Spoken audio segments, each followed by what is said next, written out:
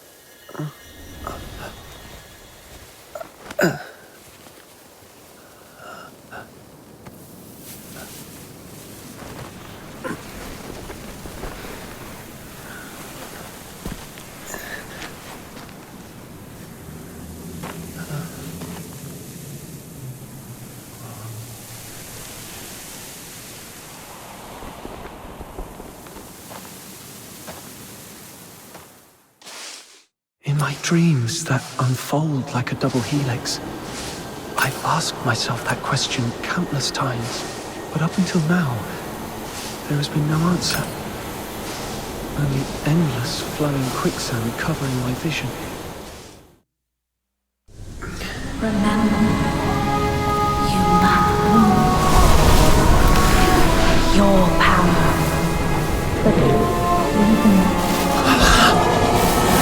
If you wish to save all this,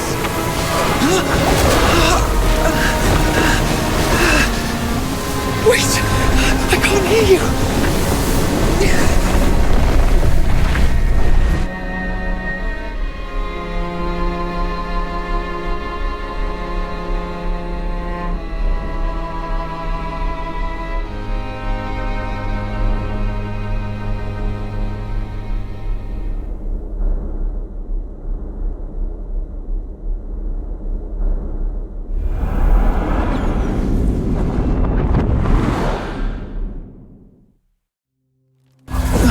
Barry,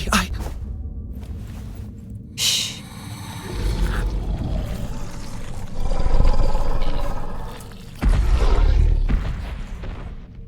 Are you all right? Yeah. Get some more sleep. I won't leave. I'll be right here when you wake up. It's okay. We should get down the mountain and head to the village. You want to go back? There have been roars coming from there for days. I was thinking, if we could make it home and grab our weapons, and with your strength, you'll find a way out. No one's going to save us, no matter how long we stay here anyway. Let's go then.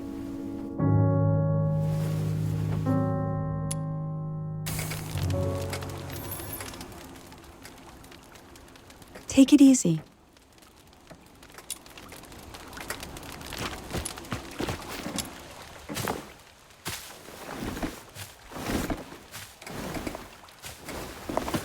Watch your step.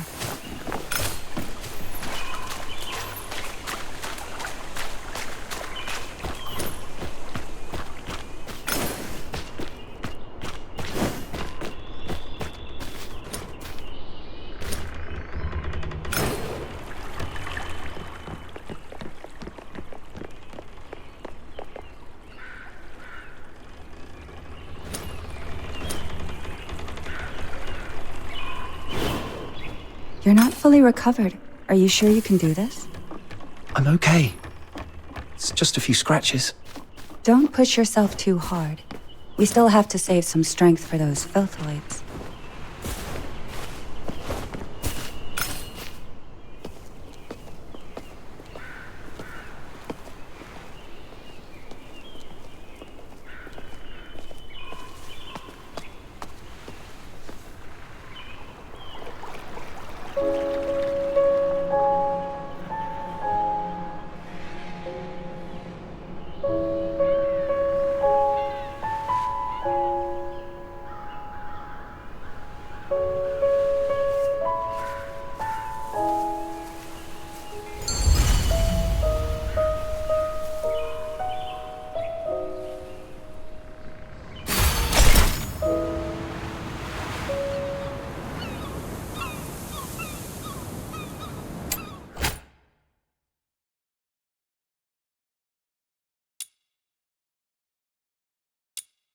The village is in dead silence. I'm afraid they've probably scarpered off by boat. We should hurry home and get the weapons, and then get to the wharf. It's still dangerous here. We're unarmed right now. We're unarmed right now. We have to avoid those filthoids as much as possible.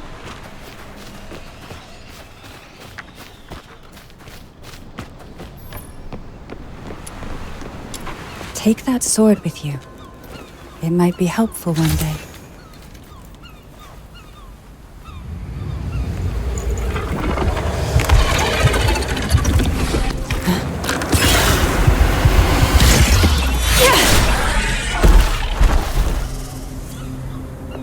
Keep yourself safe. I'll take care of these filthoids.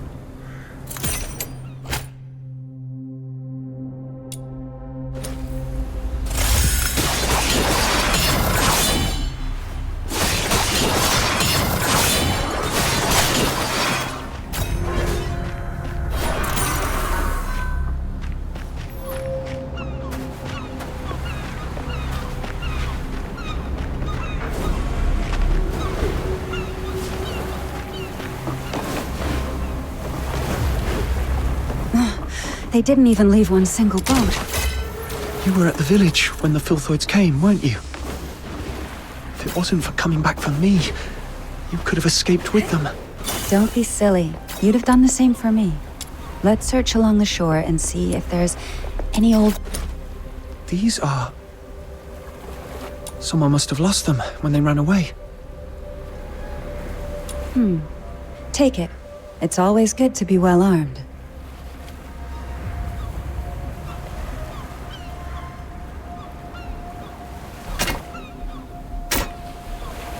No chance we're leaving by sea. Guess we'll have to count on that thing. Listen, there's actually another ship on this island, up in the mountain ruins. A ship? On the mountain? Yes, a ship that flies. Now follow me.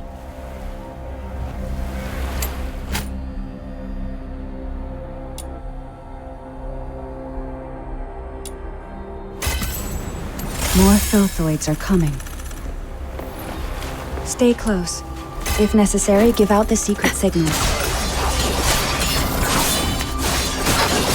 Yes.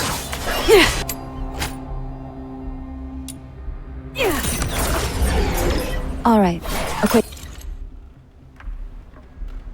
check. 2 pats on the right shoulder means... Watch your back. And 2 taps on the chest? Come closer. And scraping on the nose? Everything's okay now. Good. And the last one, 3 quick blinks. I forgot it. Remember, 3 quick blinks means... I'm not interested in that signal. And I won't remember it.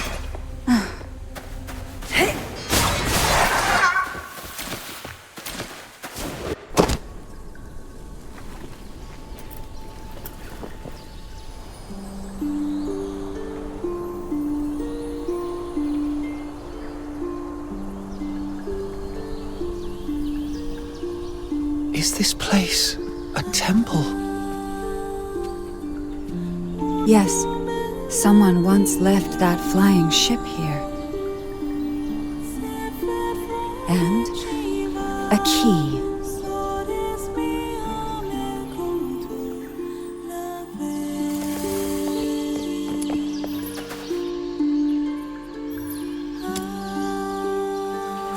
Listen. Thrust your sword right in there. Like this?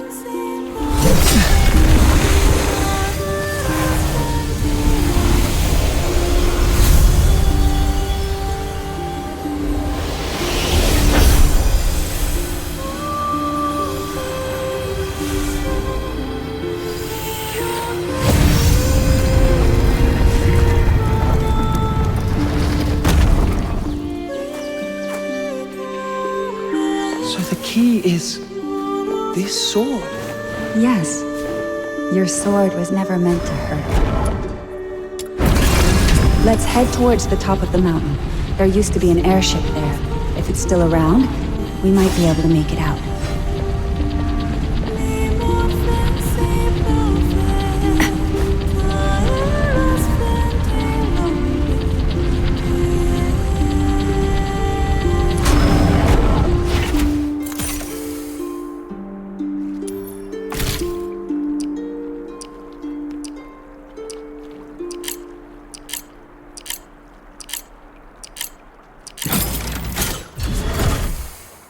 Are these filthoids dead? It seems someone had a fight with them just before we arrived. Could it be one of the villagers? No. We were the first to open that door. Anyway, thanks to that person, we don't have to deal with these filthoids ourselves. Whoever it was, they're not to be underestimated. We must be vigilant.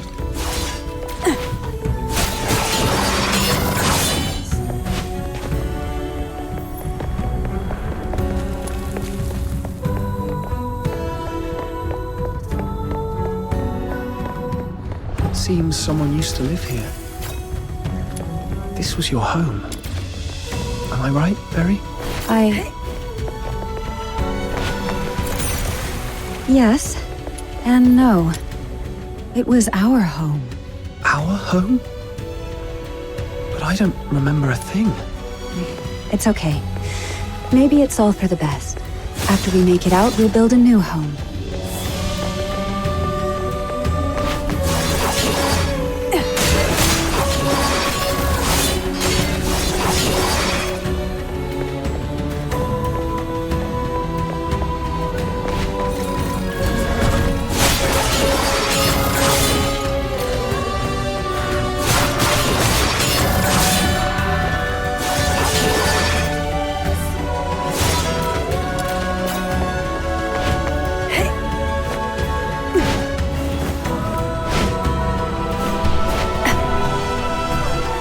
The ship is at the mountaintop. After a short break, we'll push on. Can't believe we'll be saying goodbye to Purgatorio Island soon. You creatures just can't give us a break, can you?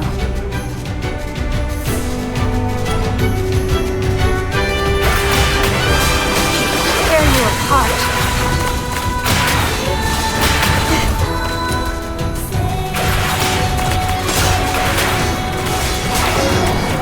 Surrender. Tear you apart.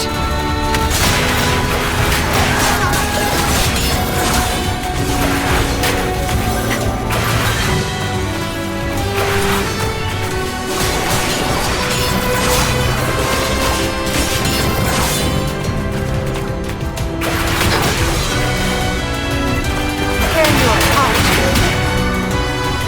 Surrender.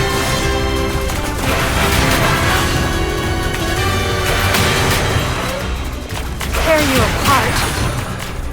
How many of them are there? Tear you apart. Let's get to the top to shake them off.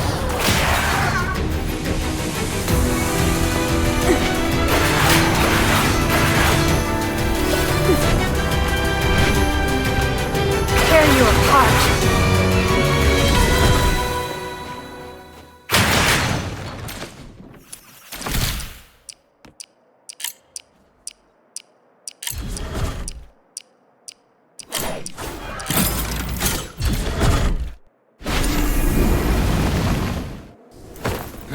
We've been searching for years. When will the chief give up this pointless hunt? Who's there? Lay down your arms! You're surrounded by the 13th Legion. How come? Surrender. That?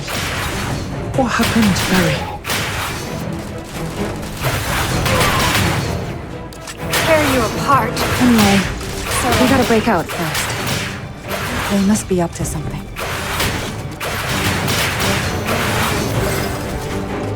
Tear you apart.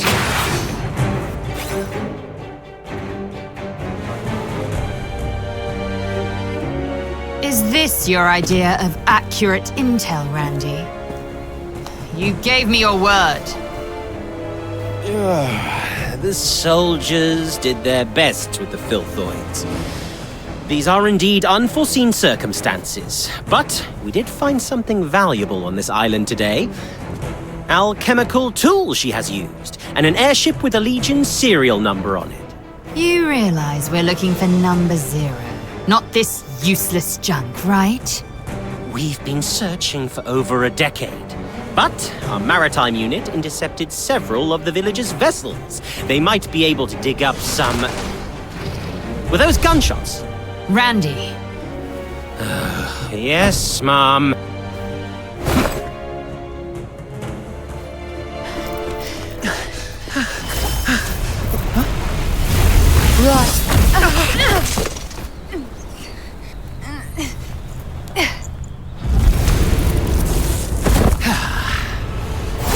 Can't get away. Surrender. Tear you apart.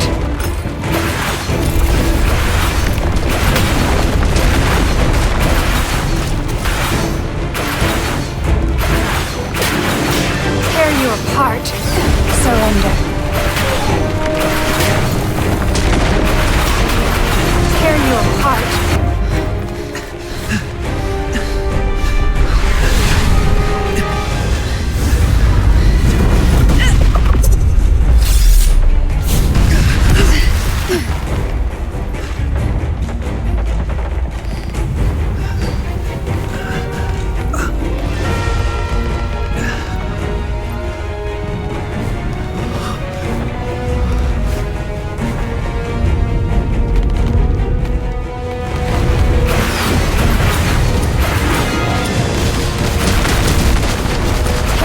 Apart.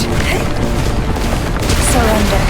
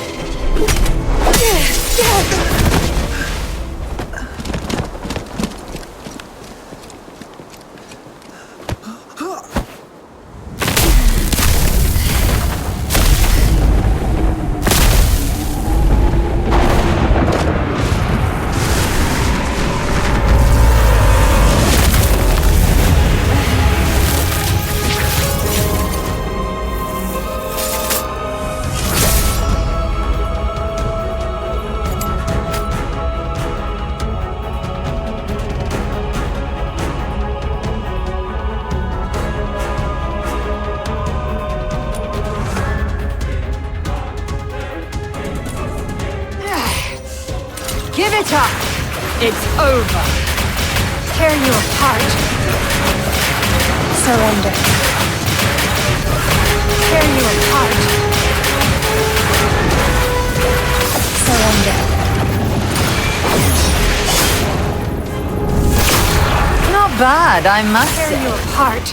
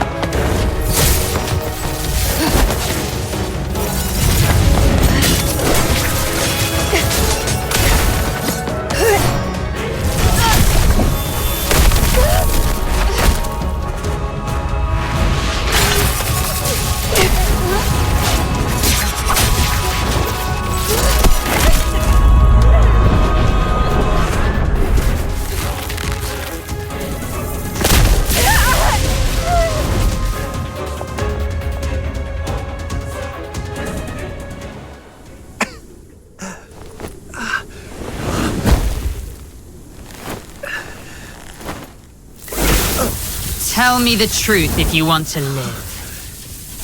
Why are you here? Who's with you? And who on earth are you?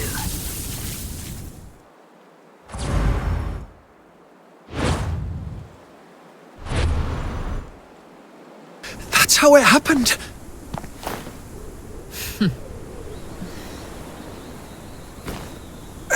The Filthoids attacked you for no reason after you came here.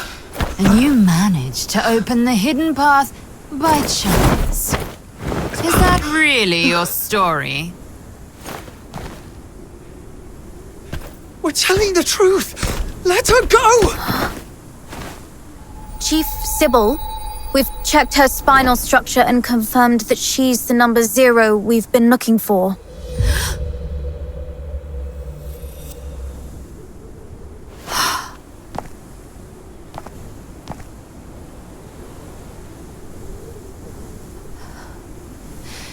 Fortune has finally smiled upon me.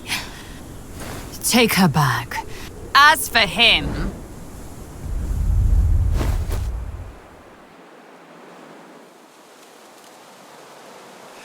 No!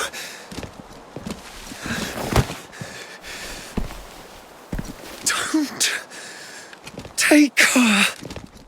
Remember. You must remember. Your power. The power of resonance.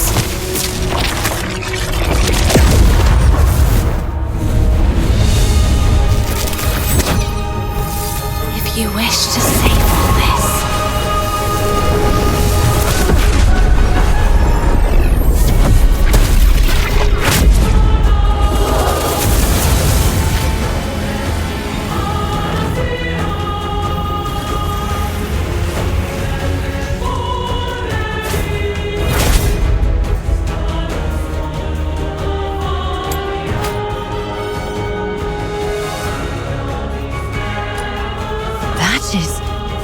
Number 0 is not supposed to release all her powers, yet why? No. That's not her power. It's resonance. That brat she's trying to protect. That's the new receptacle for the power of resonance. Come to think of it, his face was the reappearance of the power of resonance and number 0 together. What could this possibly mean? may you rest in peace.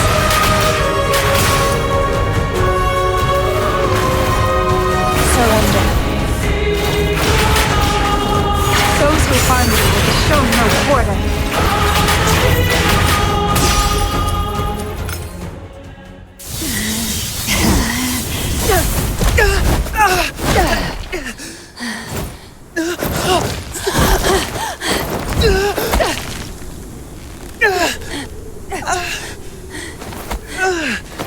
Hang in there. I got you. Barry! Give it up, number 0. Even the toughest blade has its breaking point. Come back with me, and you'll live. So will this kid you care so much about. Otherwise, he will... Give me your word. I'll go back with you, but you have to promise to let him go. Give me your word, or you can take 2 corpses back. Perhaps I wasn't clear. This is not a negotiation. It's an order. Barry!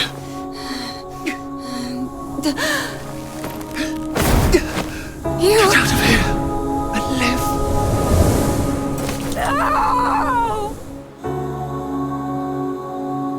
Quick question. The 3 quick blinks means... I've got this, Berry. 3 quick blinks means... Even if left all alone, you should be brave and live on. Until the day we meet again.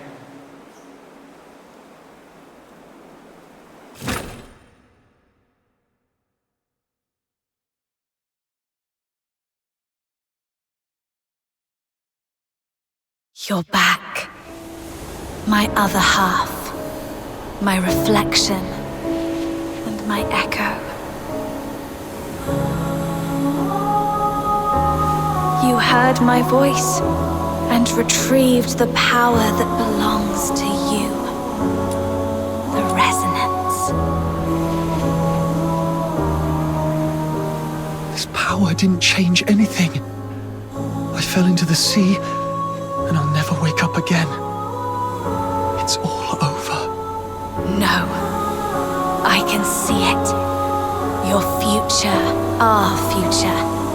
It doesn't end here. Someone will pluck you from the briny waters and lead you to a frozen wilderness, where destiny will pose the ultimate test. Are you saying I'm still alive? It's time to set off. Life is like a lonely cruise through the boundless darkness of the night. The river weeps, overflowing its banks, while the thorny thickets on either side stand as a testament to its sorrow. I'll keep watching over you, the one across the shore, to see where you're going.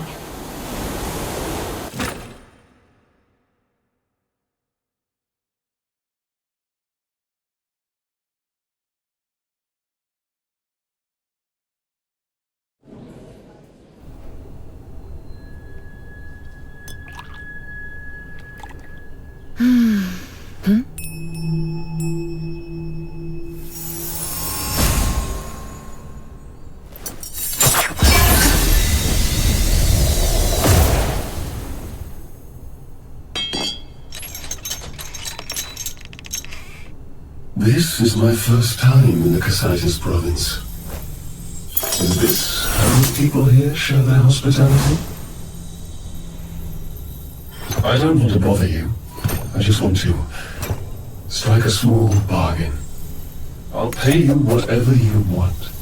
And all you have to do, well, it will be a piece of cake.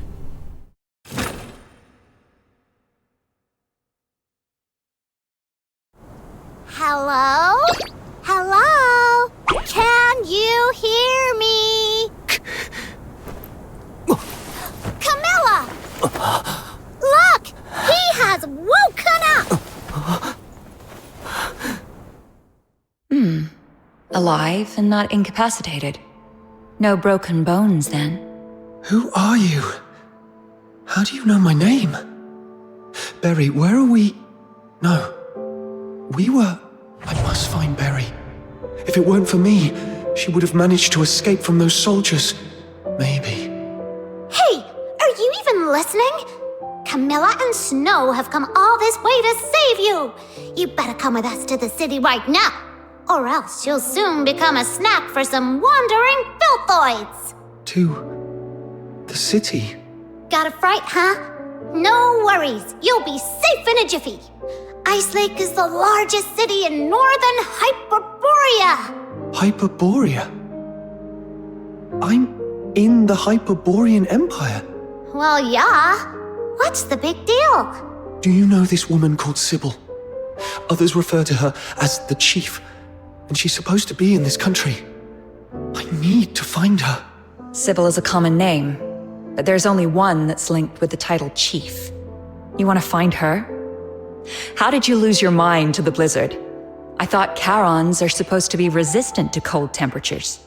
I'm serious. She might have taken some...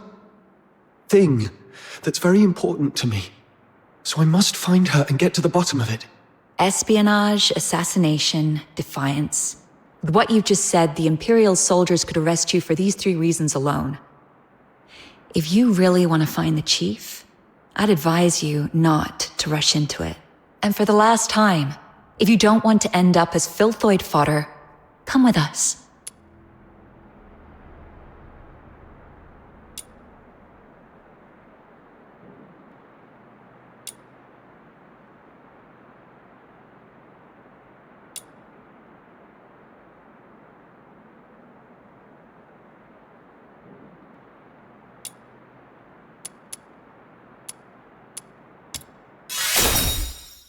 I'll go with you.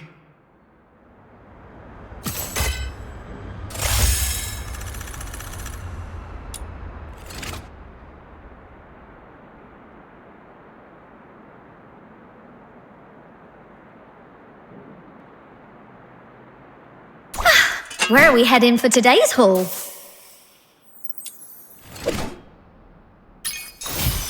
What? You've already heard of my title? Princess Rubbish Bin? Oh, Oh, please don't go along with it. Just call me Margie. No princess here, just a little scavenger of Ice Lake.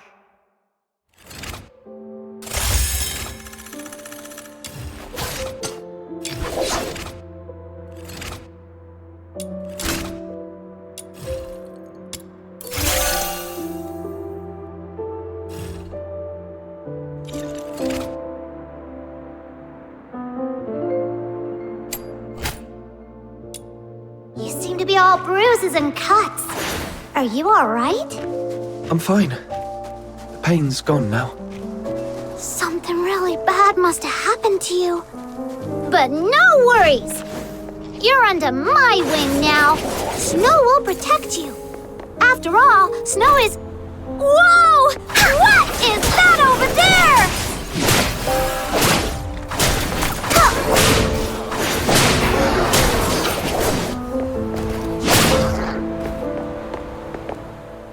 Seems like someone's had a bit of a mishap, and it's even attracted some filthoids. Those nasty monsters. Phew! Thank goodness we took them down.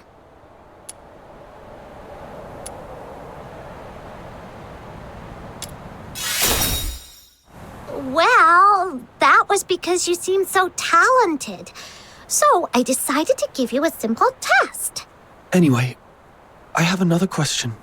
Do you know how far it is from this largest city in northern Hyperborea to Purgatorio Island? It's a small island. Should be to... The south of Hyperborea. Under a huge heaven tree, right? It's far, far away. Over 1,500 kilometers from here. What? Did you come from there? Or are you trying to get there?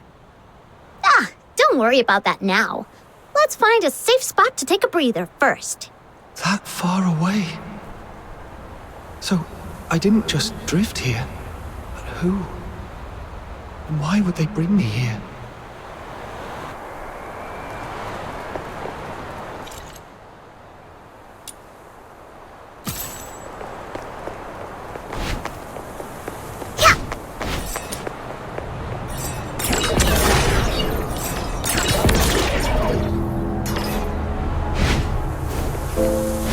City gate is just up ahead.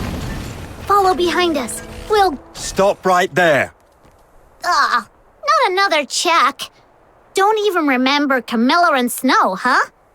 Looks like your eyes and your brain aren't working very well. Not you, Luno. I was talking to... One Eye.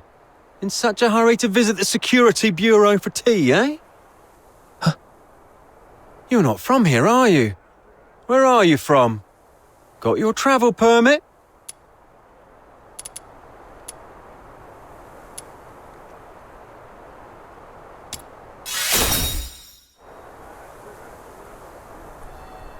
He's from the south, sent by the Vivar winery to deliver goods.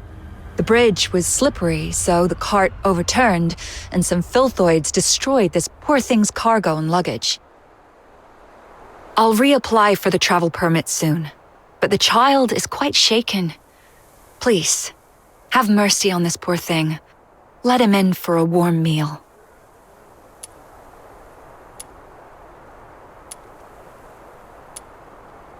Stop it. Whoa, aren't you a bit old to be a crybaby, mate? This would have been a simple matter in the past, Miss Camilla, but, you know, recently that fork shakens or something is wanted nationwide, so the chief specifically asked for strict security checks across towns. It's the Forsakens. I tell you what, I, Camilla Scarlet, on my honor, assure you that he has nothing to do with the Forsakens. All right. I trust you, Miss Camilla, but remember, keep a close eye on this kid and don't let him stir up any trouble in town. If the chief finds out about this, we'll both be in for it. Thank you. Next time you come to the Asphodel, it's on the house.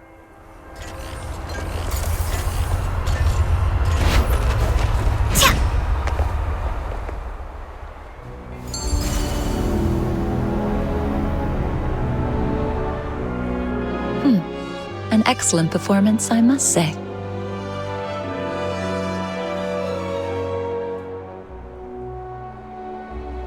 I'd I'd say you're normally an honest kid. Look, your hands are still shaking.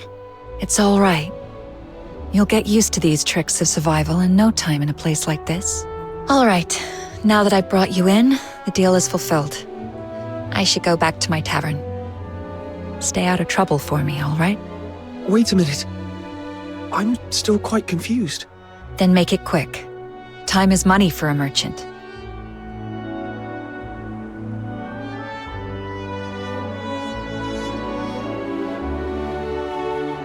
Yep.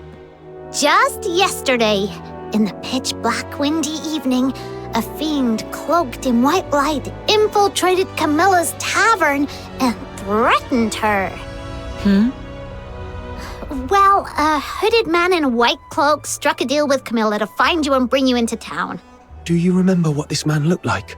He was covered head to toe. Quite a mysterious figure. You don't know him either. I have no clue. How curious. Some enigmatic benefactor from nowhere is willing to spend a fortune to save a stranger, but doesn't want to reveal his identity or intention.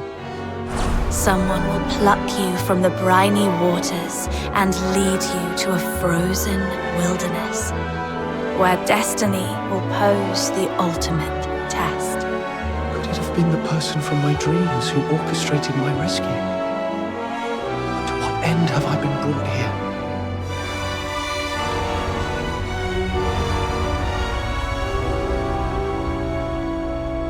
Snow just told you, didn't she? It's leagues away. If you're planning to head back there, the southbound train comes with a hefty fare, not to mention the travel expenses. You'd need at least a few thousand silver coins. Even if you'd rather beg your way across the Hyperborean plains, you'd still need to somehow deal with the inspections in every town you pass. Next time, you might not be so lucky. For all you know, you might well find yourself languishing in prison. Right. Going all the way back is no picnic. I must first get some money and, as that soldier mentioned, a travel permit. The 13th Legion is directly under the Emperor's command, with bases in every province, so Sybil could be in any part of Hyperborea. The most likely place, though, is the colossal Steel Bastion in Dysmania, the imperial capital city, where you can find the Empire's finest soldiers and an arsenal of every type of conceivable and inconceivable armaments. If Hyperborea is a roaring chariot, that place is its engine, its fiery core. If you want to give it a try, go ahead. You're neither the first nor the last madcap I've seen.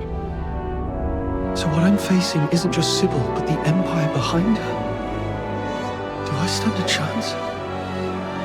Not for now, at least. I need a plan B. Let's call it a day. I've been out so long. The Asphodel might be in quite the disarray by now.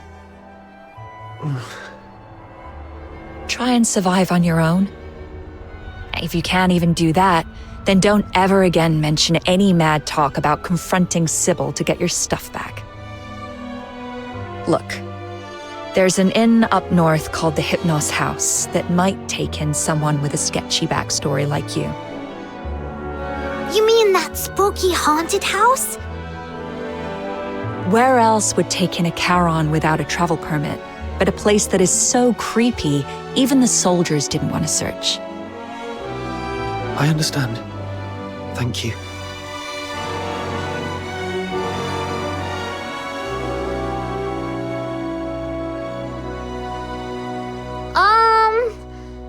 All right. Seeing you so lonely and lost, I'll take you to this Hypnos house to see what's what.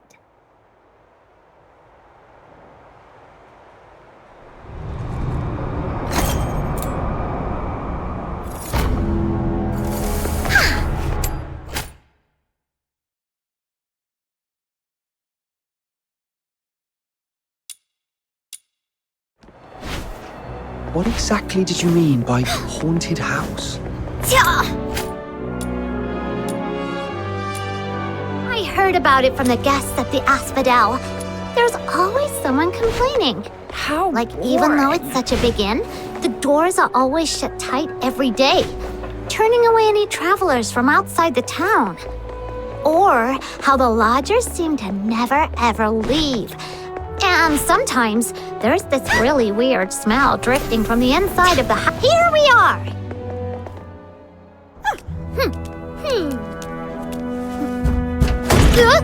Who is it? I am the pure white redeemer, Demon King of Light! Listen well, this person...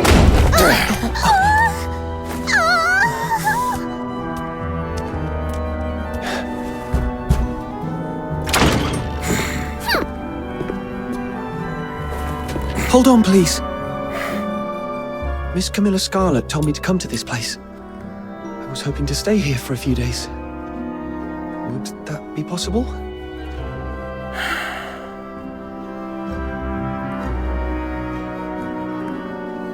No travel permit?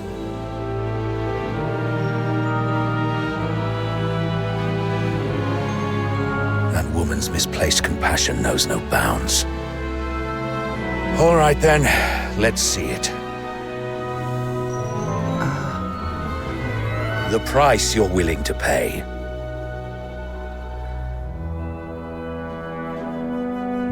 Haven't got any money? I'll find a way to... Then get lost. You're so rude!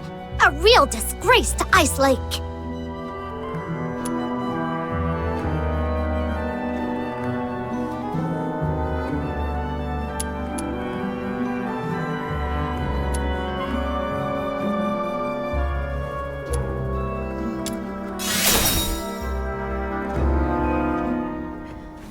Let's leave, Snow.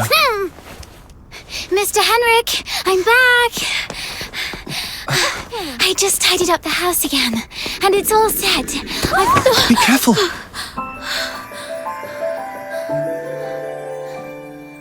Are you a new lodger? Just a penniless outsider looking for a place to stay. I was about to kick him out. An outsider? But if you kick him out, won't he be homeless? That's none of your concern. But the house is still unsold. Anyway, lending it to him for one night wouldn't hurt, right? He can pay you back when he can. That way we get a little extra cash for basically nothing. If you keep being so cold to everyone, you'll never find a buyer for that place. You... Fine. Have it your way, then. But just for one night.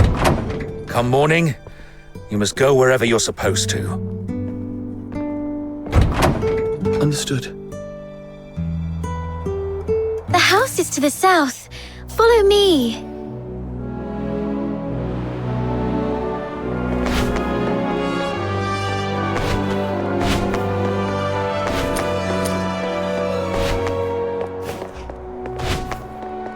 Here we are.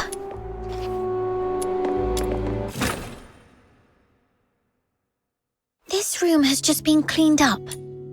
You can stay here tonight. Cool! Don't be upset. Mr. Henrik isn't really that greedy. It's just we've been quite strapped for cash lately. Otherwise, he wouldn't consider selling his old house to make ends meet. It's been neglected for years, but after a good clean, it's not half bad, right? At least it keeps out the chill.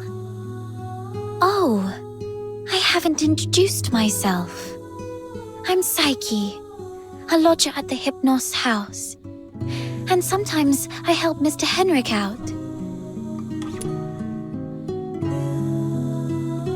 That's quite an uncommon name in this city. Mr. Henrik mentioned you're not a local.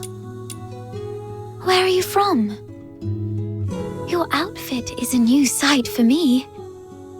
A small island. Far, far to the south. The south. I know it. It's a place with 4 seasons, including spring. And an island. You must have seen the ocean. I've heard it's even bigger than 100 lamenting lakes put together.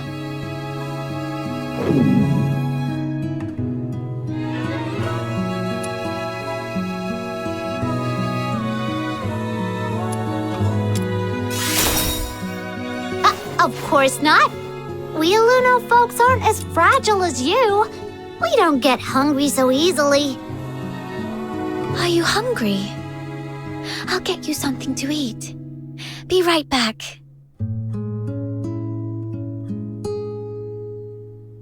Who'd have thought such a rude and gloomy innkeeper would have such a nice and helpful kid working for him? Thanks to her, we finally found a place to stay. Let's rest a bit. I'm quite tired too.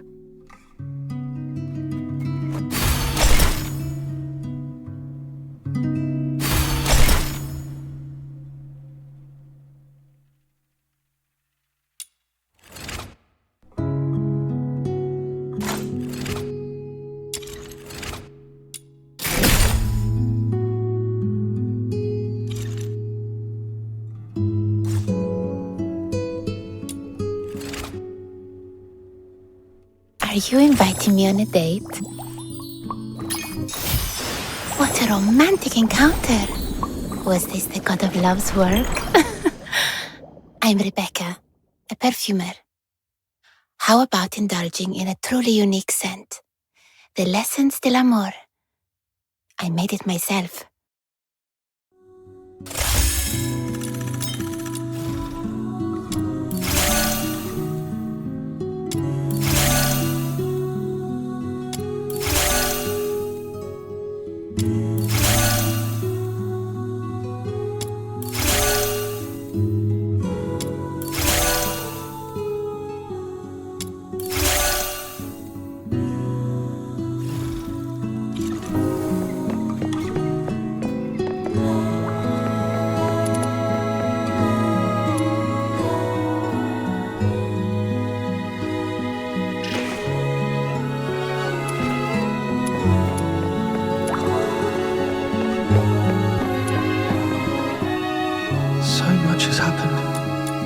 Weird dreams, that mysterious man in a white cloak, Sybil, and number 0. They all seem to be connected somehow, but I can't figure it out. The only thing I'm certain of is that I've lost Berry. If she's managed to escape, she'd surely try everything to find me. Of course, I can't rule out the worst-case scenario that Sybil has taken her to the Legion. The silver lining is, it seemed that Sybil needed Berry for some reason, so she probably wouldn't harm her.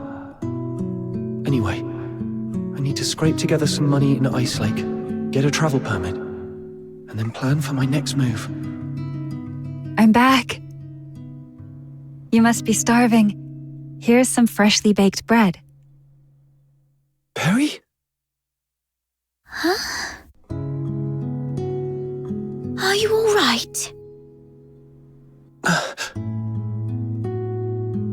I'm fine. Just so hungry that I accidentally bit my tongue. It hurts, so... Then you'd better eat some bread and wash it down with warm milk. That'll make you feel better. Be careful. Don't bite your tongue again. Thank you, Psyche. Are you sad? Huh? Why? I can feel it. Even though you're trying to put on a smile, you're not happy. I'm a bit curious about what you've been through, but Mr. Henrik told me not to pry into our guests' pasts. Anyway, you can take a good rest here and think about what to do next. Thank you. Psyche, I need to ask you something. I need some money. Is there any place in the city where an outsider might find work without too many questions asked about their past? Let me see. Most people here work in the factories. But they all ask to see a travel permit. Well, there's perhaps one place you could try. Miss Camilla Scarlet's Tavern, the Asphodel. You can take up commissions with handsome rewards there, but those commissions are often quite dangerous. You might have to go to places even the local escort would avoid, and you might encounter some wandering filthoids. Camilla Scarlet? I met her today, though I had no idea that her tavern also runs this sort of business. It's okay. I can handle it. Can you take me there? Huh? After all this running...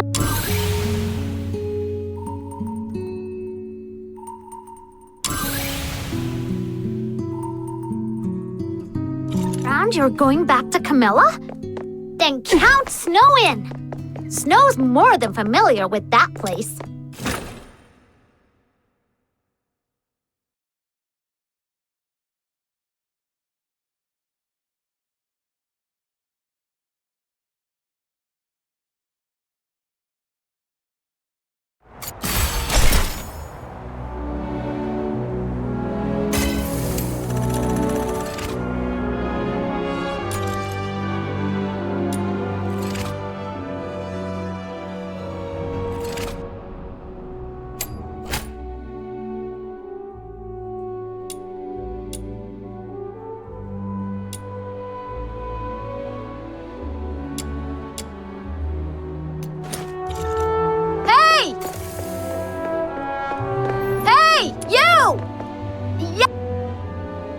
Who is it? A girl who looks just like... Snow. Who are you calling girl? The younger generation nowadays is so disrespectful. You should watch what you say! Although all Lunarians look young, she's actually as old as your great-great-grandmother.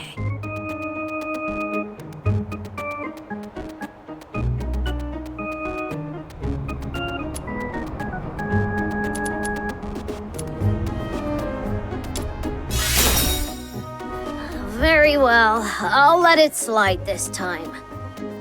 Actually, I caught a whiff of something remarkable as you passed by just now. Oh, that's right. It's the scent of a legendary weapon. Do you have any special weapons on you, kiddo? Weapon? This sword is all I have.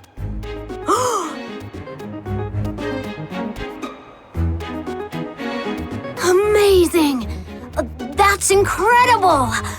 Look at the texture and the craftsmanship.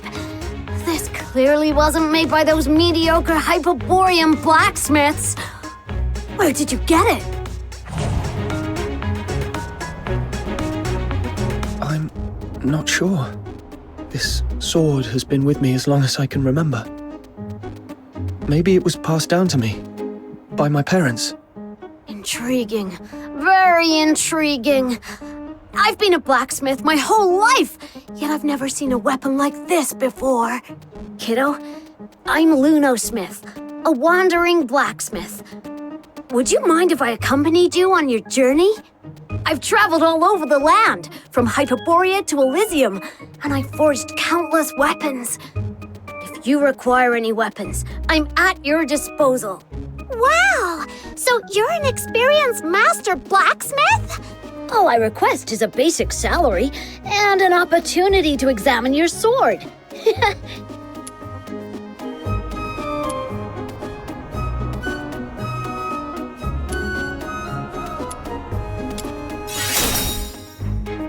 Look, I can see skepticism written on your face.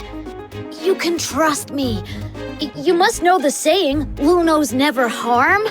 Everyone in Atlasia knows that. Yes, exactly.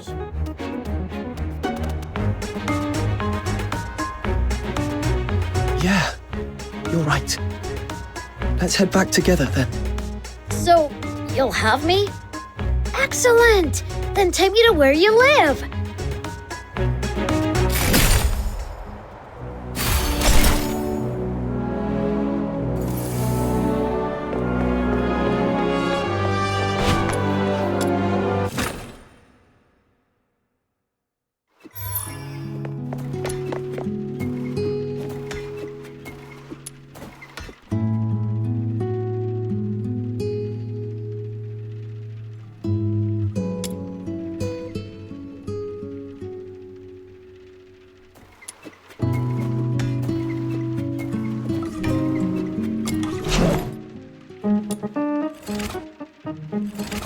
So, here you go. The forging went smoothly this time. What do you think?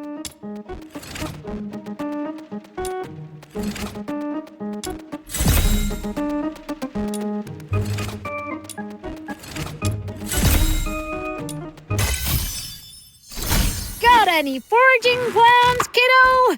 Hee hee! My hammer is eager to unleash.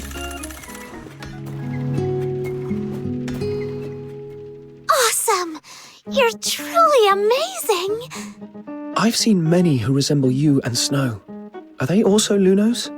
Did you come from a remote village or something, kiddo? Yes. My hometown isn't a big city. Ah, that explains it. In all my travels, wherever there are humans, Lunos can always be found. It's quite uncommon to come across someone like you who's never heard of us. We share a similar appearance. Everyone is as attractive as me. And we live very long lives. Like the master blacksmith, every Luno has a particular forte. Wow. Then do you have any unique talents, Snow? Yeah, of course I do. As you can see, I have demonic appendages on my head. No other Lunos have these. Indeed. In all my years, I've never seen a Luno with horns like those. You look just like those human Charons. So, I'm Luno the Demon King. Different and unique. Perhaps I was meant to lead the Lunos and dominate the world. Oh, that's quite the ambition. Unfortunately, most Lunos lack ambition. They'd rather follow the humans and are content with just a few words of appreciation. But for me, I want so much more. My little minion, you must stick with me. After I conquer the world, you'll be the leader of my legion. Just you wait and see.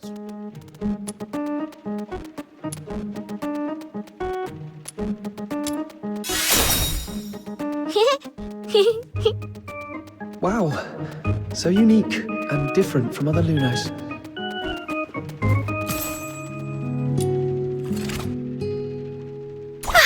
Where are we heading for today's haul?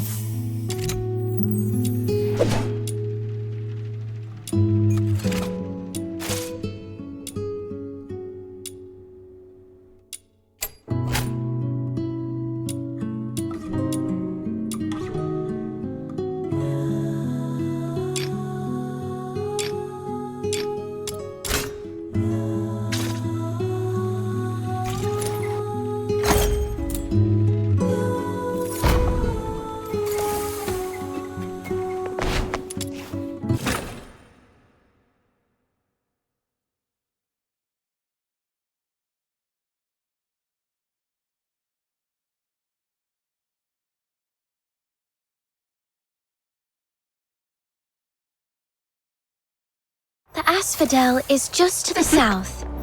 Come on! Snow will be waiting for you in the square. Your travel permit.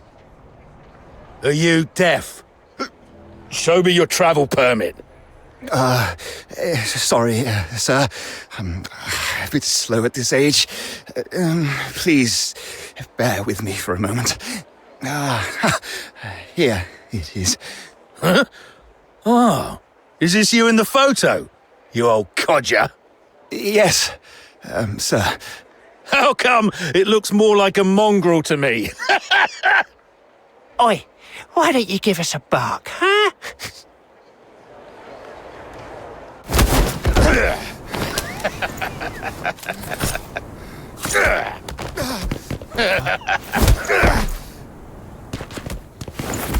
No, don't. What are you looking at, you little twerp? Stay out of trouble for me. All right?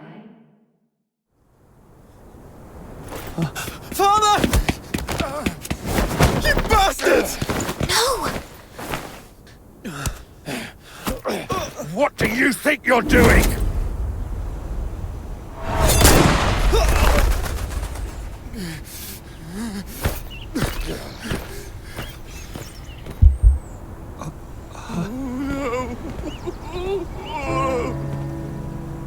Let's leave. There's something important you should know. If you're from somewhere afar, remember, whatever you do, never anger the Solarians. The Solarians? You mean the ones without horns? What's so special about them? Or is it that we are the special ones? Yes. Here in Hyperborea, we, the Charons, with our unique appearance, are different from the Solars. They even call us demons' children. Ugh, speaking of which, Snow is super mad! Whenever those humans talk about stuff like demons, children, and magic, they always give such dirty looks. Just like when Camilla sees a drunken brawl in the Asphodel. But it's actually the demons' children who are being bullied by them. Thank you, Snow. But the fact remains, we are unwelcome here. So be extra careful when dealing with Solars. That soldier back there, even after committing such a brutal act, the only consequence he will face is merely a demotion labeled as an accidental mistake. We've seen stuff like this many, many times, until everyone gets so used to it. Such things are commonplace in this place. They are just as ordinary as the fact that Charons aren't allowed to enter the inner city of Icelake or leave the Empire. As ordinary as flowers withering, lakes freezing over, and snow melting in the hearth. This makes returning to Purgatorio Island even more challenging. Why is it like this? The Solars of Hyperborea believe the Charons who wield magic are evil sorcerers, the greatest threat to their peaceful lives. But you can't always just suck it. Why not use your magic on them and boom! Make them cry like babies. Oh, seriously, it makes me so mad.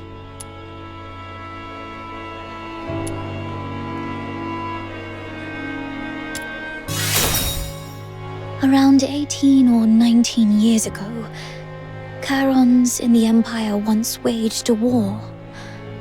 I wasn't born then, and people rarely talk about it. All I know is that the war ended in a crushing defeat for Charons. There are people like you who are still struggling to fight back, such as the Forsakens, but those fully skilled in magic remain a minority. Most Charons are but tillers of soil, laborers with calloused hands, street vendors hawking their wares. The profoundly common, the unsung ordinary. For most, fighting back is too costly. Keeping themselves and those they love alive already demands every ounce of their strength. I apologize for stopping you just now. I just don't want a friend I just met to encounter any danger. It's okay. I get it now. Just unclench your fist, Psyche. You'll break the skin if you grip any tighter. Don't worry. I'll act rationally. After all, Miss Camilla vouched for me so I could get into the city. I can't get her into trouble at least. Right. The Asphodel is just up ahead. Let's go. Annie? Annie?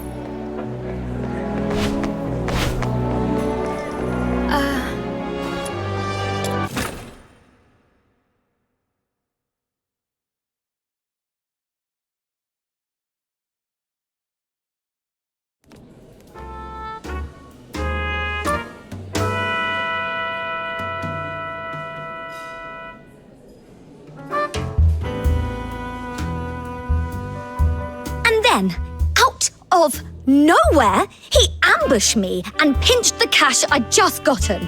Oh, that rotter doesn't even spare us scavengers. That money was for several families' upkeep in the slums. Without that bag of coins, all the young and old will have to tighten their belts even more next month. I have no idea where the thief has run off to. I need someone to help me nab him. Shouldn't this be something for the Security Bureau to handle? Well, by the time the Security Bureau bothers with us Charons, the ice in Lamentin Lake would have melted away. Please, Miss Camilla, the kindest and most beautiful lady in Ice Lake, could you maybe ask some of the fox hunters here to lend a hand? Just one tiny favor. Pretty please. Save it. You should know that nothing asked for here comes without a price. Well then, can you maybe, give me a discount? Or I could offer you something else. How does it go again? Information is as good as gold, right? I deal with all the rubbish bins in Ice Lake, so how about this? If I stumble upon any useful info, you'll be the first to know. It's you. And you're the little girl from the phrase. Psyche, isn't it? Yes, Miss Camilla. I'm staying at the Hypnos house for now. I see. I'm here with a friend. He is looking for a job and wants to become a fox hunter. Then you came to the right place. There's a commission for fox hunters right now. Not now, Margie. Okay. Already made friends. You're quite a charmer, aren't you? As for fox hunters, let's get one thing straight. This isn't child's play nor an easy gig. It's true that in this place no one would probe into your past or background, but the rewards always come with risks.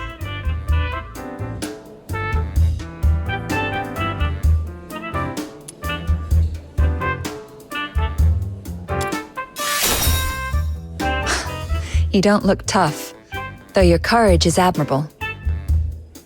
You're indeed stronger than the average Charon. I've seen you in a fight. But brute strength isn't enough to qualify you to be a fox hunter. You need to prove that you're capable of dealing with all possible contingencies and a very mixed group of clients. It just so happens that a chance for that came in just now. Oh, right. Snow heard that someone swiped this lady's money!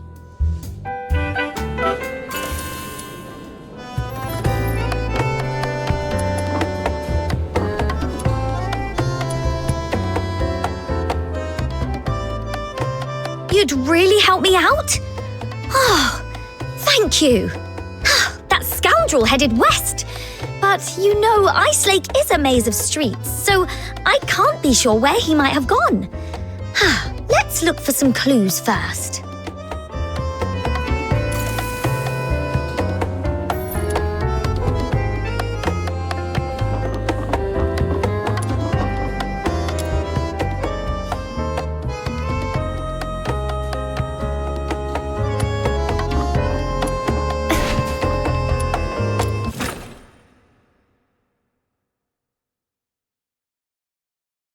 Treasure the intel, never miss the thrill.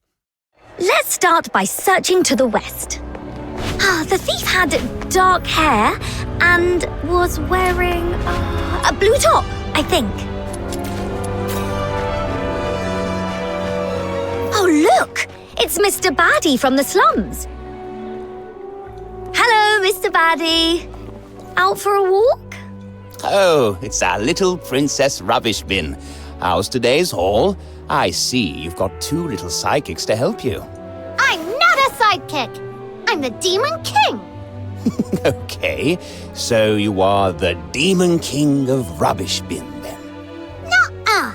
It's the Demon King of Light. Let's not get hung up on titles for now. Mr. Baddie, did you happen to see a Charon man in a blue shirt with dark hair just now?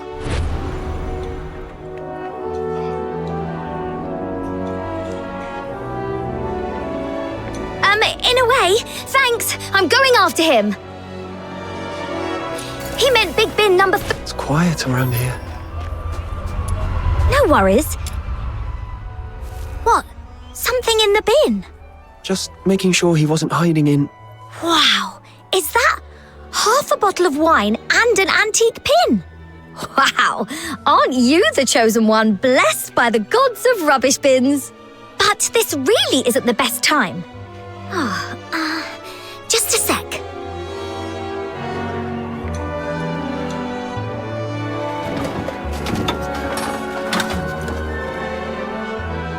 There, all set.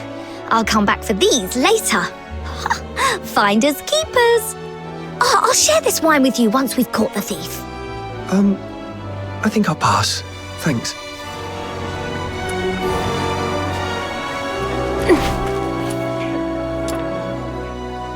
Oh, check this out. 2 layers of crates against the wall. The bottom one is skewed, and there are messy footprints all over it. Ha! It's busted. According to the statement of Margie the witness, she just straightened these crates when she did her shopping at Big Bin number 3 this morning. Thus Margie, the reticent detective, deduces that desperate thief must have stacked these crates to climb the wall. He's likely hiding on the rooftop right now. Ha! Smart thinking. Let's get up there and check it out. So, reticent detective, that's your title, Margie? Sounds cool. A bit short, though.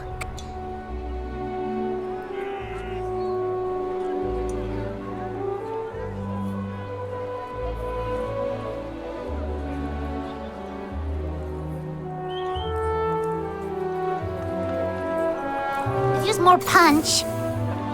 Makes sense. Any suggestions, Demon King? That old man back there called you Princess Rubbish Bin. That's a good one. Reticent detective, Princess Rubbish Bin. Has a nice ring to it, doesn't it? Oh, no way. There he... What? Did you really have to chase me all the way up here? You said you were going to share the money with the poor anyway. So why can't I get a piece of it? If you're hard up, I can help you. But you can't just grab money off people. That'll earn you a whack on the head with my shovel.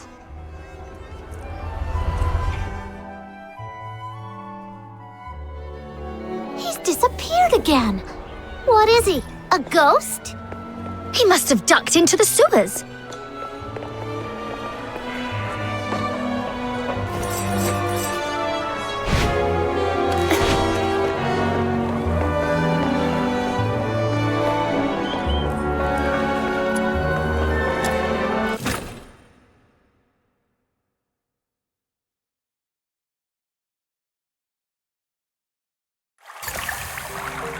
Oh, it's surprisingly roomy down here, and much warmer than above ground.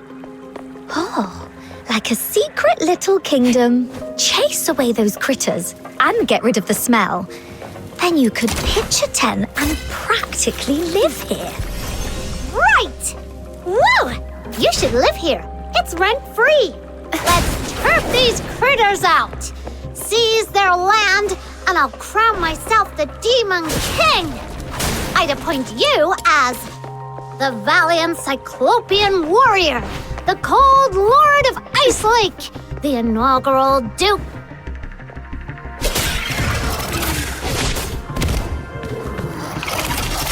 The thief's up ahead.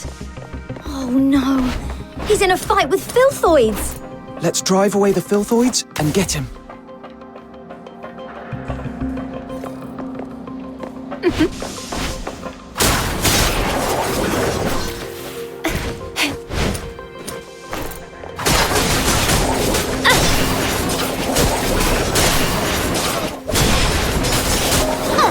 Not so fast now, are ya? Come on, let's pin him down. Yeah.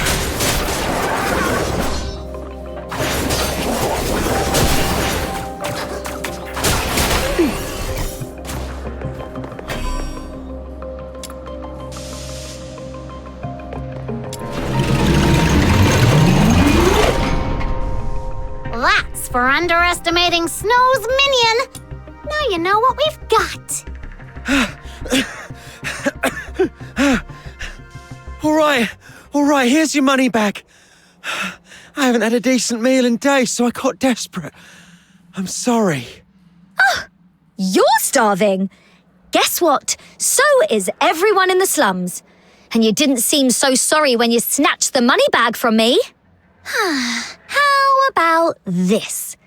You threw a few punches at me, so now I'm gonna hit you with my shovel a few times. Then we can call it even, and you can leave. Okay. Watch out, Margie. He's got something in his hand. Something just knocked the dagger away. Is that a dinner knife? Remember, sometimes a beast bearing its belly isn't showing weakness. It might be baiting a trap. Drop your guard and you'll get bitten. Like the wild, the city's teeming with beasts like that. Margie, be wary of undue mercy or trust. You too. I'll remember that. Miss Camilla, did you come all this way to back us up? Since you've come all this way to Ice Lake, it'd be a shame to meet your maker in this sorry spot on your first day, wouldn't it? I thought some big shot came. Turns out it's just a tavern-keeping old hen. What are you going to do about it? Call the guards? Do you really think those high-ups give a damn about Camerons? We'll handle you our way. Teach you a few life lessons your presumably absent mother never did. Don't bring my mum into this! Let go of me, you nasty hack! Take him to the security bureau, straight to Chief Damien. This is out of our hands now. What? No! No, please! I surrender! Please, don't take me there, I'll do anything! I'll leave Ice Lake for good. Please, let me go. I'm begging you. Miss Camilla, what's wrong with him? Stay back. He's much more dangerous than he looks. Anyway, Margie got our money back and you've proved yourself. If you're still set on becoming a fox hunter, meet me at the Asphodel. Please, just let me go. Please. That was weird. Why did Miss Camilla suddenly freak out like that?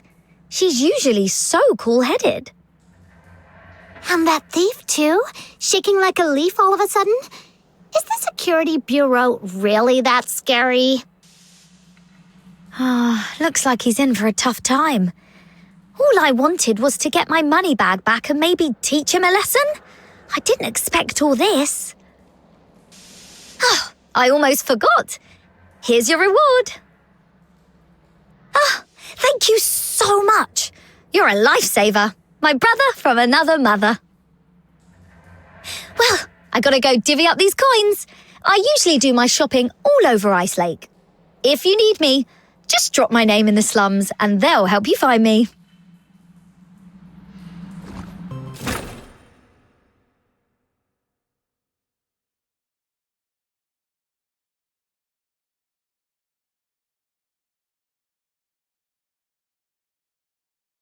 Over here!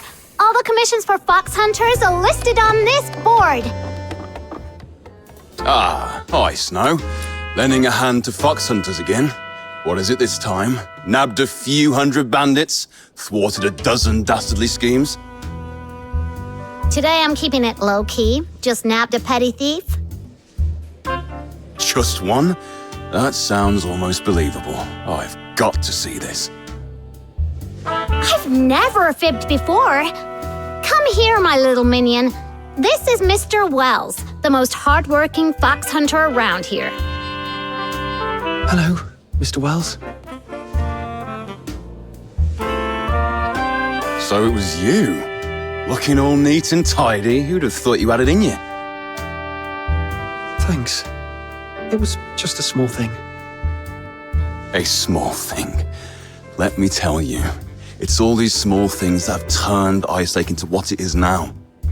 If it was something big, Ice Lake would be turned upside down. Then I should try harder. Learn from professionals like you. Learn from me? Oh, give me a break. Take a good long think and figure out why you ended up on this path. This is what you should do. I need money. Who doesn't? I've got folks owing me a fortune. Being short's one thing, but I've never stooped to thieving or robbing. You're back. Everything okay? Did you catch that thief? It was a piece of cake. My little minion and I gave that bad thief a good thrashing. He ended up crying and begging for mercy. So you're the one who nabbed the thief. I thought Snow called you minion because you got caught by her. But then again, who in their right mind would get caught by Snow? What was I thinking? He was the witness of my deeds. You had it all wrong. You've made a fool of yourself this time, haven't you? Serves you right for being so preachy all the time. Sorry for what I've just said. Care for a drink? Just let Camilla know. It's on me. Consider it an apology. I'll take a 20% cut. You keep 80%, as usual.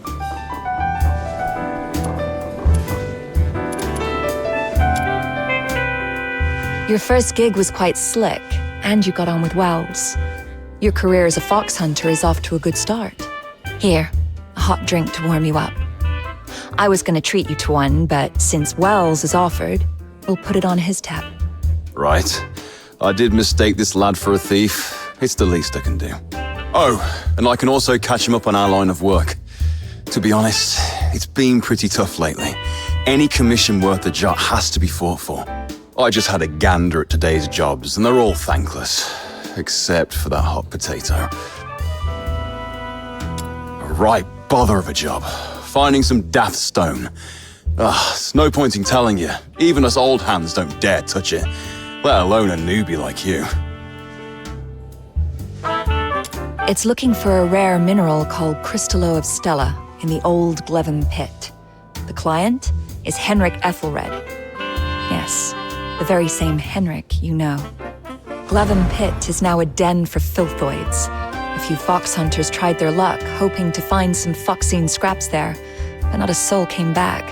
So even with Henrik dangling 5,000 silver coins, no fox hunters taken a bite. Fox hunters are born adventurers, but we're not reckless fools. The stone's very existence aside, who knows if Henrik can even cough up the cash? Everyone knows he's recently gone bankrupt, even looking to sell off the family house. Is he planning to gamble it all on trading Crystallo? Wait a minute. Crystallo trading's been banned for years. How's he planning to unload it? Miss Camilla, how much did you say it would cost to go to the south earlier? About the same price. Interested in taking on the commission? You serious? Kid, I'm not joking. This is no child's play. Thank you. I get it. Miss Camilla, you once told me, if I can't even handle this, how will I ever find my lost treasure? The Asphodel doesn't interfere with the choices of clients or fox hunters. If you're set on it, I won't stand in your way. Crystallo of Stella is a blue-violet crystal that appears as if nebulae are swirling within it. In the dim mine pit, it is particularly eye-catching. You won't miss it. Here's your payment for retrieving Margie's money bag. Take this with you as well. Make it back in one piece.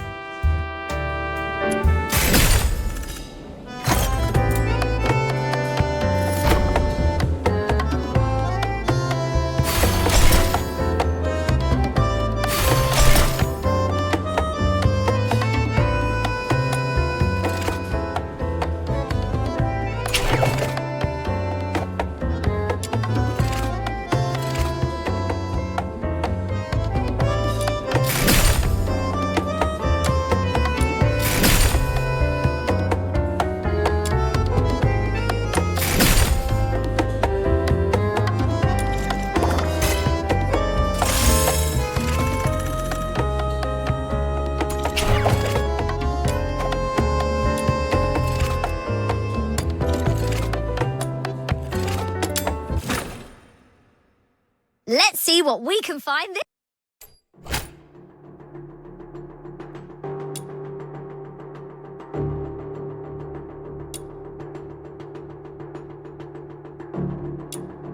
My venom is surging like my passion for love.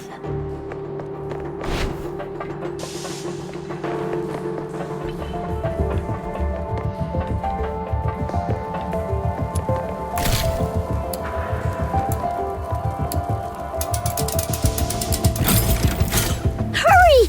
Let's find the potion station! Oh yeah! To make the station collect the we gotta defeat enemies near it! Fill up the potion station to complete the commission! Go, go, go!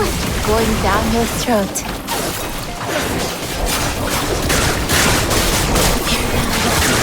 No. If enemies are defeated too far from the potion station, their serum won't be recovered.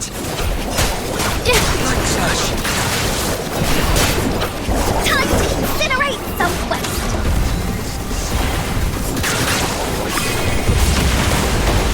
No. If enemies are defeated too far from the potion station, quest accomplished! Let's get out of here! I'm cold-blooded! Sweet venom going down your throat.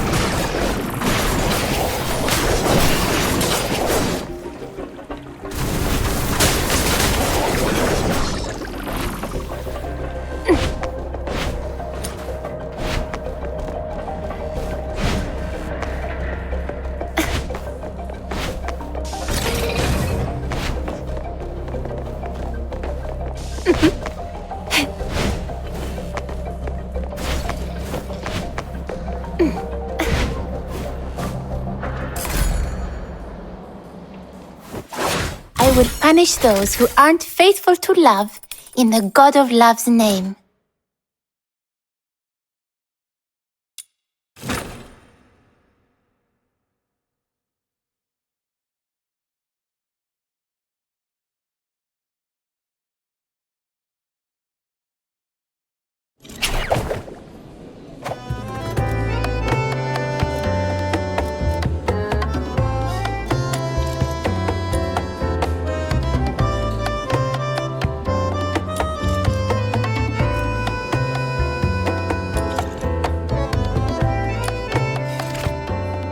Are you inviting me on a date?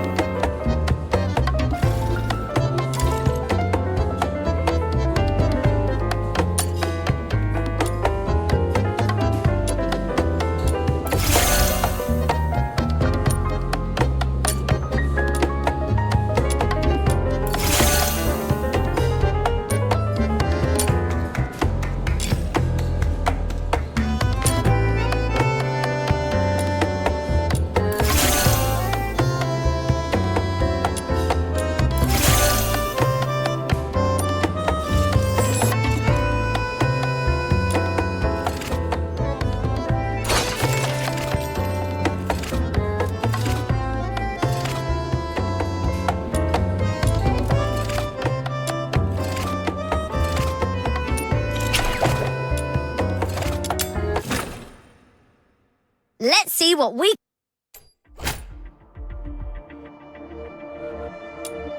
My venom is surging like my passion for love.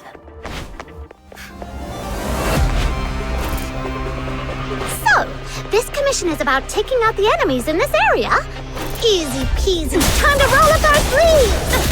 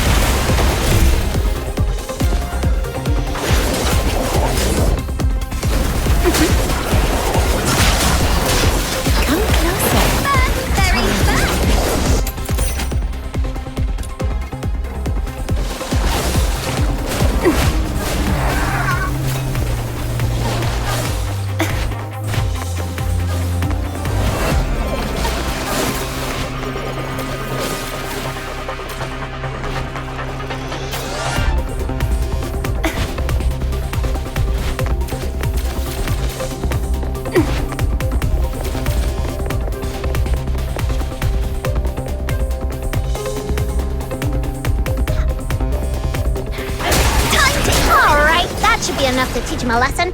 Let's wrap this up and head back for our paycheck. I will punish those who aren't faithful to love.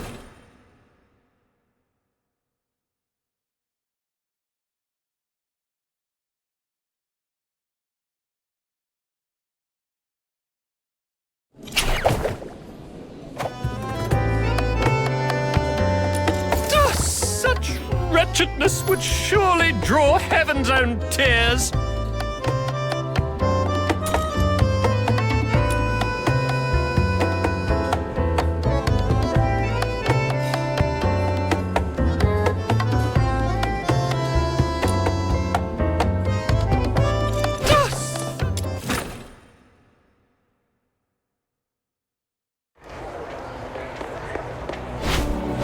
How boring.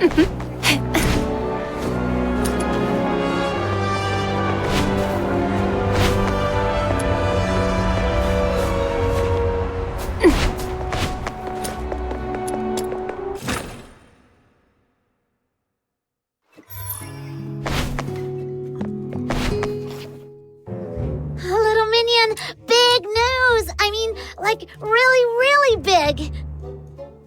I haven't seen it yet, but just thinking about it, I'm getting goosebumps already. Calm down and take a breath. What's going on? No time to breathe. Listen, someone spotted a gigantic pig outside Ice Lake. And is taller than you, with a head the size of a van. And if it stomps its hoof, bam! The city walls will come down.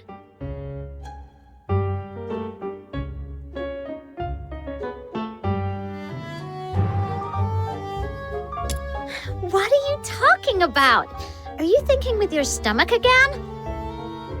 Anyway, I'm really curious. Come on, let's go check it out. You weren't doing anything important, right?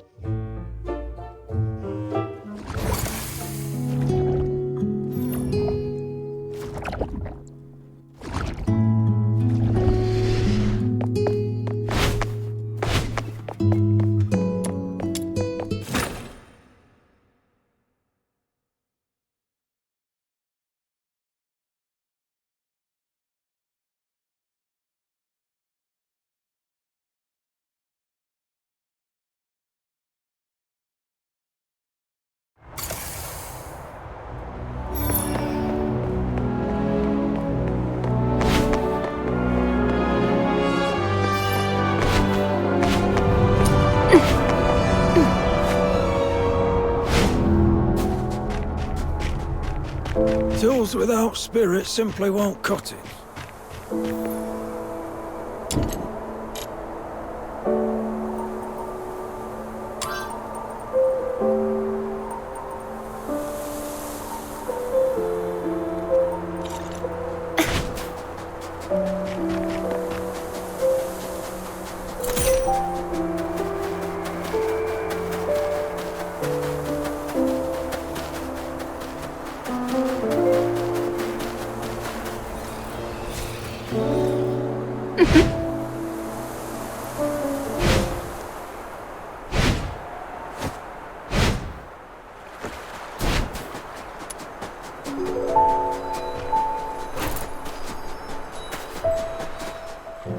Here we are, south of Lamenting Lake by the big slope. This is where people said they saw the giant pig. I don't see anything. Well, it can't be here all the time, right? Maybe it just wandered off somewhere. All right, I'm leaving. Oh, wait! Look over there. See those two? They've been standing there.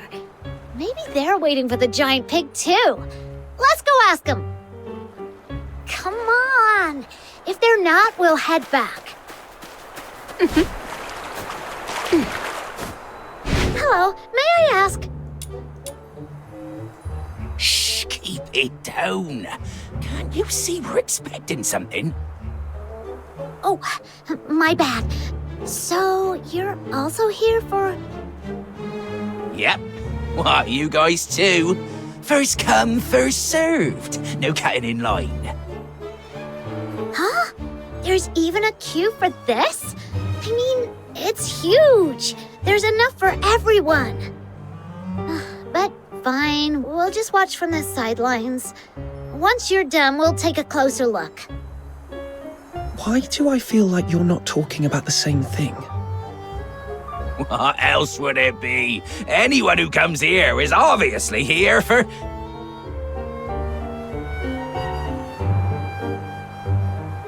Now, pull the rope!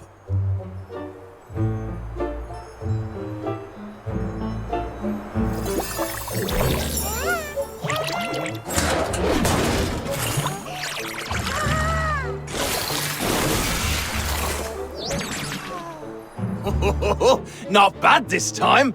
Got one we haven't seen before. Let's take them all back. Huh?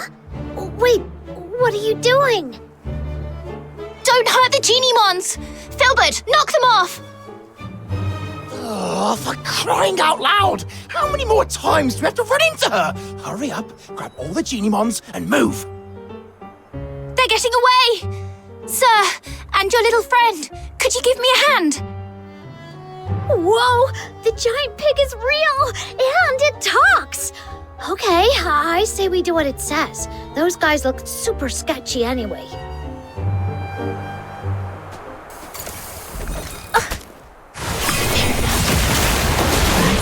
To the land of love. Ugh, they ran so fast and disappeared in a flash. Should we chase them? They bolted like they knew every shortcut in this place. There's no way we're catching up. Besides, let's not forget why we're here. So, this is the giant pig that's taller than me and has a head the size of a van. You were taken in by exaggerated words, Snow. Well, okay. Maybe it's not exactly as big as I said, but it's still pretty big. And don't forget, it talks! That's gotta be worth looking into. Yeah, except it doesn't seem like it actually talks. That was me. Hello, I'm Truffle. I came from really far away. And this big sweetheart here is Filbert, my best friend and most trusted partner. Thank you for helping us save the Genie-mons and drive away those Genie-mon hunters. Genie-mon hunters? Yep, those guys back there. They go by the name Genie-mon hunters, which sounds not cool at all because they've been running around catching every Genie-mon they can find. Do you know about Genie-mons? They're the ones. Though coming in all sorts of different species, they're all actually Genie-mons.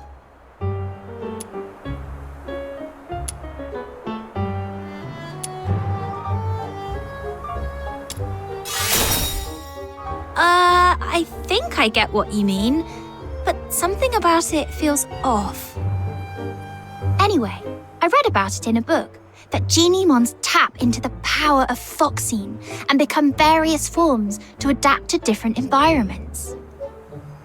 Like, if they hang around fire too close, they turn into toasty, fluffy Zapyro, whereas staying in the dark long enough, they go all shadowy and become Equinix to blend in.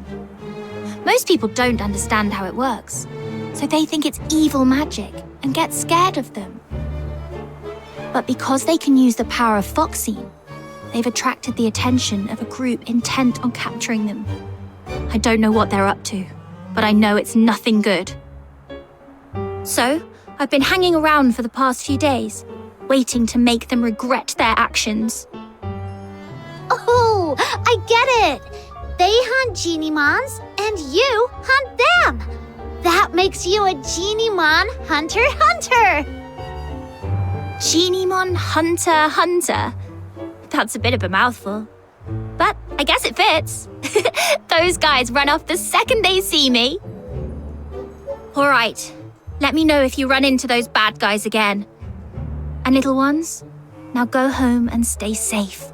Don't let those mean hunters catch you again. Why Why is this one still sitting here? Is it injured?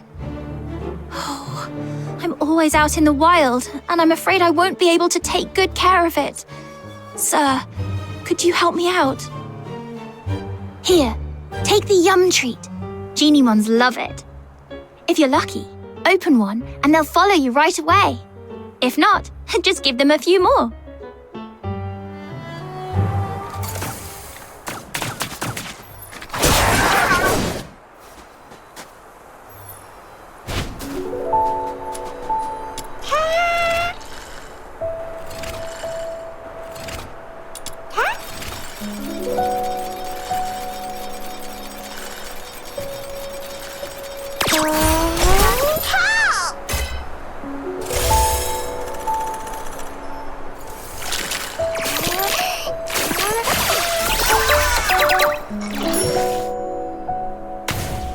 Yes, that's how it works. You're amazing. Sir, look at that. The little guy perked right up.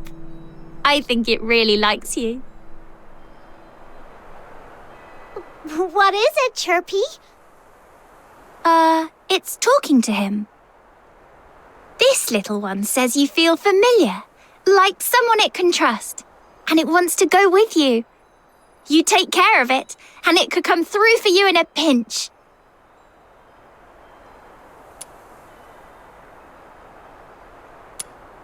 Yeah. Actually, even though Filbert's way bigger, she's a Geniemon too. So, if you ever run into a lost Geniemon, try treating it to a yum treat to get it to follow you.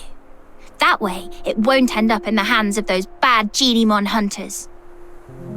All right. If the Geniemon Hunter says so, I'll make sure Little Minion collects tons of his own little minions.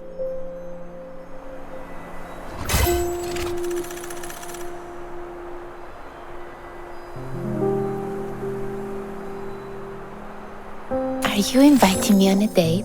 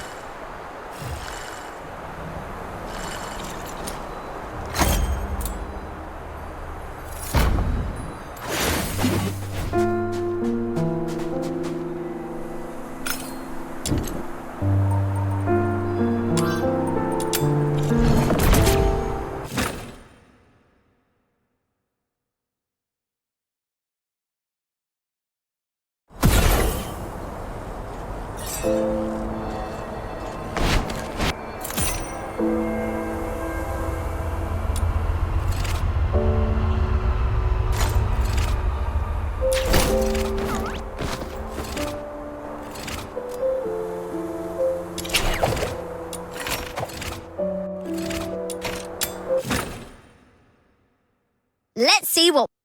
My venom is surging like my passion for love. So, this commission is about taking out the enemies in this area. Easy peasy, time to roll up our sleeves. Rot in the sweet aroma. That's brutal! Sweet venom going down your throat. I will be the shield. No violence.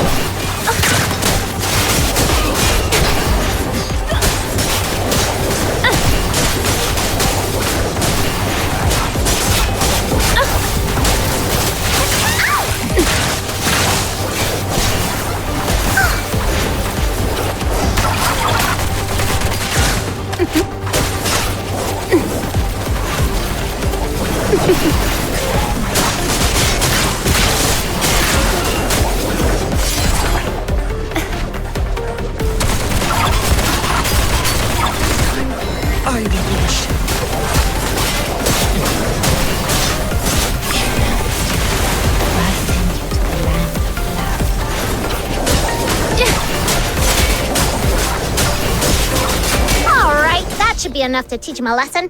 Let's wrap this up.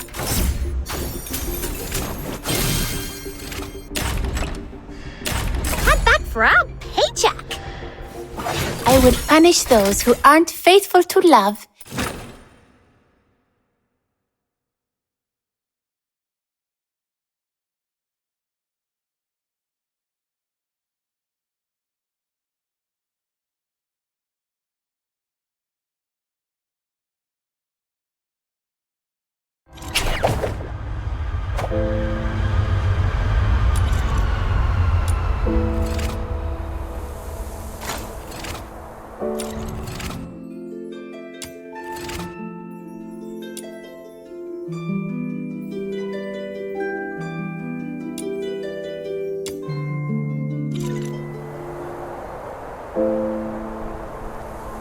Are you inviting me on a date?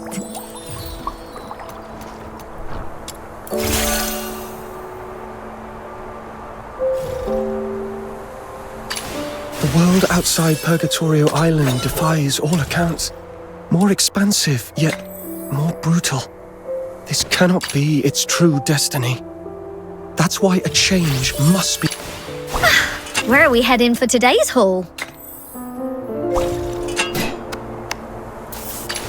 The world outside Purgatorio Island defies all accounts.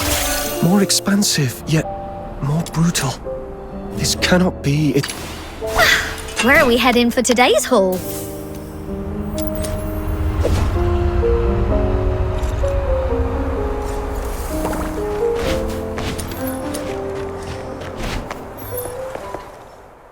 Hold on, please. Psyche? What are you doing here? I thought I'd help show you the way. I mean, to Glevum Pit. Snow knows the way. But it's nice to have some company, especially when we're heading out of town. Yeah, outsiders can easily lose their way out there. I saw you accepted Mr. Henrik's, our request, so I thought I should help out.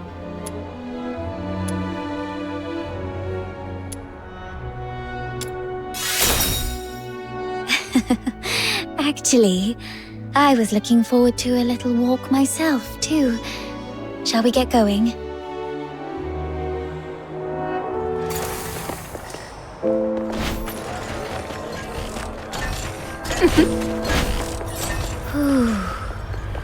It's been a while since I've stepped out of the city. The snow-draped conifers, the boundless lake, mountains with their peaks in the clouds. I love all this. The entrance to Glevum Pit is up ahead. Please be extra careful. Thank you. You've been a tremendous help. But you two should head back now. I can take it from here on my own. No way! This Demon King can't just scarp her from the battle and let the little minion think less of her. Psyche, you should also come with us. Me? Yep. Come with the Demon King to clear out this monster's den. I bet you've never been on such an adventure, right? What a pity. Your life is certainly incomplete.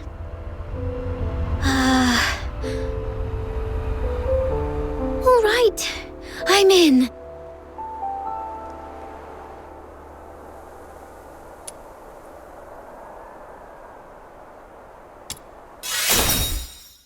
Let's go! It gets dark early in Ice Lake. We gotta hurry. Right. All right then. Be careful, both of you.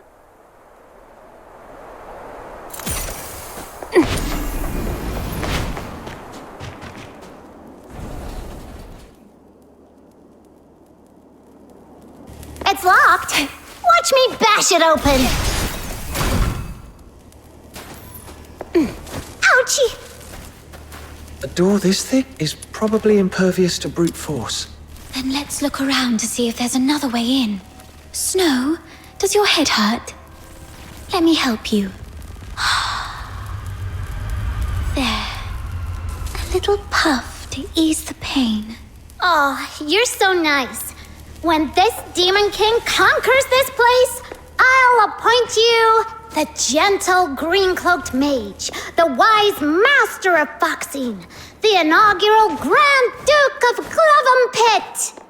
I was the Duke of the Sewers. Is a Grand Duke a higher than him?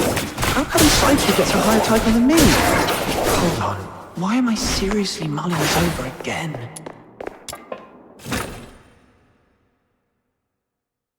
Guided by Snow, the Demon King, the little minion who just arrived in Ice Lake from afar, has become a brilliant fox hunter in a mere day.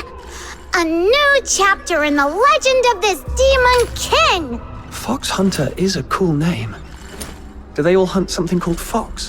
Nah, fox hunters nowadays are actually bounty hunters. It has something to do with foxing a long time ago.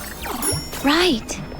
I heard it used to refer to a profession that originated right here in Ice Lake. It seemed to all start with the rich Heaventree veins in the Vidofnir Mountains, and the foxine on them could be sold for a good price. Exactly. So a long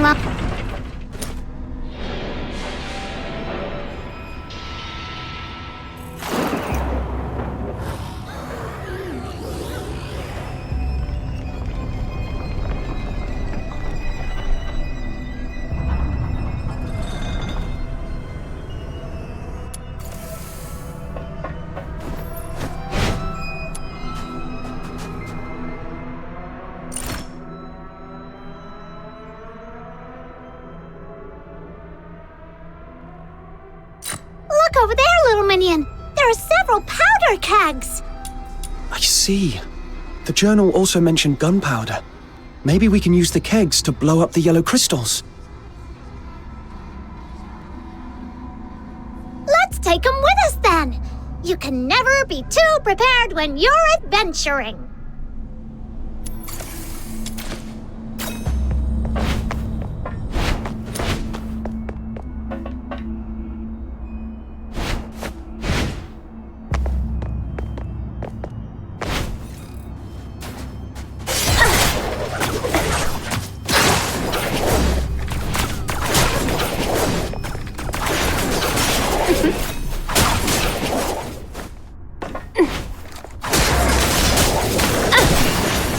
Sweet venom going down your throat.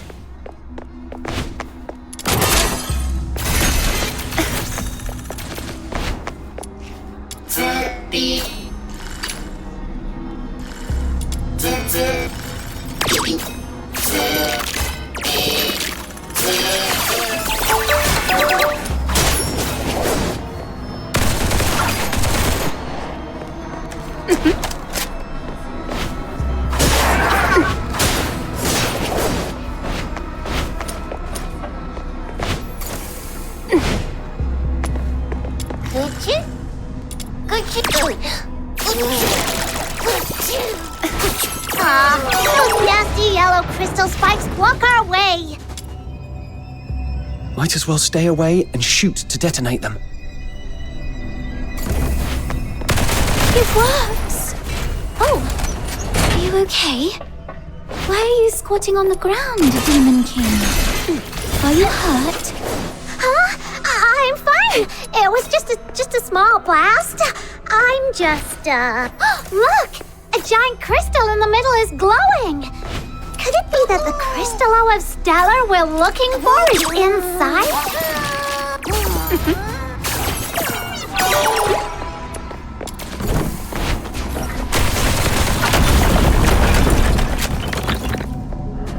Voice again! Oh, how come there are so many billboards coming at us out of nowhere? Perhaps they were attracted by the explosion. Venom going down your throat. Take my shiny bomb! Let the pure white Redeemer save the world! Boom! It's okay. The Filthoids have been taken care of. Oh, really? Show this Demon King the loot, then! Camilla once mentioned that Crystallo of Stella is a blue-violet crystal with nebulae swirling in it. This one is more like a chunk of silverite. That's lame. Then bring it back to Lunosmith, little minion. As for now, let this Demon King continue to lead you deeper into the pit. Yes, Your Majesty. These yellow crystal spikes actually have so many glittering stones inside. They seem to have been carefully hidden away, like cherished treasures. Could you be hiding some treasures too, Psyche? That's a secret.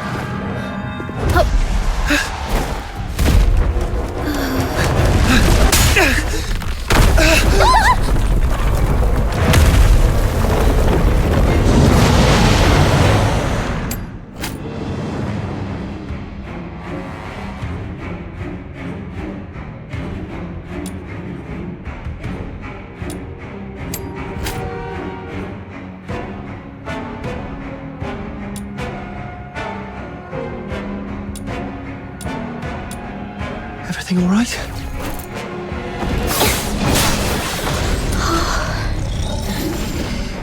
I suddenly couldn't see clearly back there and ended up startling that monster. I'm so sorry. It's slowing down. Looks like those shoulder-looking parts are its weakness.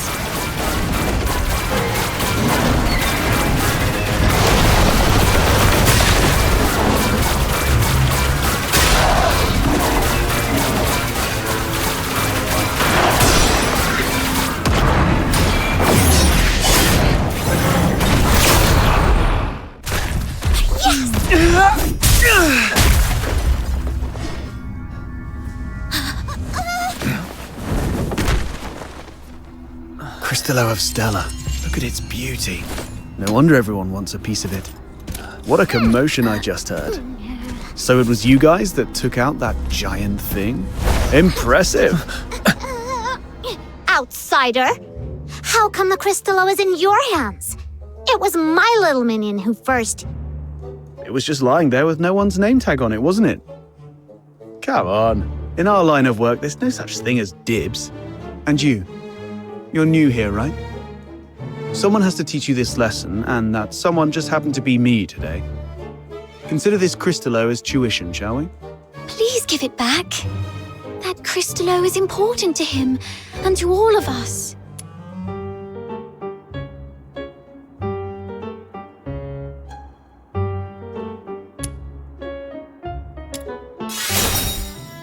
Since you refuse to be a reasonable person, this conversation is over. Easy, kiddo. Don't get mad. That's the spirit! Come on, get him! Whoa! Calm down. There's no need to resort to violence. What do you say we split it 50-50? Sound fair?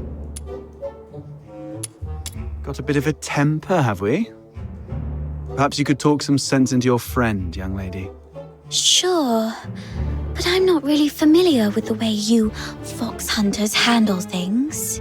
No worries. You're a polite girl. I forgive you. We're sorry for not knowing the rules. So, as an apology, Mr. Outsider, we'll let you make the first strike.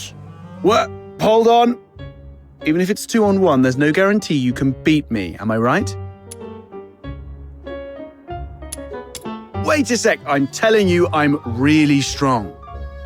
No fox hunter around Ice Lake can best me. Ever heard of Chief Sybil? I'm a match for her. You certainly match me in big talk, that's for sure. All right. I was joking around, trying to lighten the mood, you know. This crafty mutt ears is trying to pull more tricks. You call the shots in your little crew, right? Tell me, why did you guys go to all this trouble for this Crystallo? I knew it. Well, that makes things easier. I need this Crystallo for my own reasons, but if it's silver coins you're after, I can match that amount. If you've got a moment, I'd like to explain. Are you free tonight?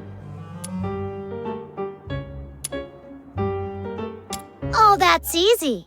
With Snow as a witness, he won't be able to weasel out. Besides, Camilla mentioned he's got a terrifying relative at home he's really scared of. Just threaten to air his dirty laundry right on his doorstep, and he'll be begging for mercy in no time. Mercy, please, your Demon King. You can rest assured, everyone at the Asphodel knows me.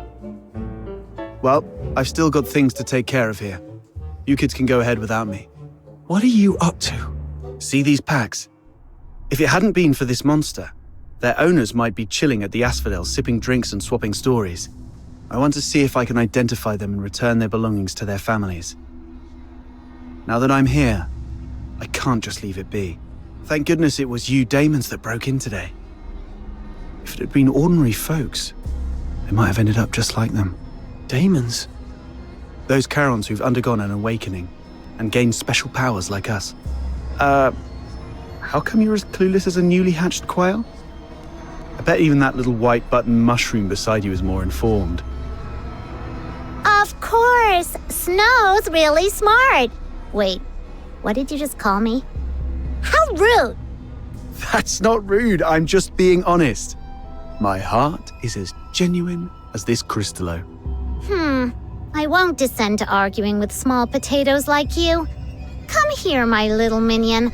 Let this Demon King enlighten you.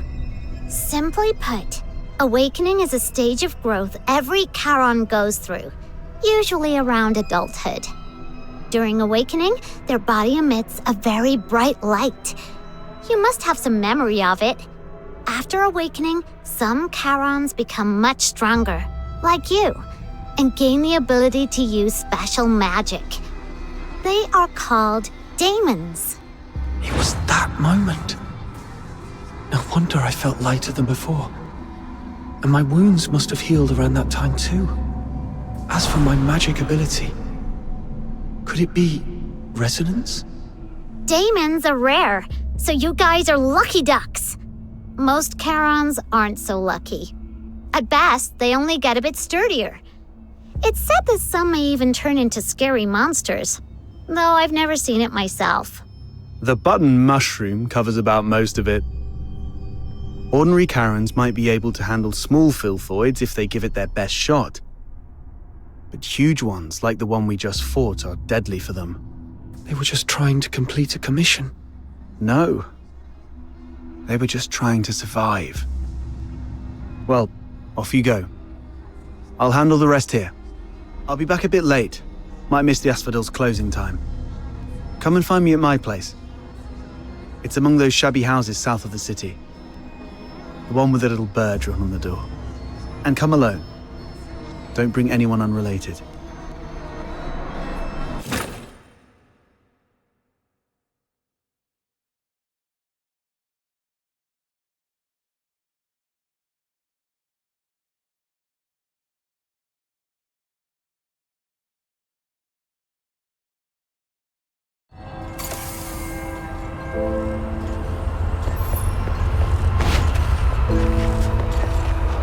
Isn't that Henrik over there? What's... Psyche, Come here. Mr. Henrik! You should have stayed at the Hypno's house instead of fooling around with this sketchy brat. You don't know his backstory, and he really doesn't know you that well. Now, where have you been? Glevum Pit. I wanted to help find the Crystallo of Stella. Forget the Crystallo. Remember what I said on your first day at the Hypnos house. Don't wander off, and inform me first if you need to go somewhere. So you do remember. Before making any decisions, think about what I've told you, and why your parents left you in my care. If anything happens that messes things up, or if people start asking questions, you know what's at stake. I'm so sorry, Mr. Henrik. You're a good kid. Just don't let this ever happen again. As for you,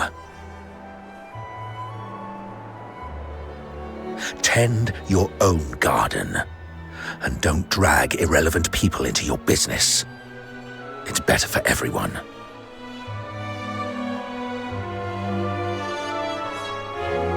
She's not your daughter. Even if she were, you shouldn't deprive her of such simple freedoms. Do you know how happy she was during our little trip? That's my problem. For you, the thing to worry about should be where to crash after tonight. By morning, I expect you to move out. Let's go home, Psyche.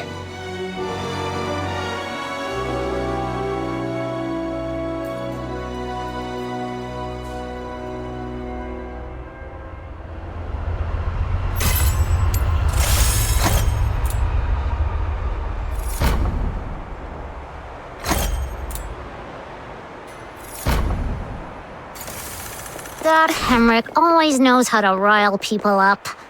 I just hope he won't be too harsh on Psyche. As for whether this is my last night in that house, I need to talk to Outsider. You two are gonna have that secret little talk without me, huh? That Outsider is such a pest. Like I care. Off you go. I'm gonna go chill out at the Asphodel.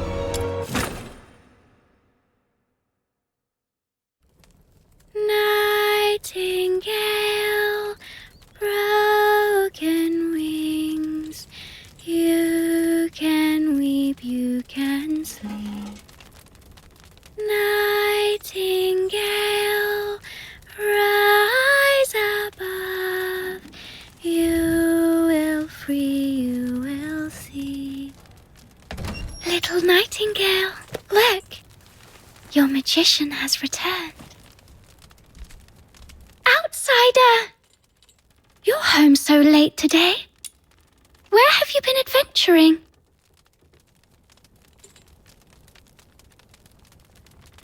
Was it in the dense woods where snow wolves prowl? Or the swamp witch's tower? I didn't go anywhere. Today is Miss Fina's birthday, so I stayed in Iceleg. You always say so. Yet new scars keep appearing on your arms. But this time it's true. Look, I went out today to get this for you.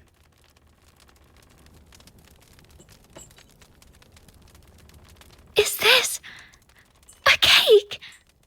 But there aren't any cake shops in the neighborhood. I have my ways. You know, I am a magician of extraordinary wisdom. Moreover, I have something else to show you. Close your eyes and count down from 5 to 1.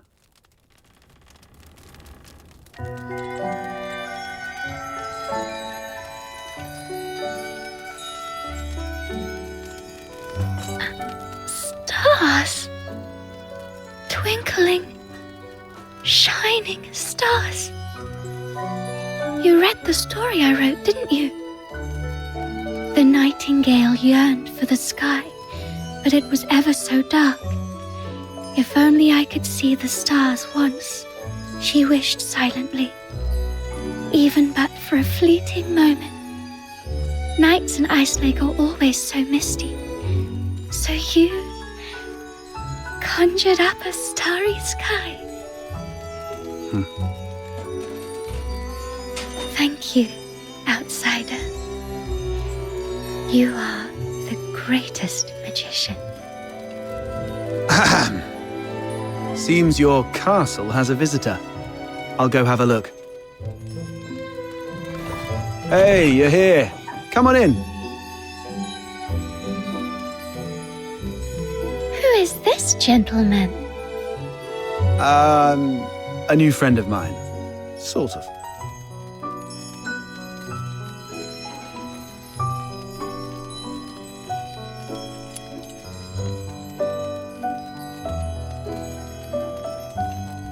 Don't listen to that little button mushroom. She's so full of it. Terrifying relative? I don't quite follow.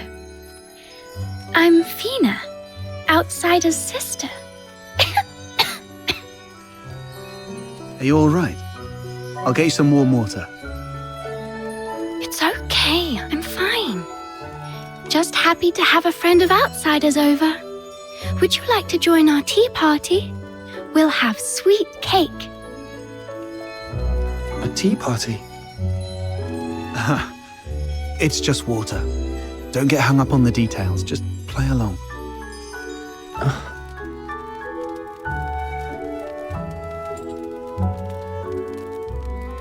What's wrong, sir? Nothing. It's just that the cake is quite sweet. Which reminds me of my family. She used to season food with lots of sugar. The island we grew up on had plenty of fish and salt, but sugar was a rarity. So when we were little, we never really got to have any. She's only a few years older than me. But from a young age, she began working as a helper for the neighboring fishermen. One time, that fisherman somehow got his hands on some imperial supplies, including 2 jars of sugar. And she traded half a month's wages for 1 small jar. It was the first time she'd got hold of any sugar, and she didn't know how to use it.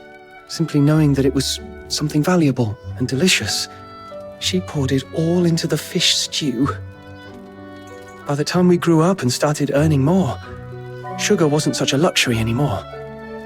But whenever she cooked, she still added a lot of sugar out of habit. Goodness, that sounds horrible. I can almost smell that fishy, sickly, sweet odor. She owes you an apology. Or at the very least, she owes the sugar and the fish an apology. No, outsider. You're missing the point of the story. I believe that lady who always used a lot of sugar was also a great magician. So, in our guest's eyes, everything related to her was wonderful, even the unbearably sweet meals. Okay, whatever Fina says. So where is that girl now?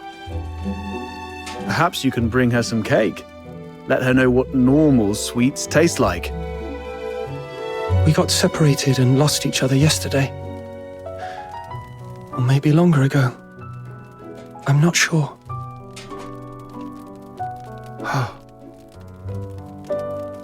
Then you must find her. Because families like flowers and trees, snow and wind, they should be together no matter what. You have to find her. Yes, I will. I will find her. So, outsider, I need money. For accommodation, information gathering, and some extra set aside in case I need to set off right away to find my family. Time for bed, Fina. I have other matters to discuss with our guest. Fox Hunter stuff. Okay, good night then. Good night to you both.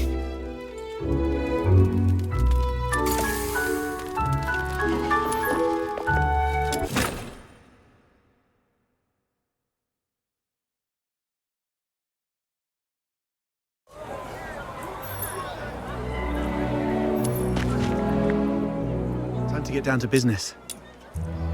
I mean, about what happened at the pit today. Sorry that I took your Crystallo. I had to do that so we could talk in private here.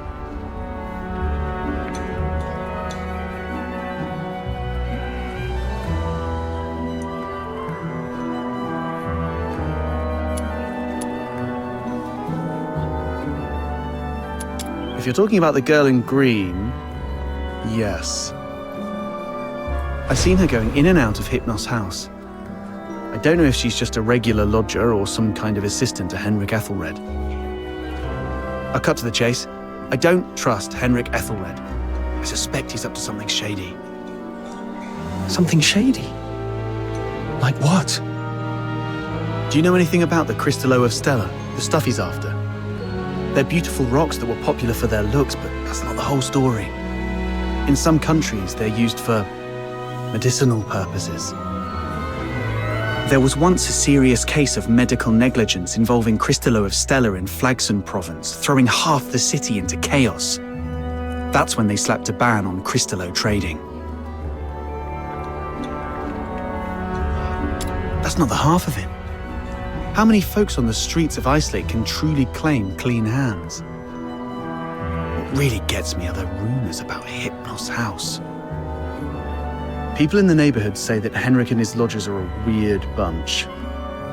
They keep to themselves, and though they call it an inn, Henrik's the one picking who stays. Some have peeked inside. The lodgers there are all young people under 20. Stranger still, you see them go in but never out. No one knows where those young lodgers end up. Yes, I've heard some haunted house rumors as well. Makes you wonder. But speaking of which, how did you get onto this? There's this fox hunter boy I used to work with named Hunt. He went missing a month ago, last seen by the scrap picker girl, right outside the Hypnos house. A couple of days ago, I went over there and ended up in a blazing row with Henrik. Even with a dagger to his throat, he kept quiet about Hunt. He just stood there, sneering. You know quite well what would happen to a Charon harming a Solar. I know you have a sister. Better stay out of it for her sake. Damn it, I really want to throw him into the Lamenting Lake. Anyway, I must find out what happened to Hunt and what Henrik is really up to. It's not just for Hunt. I do this mostly for Fina. I don't want to see anyone I care about living in fear anymore.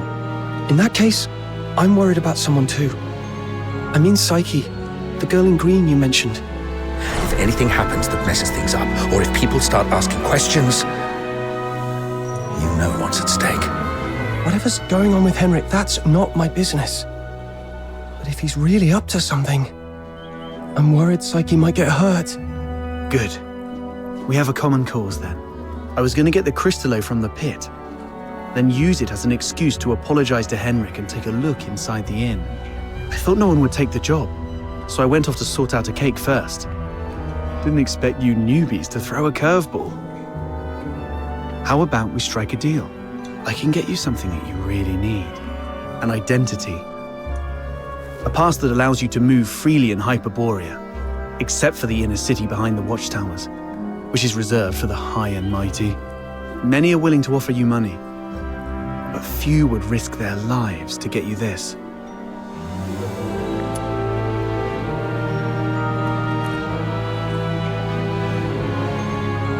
How can you get one? Are you buddies with the guards in Icelake? Can't say I am, but we fox hunters have our ways.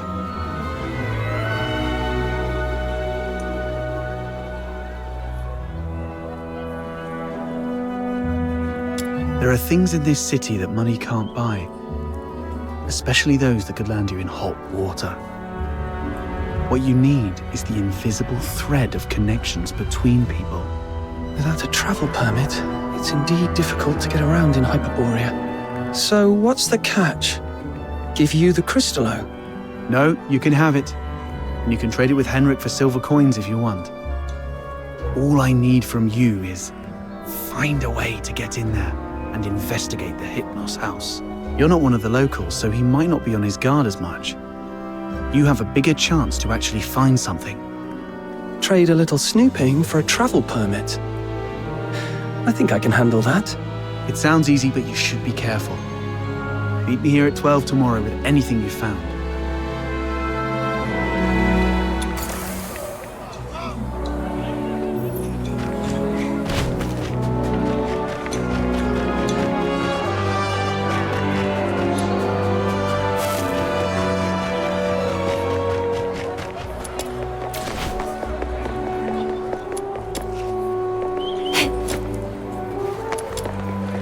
Come try this.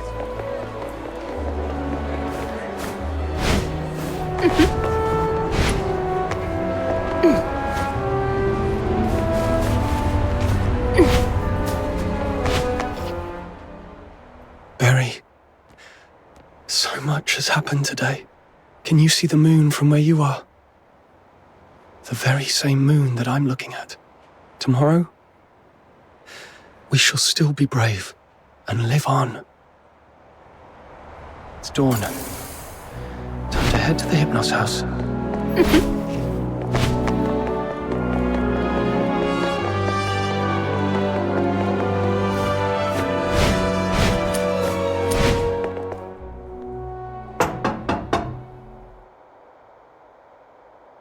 It's me. What are you doing here? Didn't I ask you to leave in the morning? I've got what you were looking for. The Crystallo of Stella. No one asked for you to come here. Go to the Asphodel and give it to Camilla Scarlet. I'm not from here. I'm not familiar with Ice Lake's ways. Where I come from, a deal means cash in one hand, goods in the other. If you're not interested, Mr. Henrik, I might just go looking for another buyer. Come on in.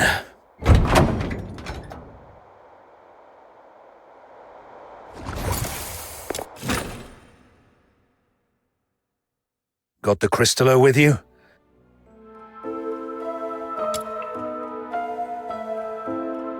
I'll need to check it in my office. You stay here. No snooping around. Understood?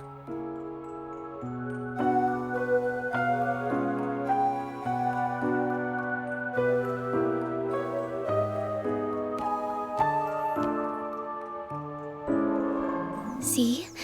A little flower pinned to your hair would really make you look good. Psyche! What are you doing here? Does Mr. Henrik know about this? Oh, please come with me. Could you wait here for a moment, Elisa? I'll be right back.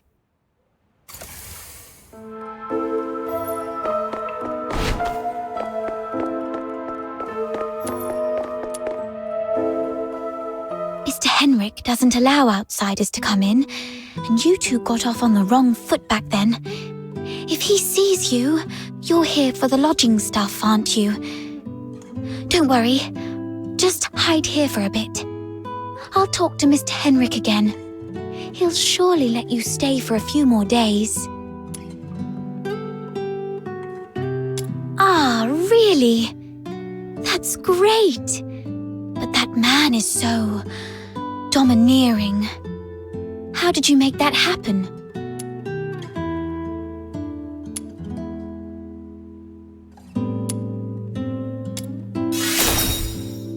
Really? I wouldn't have pegged Mr. Outsider as someone so sensitive.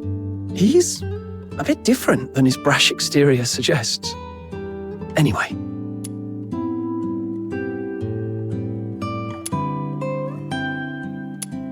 Mr. Henrik seemed quite upset last night. He didn't give you a hard time, did he? No, I'm fine. Mr. Henrik is just a bit inarticulate. After all, he spends most of his time alone in his office doing research. Hardly ever talks to anyone. Good to hear that.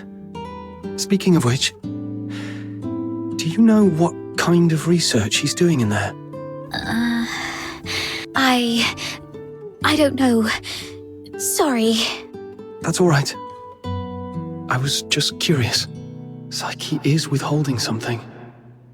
Must be on Henrik's demand. Better not push her. I've got off on the wrong foot with Mr. Henrik, so I'm looking to make amends with him. If there's a chance, I'd like to visit him in the future.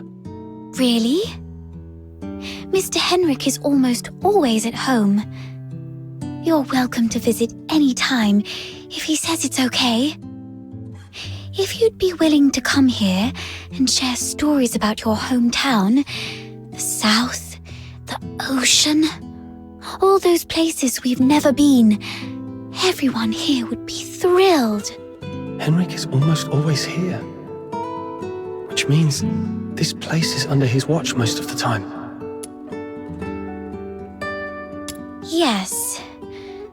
Everyone's recovering from some conditions here, me included. Are you doing okay?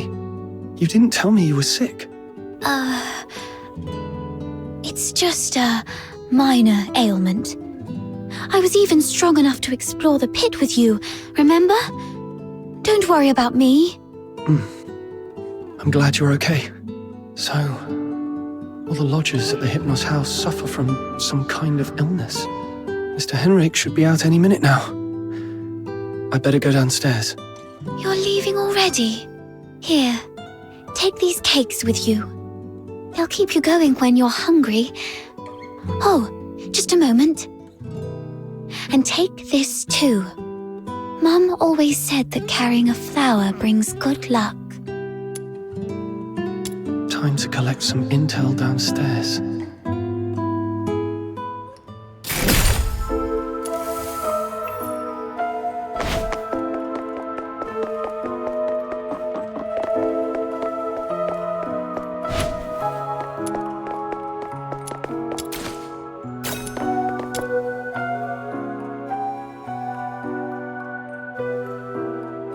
Don't touch that door. The office is off limits. No one but Mr. Henrik Ethelred is allowed inside. No need for unnecessary curiosity. There's nothing interesting there. Only misfortune. Cleaning, dusting. Every day, every shelf, every door. Everything gets wiped down. You don't get it. It's a habit. Filling life with regular tasks. That's what habit is. Like how I clean here daily. Or how Psyche waters her flowers twice a day. Habit fills the void inside.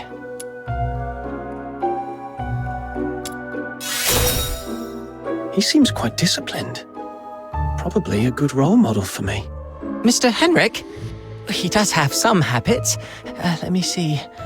When peeling apples, the peel mustn't break. The number of steps from the bathroom to the office has to be even. Every month, he goes out at precisely 8 p.m. on the 20th, then returns to double-check the door lock 3 times. These habits are quite personal, though. I doubt they'd offer much for you to learn from. So, Henrik regularly gets out of the house at 8 p.m. on the 20th every month.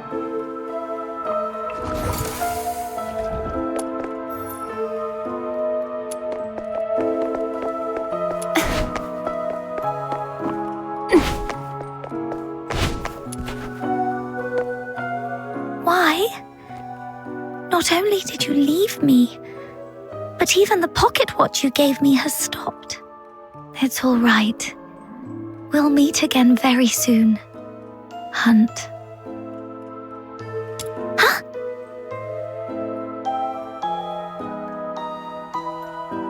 Who are you? I haven't seen you before. Are you from the outside? Were you eavesdropping?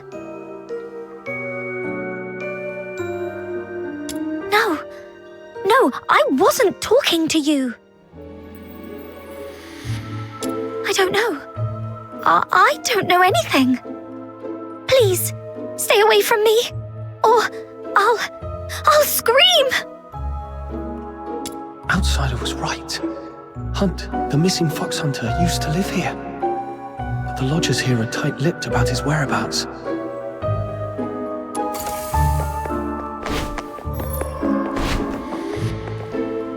Fox Hunter, I've checked it. The Crystallo is authentic, and its purity matches the small sample I had before. Good job. Here you go. 3,000 silver coins, and this signed receipt. Bring it to Miss Camilla and she'll give you the guarantee of 1,000 silver coins. And this necklace. It's worth far more than 1,000 silver coins. You're free to sell it or pawn it. Okay, the deal is done then. And about that house, let me stay a few more days, okay?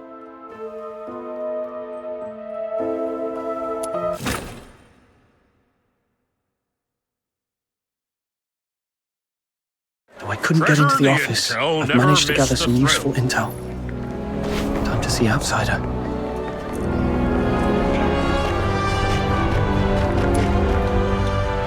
How did the investigation go? Couldn't get to the bottom of his story, but I did make some discoveries.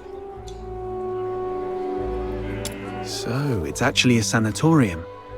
What's there to hide about that?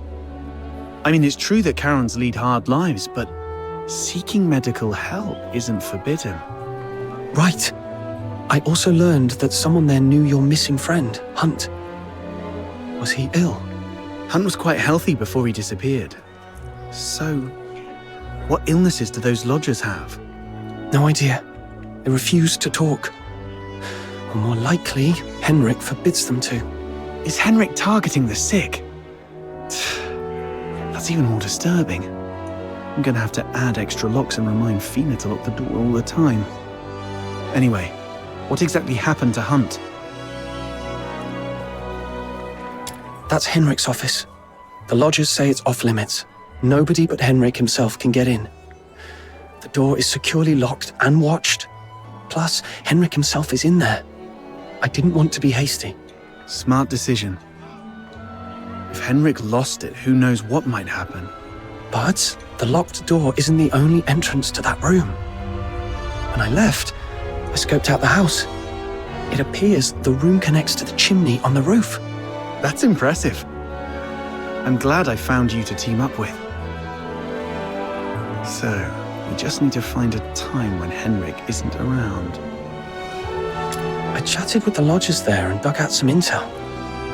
Henrik has a peculiar routine. He always leaves the house at 8 p.m. on the 20th of every month. Great. That's our window of opportunity to investigate him. We need to figure out how to secretly follow him. Or sneak into the Hypnos house. So, here's our plan. On the 20th of this month, while Henrik is out, we'll try and get into the locked office through the chimney. That room is exclusive to Henrik, so we won't be noticed. You're quite sharp. I'm even considering a long-term partnership with you. Oh, I've been meaning to ask. Since you took down that monster in the pit, you must be pretty skilled in physical combat, right? I wasn't particularly strong, but I've been stepping up my game lately. All right. Over the next few days, let me teach you some fighting skills. It's always good to be prepared. We'll start tomorrow then. And hey, next time you run into Camilla, let her know we've teamed up for now. It'll make our partnership seem legit. It's still early. Maybe I can go to the Asphodel, see if there's any new commissions to take on. Also, Psyche seems a bit lonely. Maybe I should try to make some time for her before leaving Ice Lake.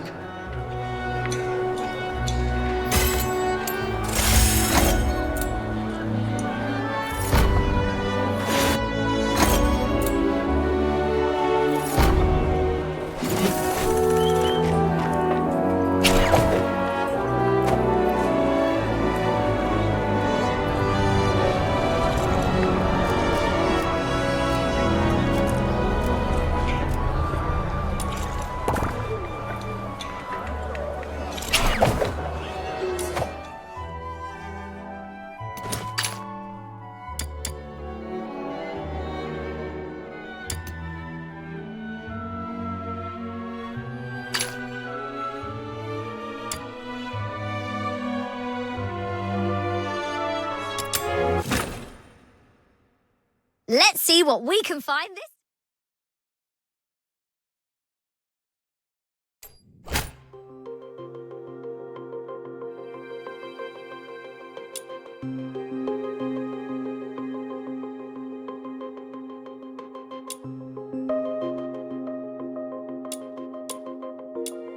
My venom is surging like my passion for love.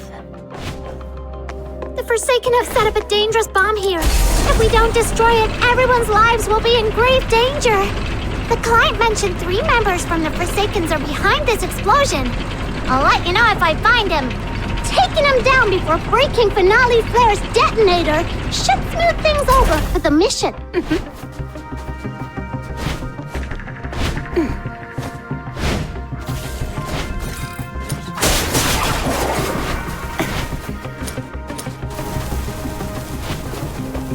One of the soldiers of the Forsakens! The client asked us to prevent Finale Flare from blowing up, so taking down these soldiers should work in our favor.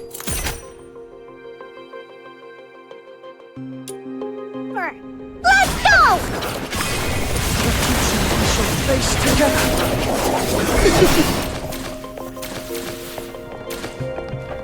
Hands in the air! Oh, this one looks tough. I'm out of here.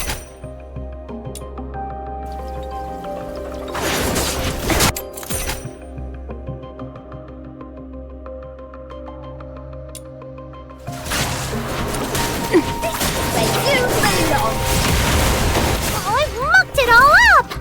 You'll get yours next time. Just you wait. Very fast. The misty sea.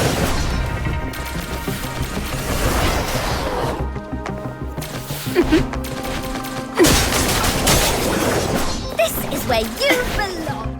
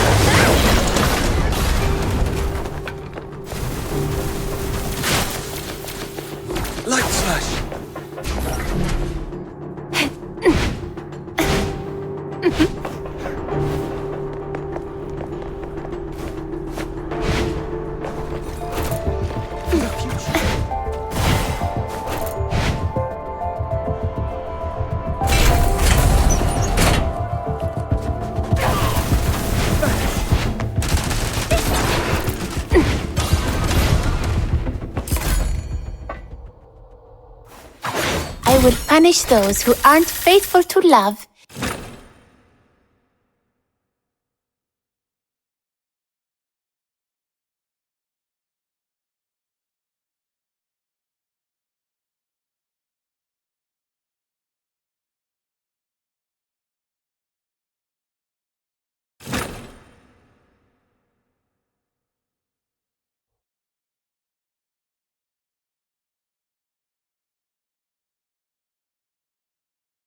Chief Sybil!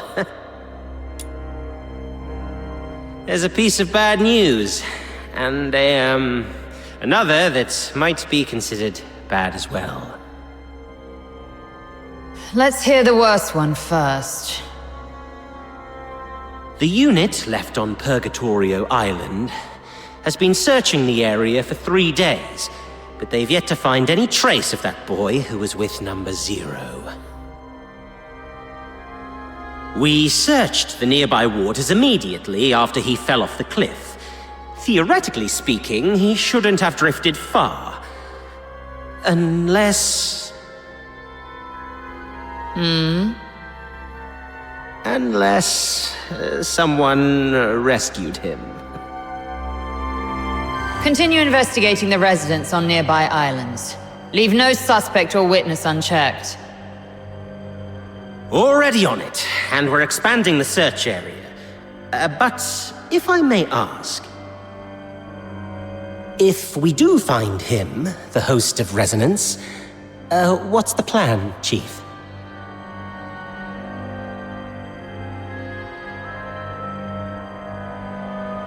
A fully awakened Resonance can exert control over any daemon, but that power hinges entirely on the host's will. Which means, if he won't cooperate, then capturing him does the Empire no good. Worse, it could become a threat, just like last. Then we do what we did before. Wipe it out. That power cannot fall outside Imperial hands, least of all into Elysium's. Now, the other bad news? It's about the other matter you've asked me to investigate, Chief. During the search on a deserted island, I encountered some villagers who had fled there by boat. And then we discovered something quite intriguing. It's as if you were tasting a bowl of ordinary thick soup, only to find the spoon you had just used turned from shiny silver to a dreadful black. Cut the fancy talk. Get to the point. Ah, yes, Chief. That intriguing thing is a tiny time discrepancy. The villagers told me that the filthoids of Purgatorio Island always lived in the mountains, without much aggression. But 2 days before our arrival, they suddenly went berserk and started attacking the villagers. 2 days before our arrival. It appears you've already figured it out, Chief. Quite a coincidence, isn't it? Due to a last-minute change of plan, we arrived 2 days later than initially scheduled. The only force capable of manipulating filthoids is the Forsakens. Whoever it is, the 13th Legion has been compromised by unwelcome elements. After all these years, those worms have started wriggling again. It's time for a thorough extermination.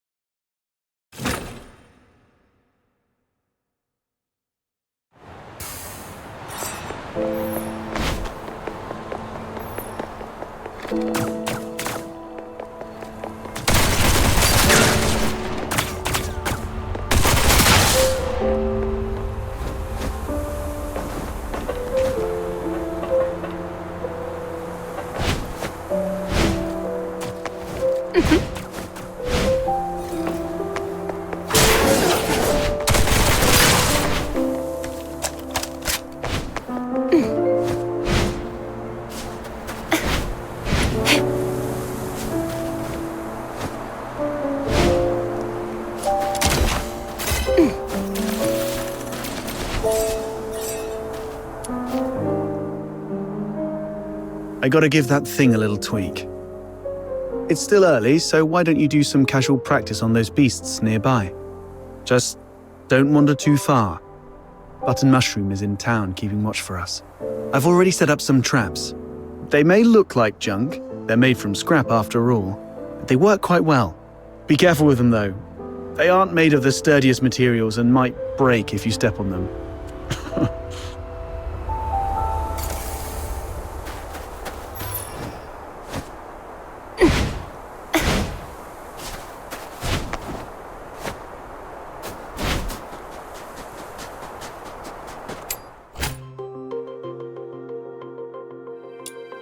These things on the ground must be outsiders' traps. This is really something. I didn't know outsider had such a knack for this. Sweet aroma.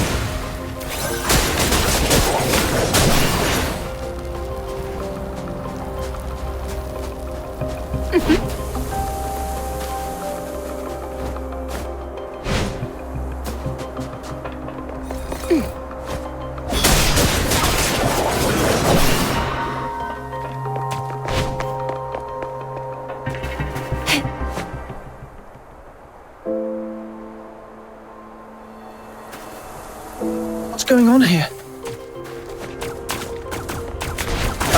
Well, I made a bit of noise while tweaking that thing and these little critters just came at me. Come on, my friend. Help me out here. Serves you right. Fine. Sweet venom going down your throat.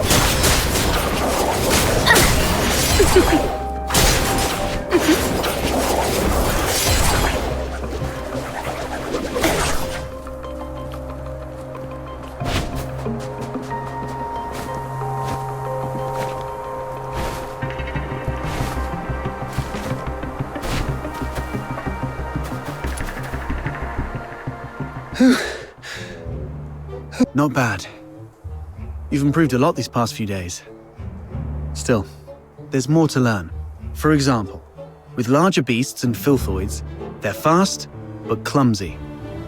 So you can stand in front of something solid like a wall or a tree and provoke it to charge at you. Then, dodge its charge to let it knock itself out.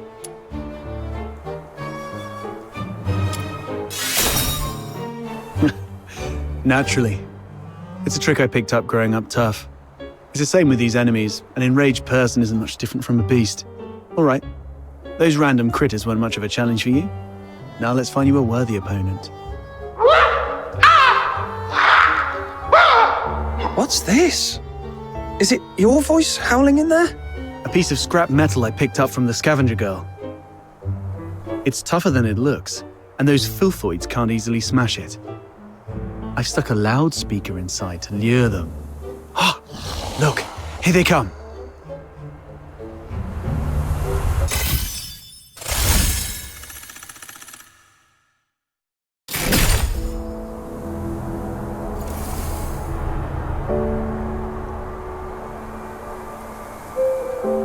Are you inviting me on a date?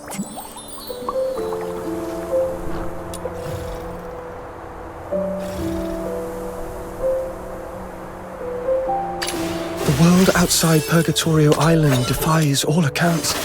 More expansive, yet more brutal. This cannot be its true... Where are we heading for today's haul?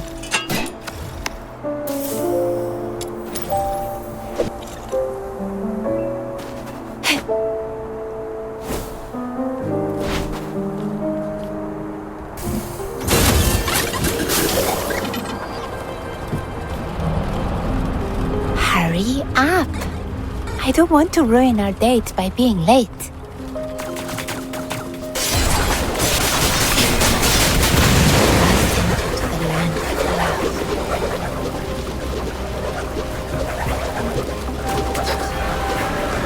You're cold-blooded.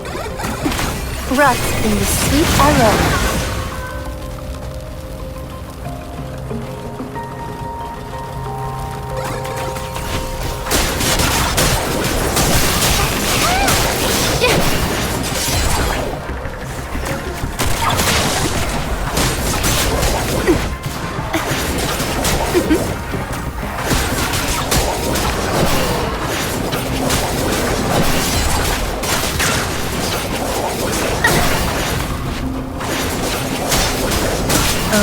It broke?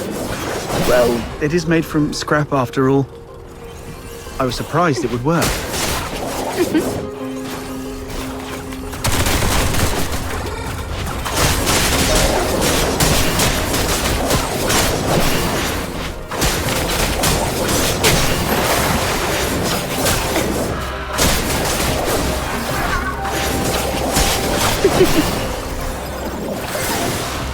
Come closer.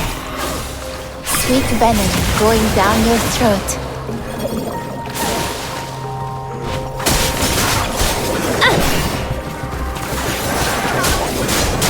No violent contact.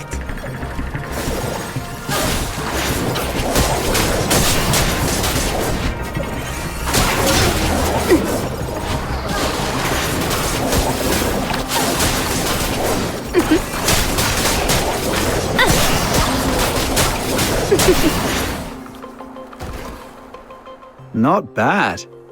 Your combat skill has gotten sharper than I thought. So quickly you've become a fully fledged fox hunter. The young nowadays do have talent. The sun's going down. Let's go. It's time to meet Button Mushroom. I wonder if everything on her side went smoothly.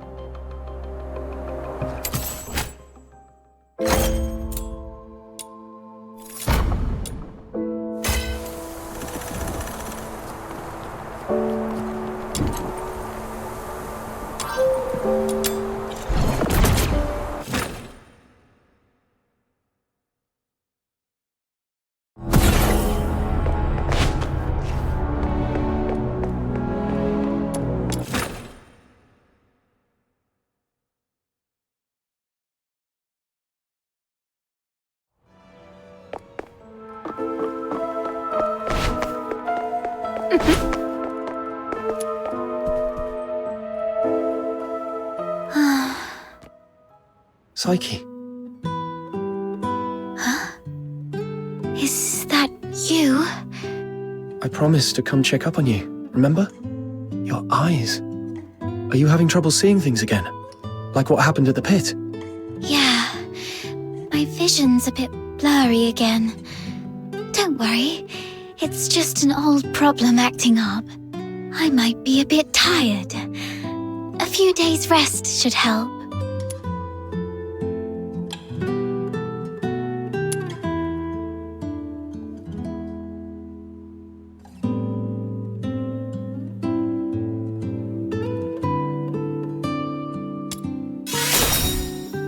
Why did you sigh at the flowers? Could you do me a favor? The potted plant here. Can you describe for me how well the flowers are blooming?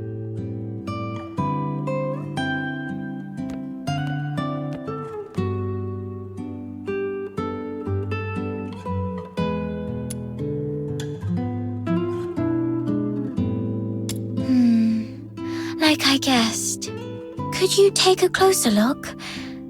The well-being of flowers hinges on careful observation, but I can't do that now.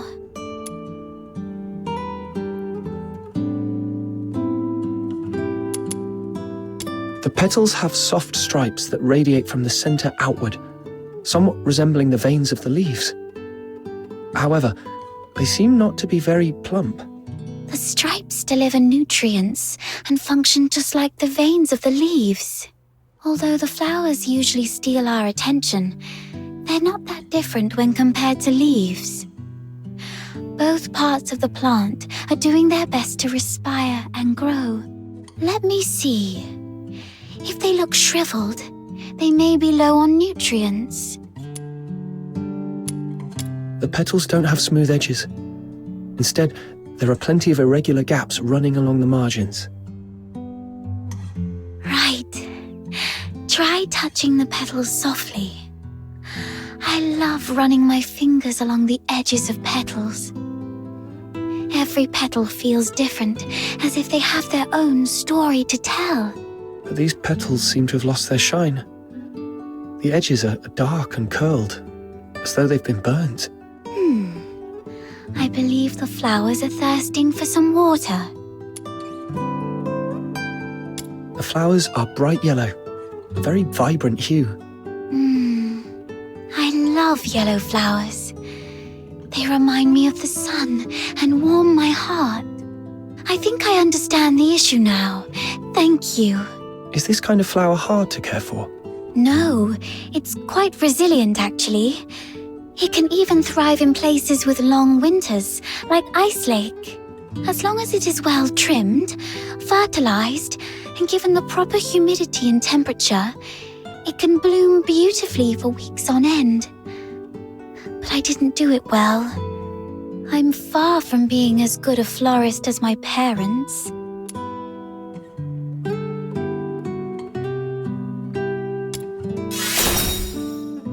might be right. But, oh, wait! Something just occurred to me. Maybe it's the soil. The soil? Yes. Dad used to gather special soil from a cave beyond Ice Lake for our plants. He mentioned that the special soil is more fertile than the others. Perhaps I can go there and... forget it. I'll worry about this later.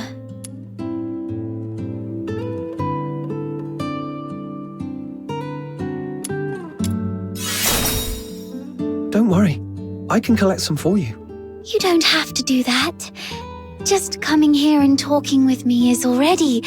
It's okay. I'll have to leave town for the commissions anyway. Gathering soil isn't that hard. So where's that cave you mentioned? Thank you. Oh no.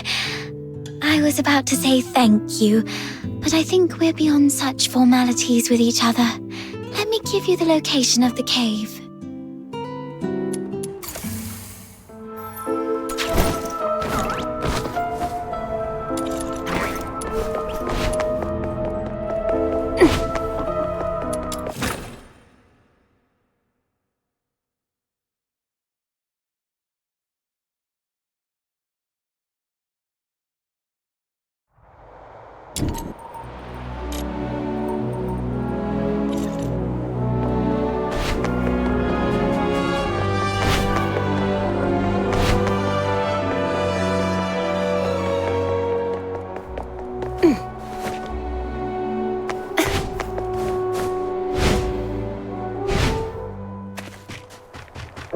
Tools without.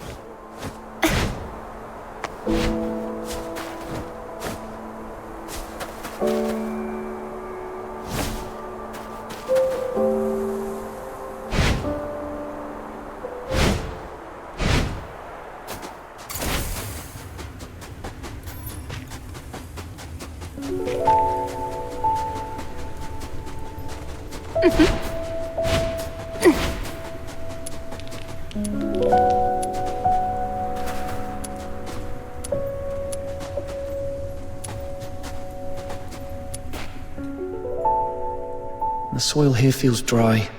Perhaps I should look elsewhere?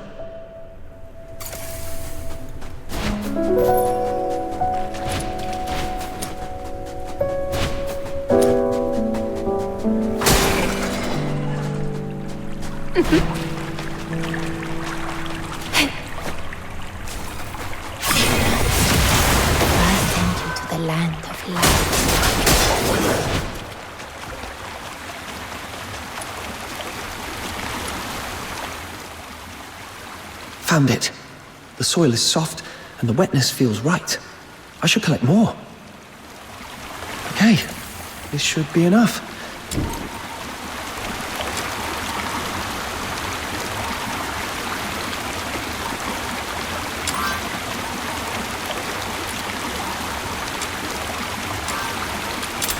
Time to head back and bring it to Psyche.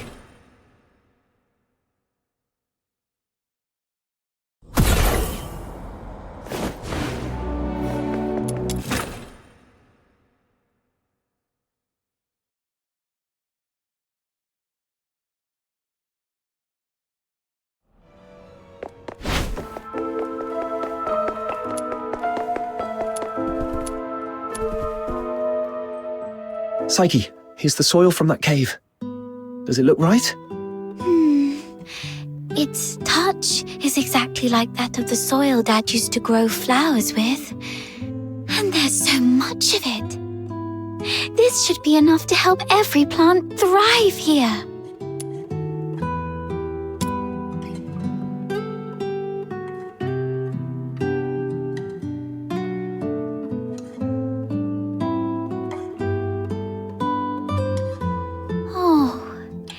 It's that flower I gave you. And you've been carrying it around all this time. Of course. It's a precious gift. You love these flowers, don't you? Is it okay for you to pluck one from the plant and give it away? I was not when I was little.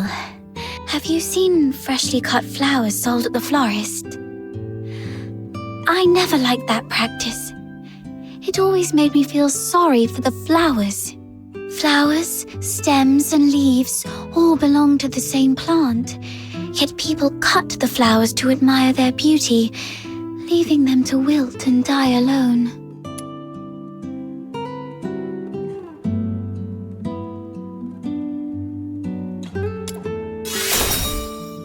You said when you were little. Does that mean you feel differently now?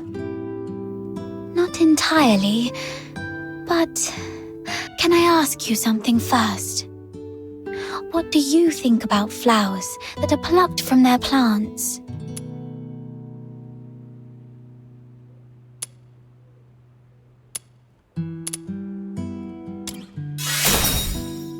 I'm glad I gave you the flower. I knew you'd take good care of it. Now, when I see cut flowers, I still feel a bit sad. But over the years, I've come to realize that they are amazing. Far more amazing than I thought. A plucked flower would no longer bear fruit. It's fated to perish in a slow, wilting death. Yet, it tries to absorb water, as if still rooted, blooming fully before its brief life fades. I no longer pity them. I'm impressed by them.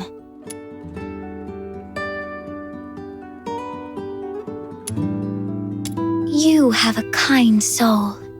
And yes, you're right.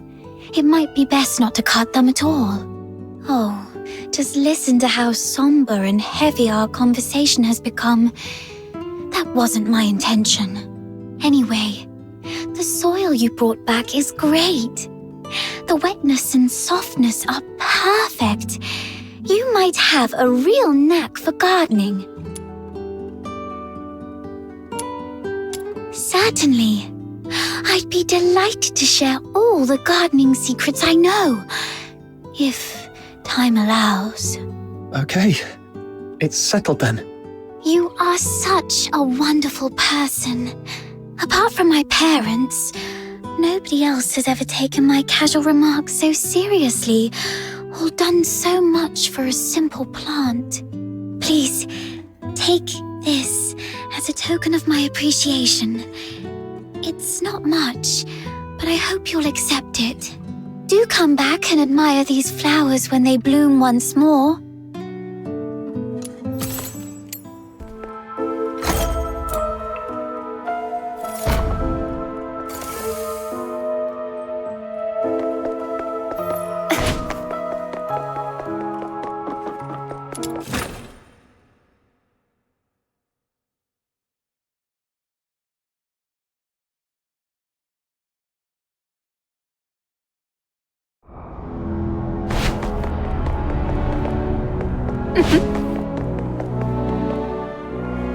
Finally! You're such a past outsider, making me stand watch here. This Demon King's great talents are meant for leading hunts, not keeping tabs on that gloomy man. That's because you have a special gift for acting by stealth, Your Majesty. Look at us, all big and clumsy. We'd be spotted by Henrik in no time. Smart of you to have recognized my greatness. Wait, that's just a roundabout way of calling me short. No, not at all. You're the tallest and mightiest. The towering Ice Lake gates were practically built for you. Shh, he's coming out.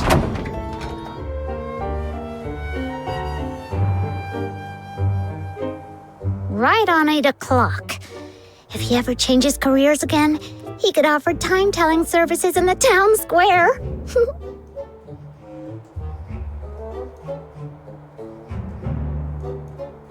Stick to the original plan. Snow and I will tail Henrik. An outsider, you sneak into Henrik's office through the chimney. We'll meet up at your doorstep afterwards. Got it.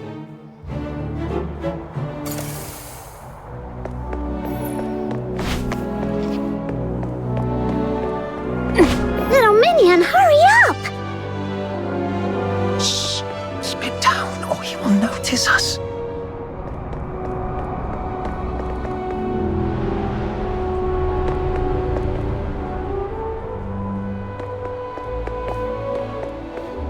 Ugh, what's taking him so long?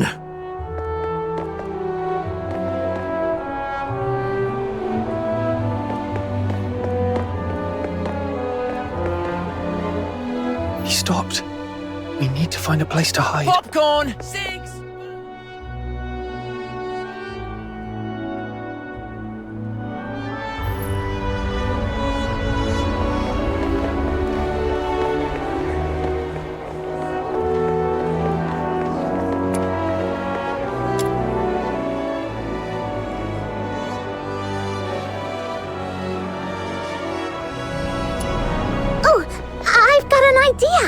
We hide inside this big guy and follow him without making a sound. Then tell me how you're planning to sneak inside without the soldiers noticing. Well,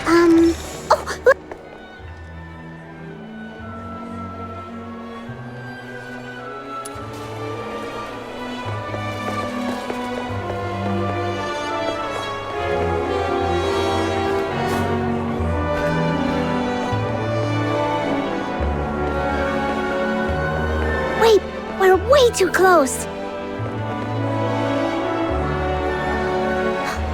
Flowers of Solicitude. It's a flower shop. Wait, is he going on a date? Let's grab a seat across the street and wait for him to come out.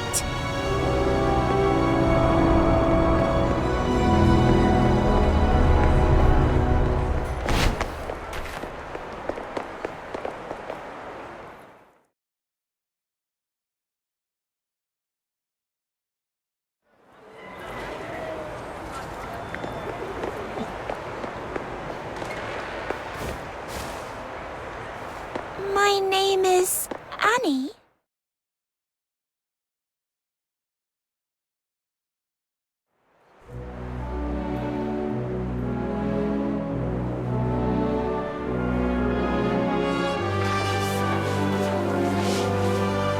There he is. Can I get you two something to drink? Oh, we're good. Just, hanging out and enjoying the view. Isn't the sunlight lovely tonight? Well, nothing pairs with a good view like a good drink. We've got all kinds of coffee, Ice Lake's own boreal berry juice. Oh, and how about our newest special, rich, creamy pickled herring soup? No thanks. We've got something... Wait, where's Henrik? Oh, I think we lost him. Let's ask the florist and try our luck. My name is Annie.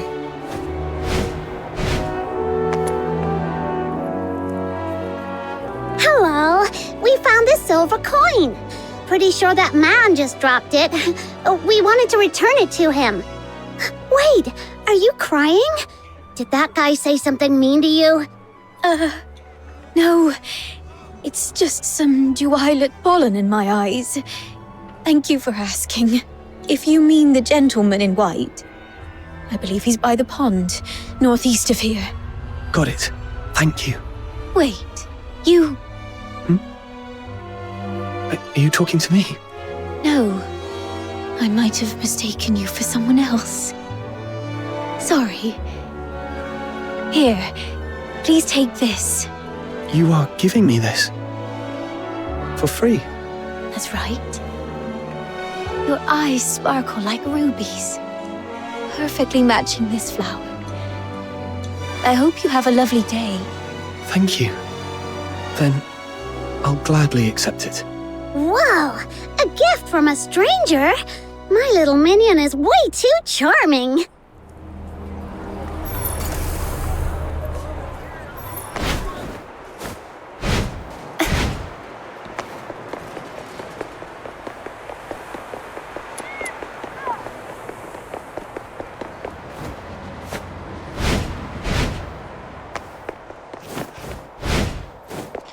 This should be the place. Yep, there he is!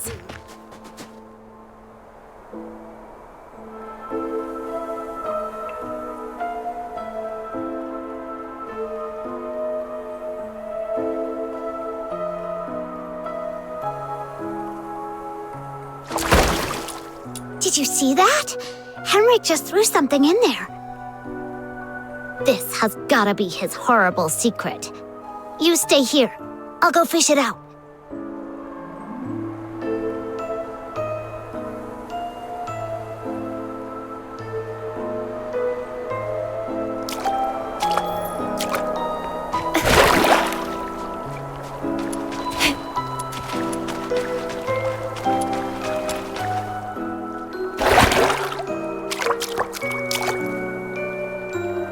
Now comes the most exciting moment!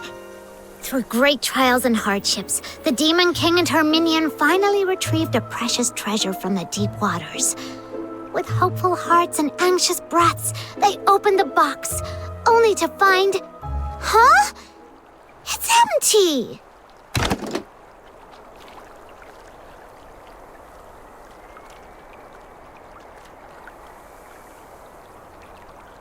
No. It's not really empty. It previously held something. Some sort of powder, perhaps. Powder? Why would Henrik bother to put a box of powder in the water? That's so strange. No idea. But something feels really off. Let's go back and see how Outsider is doing.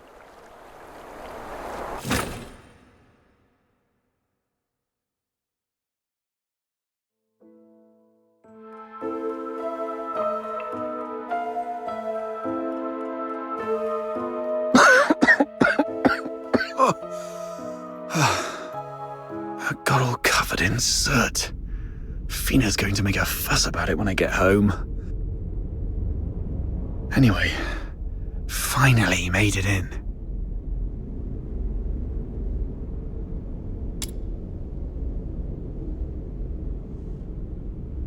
A furnace this big? No way it's for cooking. And it doesn't look like a heater either. So what was it burning?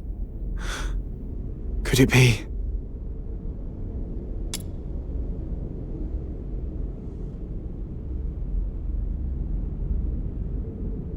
The Slumber Project. What's this?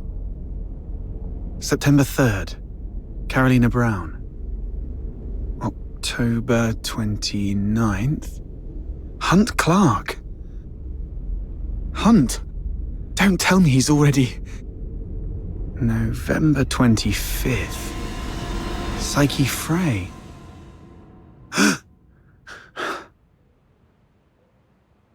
Mr. Henrik, you're back. Here's a cup of hot water for you to warm up a bit.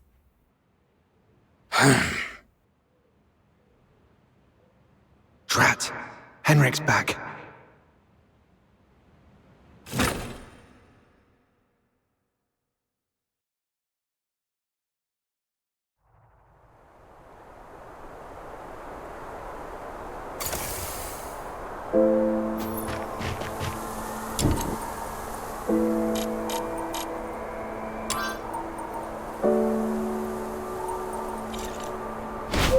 Tools without spirits.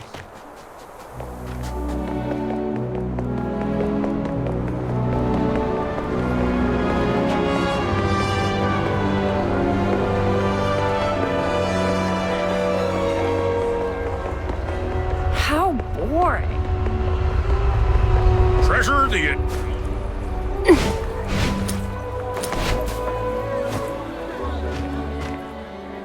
Are you saying Psyche is in danger? Hunt appeared on that list after he went missing.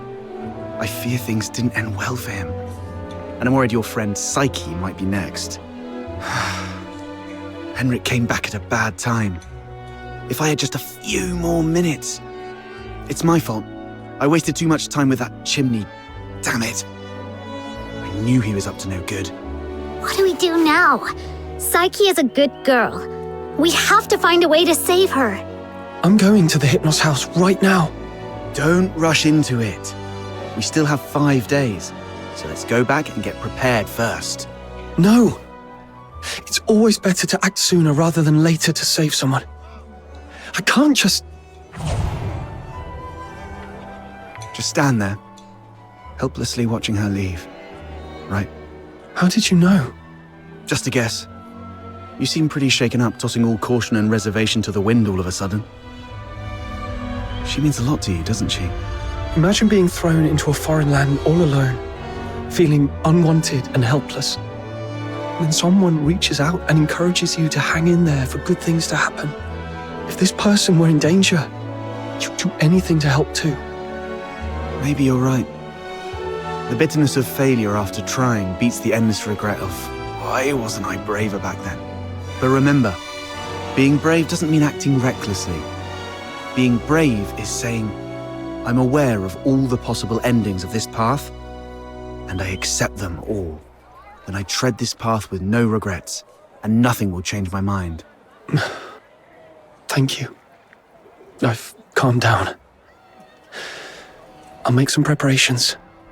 But tomorrow, I still need to go see Psyche. Don't worry, I've eased things with Henrik. I'll just pretend I don't know anything. Okay.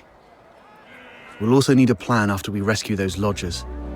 You're not familiar with Ice Lake, so I'll handle that.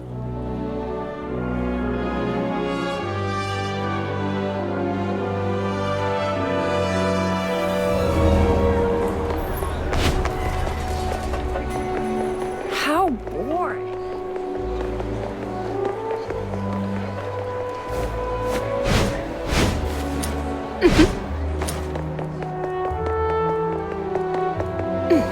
Popcorn!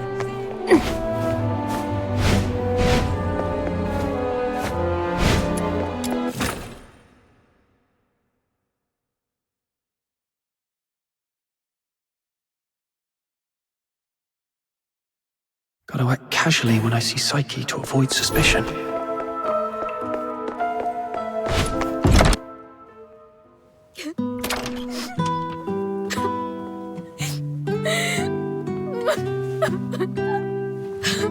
Psyche?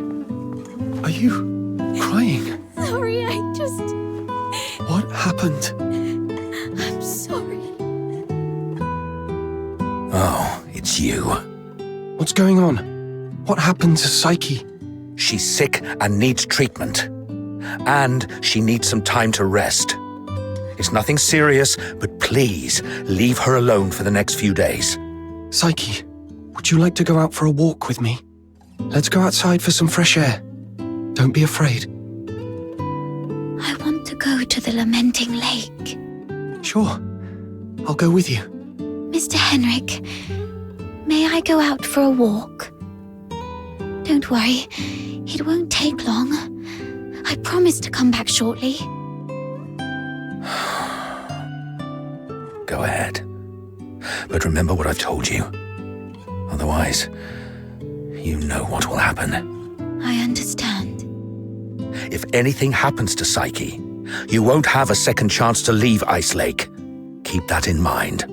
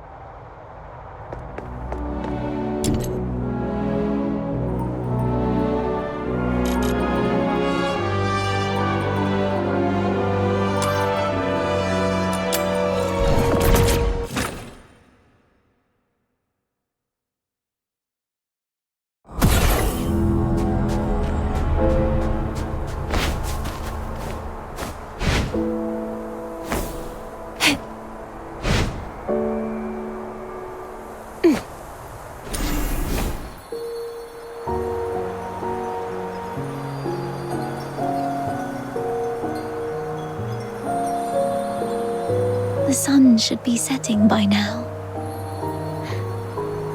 I wonder if Lamenting Lake looks as beautiful as it always does at this time. Yeah. It's a spectacular view.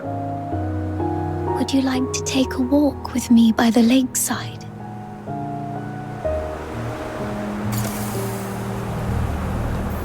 Be careful. The snow's a bit thick here. Could you go first, then?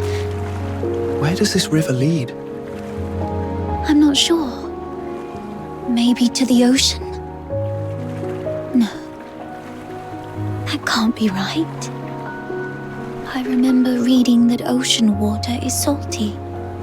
So, if this river connects to the ocean, shouldn't it be salty too?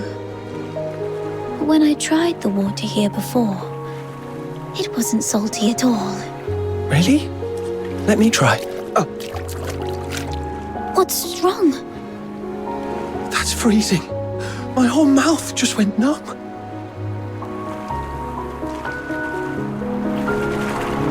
Let's head to the lakeside. When I was little, I thought if I just kept running, I'd leave Ice Lake behind. But no matter how far I ran, This flower looks familiar. Really? Let me feel it. Ah, it's a star frost. Though the petals are smaller and the scent fainter, it's the same kind as the pot of flowers in my room. Would you like to pick it as a keepsake? No, just knowing it's here is enough for me.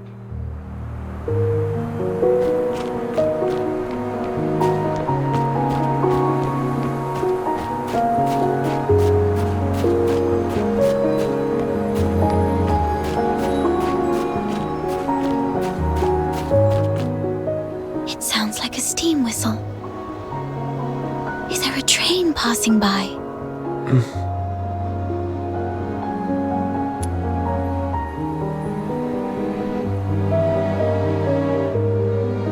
Oh, I see.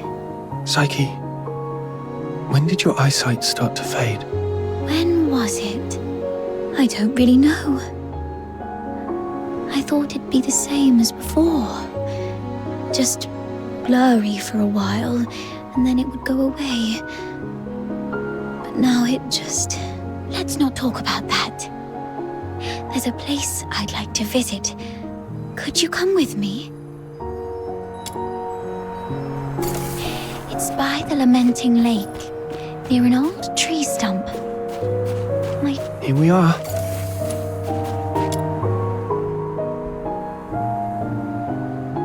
Could you open it? This is a... It's called a camera. An amazing treasure. Dad gave it to me when I was 4. That year, he had managed to grow beautiful Lamenting Lake bellflowers. A wealthy man from the inner city loved the flowers and gave this camera to Dad, which he then gave to me as a birthday gift. But I cherished it too much to actually play with it. I thought, if I buried this precious treasure in the ground, it would sprout many more cameras by harvest time.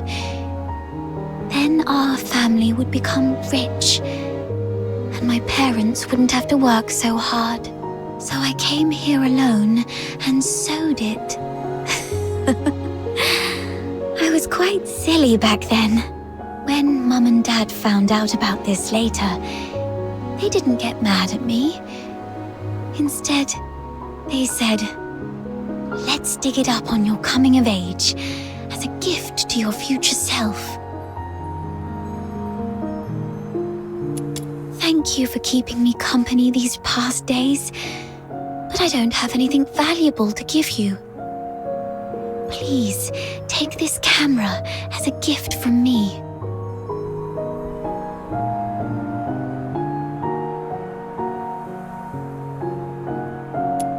I no longer need it because of my eyes, but your journey is still long. Please see the world for me with your eyes. Since we're already here, how about a little stroll around the lake?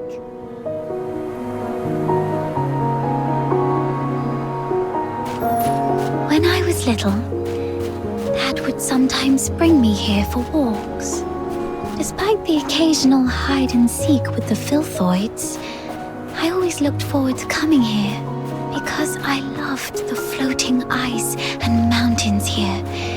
And more so, I loved watching the trains roar by. You like trains?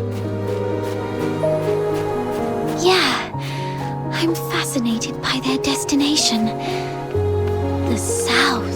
I've read that it's nothing like Ice Lake. The sun. So, the day you showed up at the door of the Hypnos house, I was thrilled. I'd never met anyone outside Ice Lake.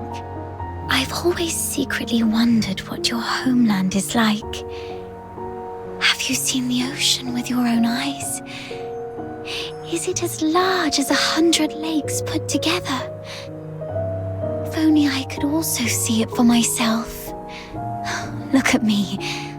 Almost 18 and still daydreaming like a child. Listen, Psyche, it can be more than just a dream. Besides Berry, you were the first one to be so kind to me. I've always wanted to do something for you. There's no one else here. So tell me, have you been under threat? You can trust me. No matter how scary the enemy may be, I'll protect you. I'm a stranger here. I can take you away, just like the day we went to the pit together. Once I find Berry, we can go to my hometown in the south, build little houses by the sea, and grow flowers around our homes. When spring comes and the flowers bloom, your eyes will heal. Every day the sun will shine so brightly that you might even find yourself missing Ice Lake snow. Oh, it might be a slight damper on your dream, but are you scared of bugs? The ones in the south are bigger and noisier. Thank you. I'm not under threat. It's just that I just can't leave Ice Lake, no matter what. What do you mean? Sorry, I can't tell you. Let's just say it's my little secret to keep. Could you take another photo of me? And make sure Ice Lake's in the frame. I don't like this city. I hate the ever-present smell of blood in the air, the towering walls, the guards' heavy boots, and the endless whimpers that fill every alleyway. But it's still where I grew up. My one and only home. So, I'd like to take a picture with it.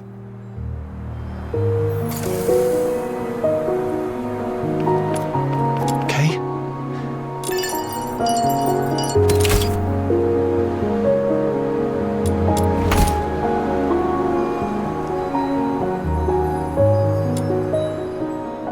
Say cheese.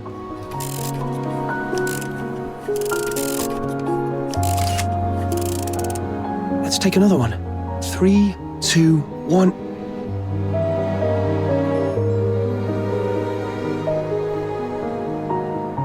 Psyche! Henrik! It's not safe outside the city. You've been out too long. Sorry. I'll head back now. Psyche, keep in mind what I said. If you decide to trust me, meet me by the ticket booth south of the Hypnos house at 2 a.m. Goodbye.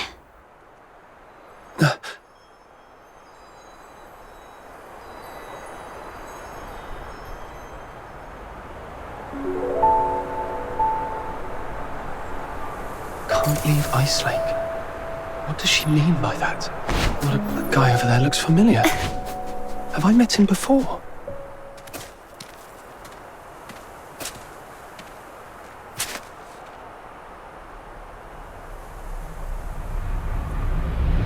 Who goes there? Stay back, or I'll shoot.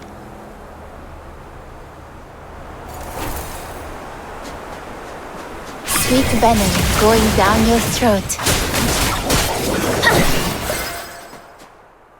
All right, I surrender. But it wasn't me. I swear. It's you. All right.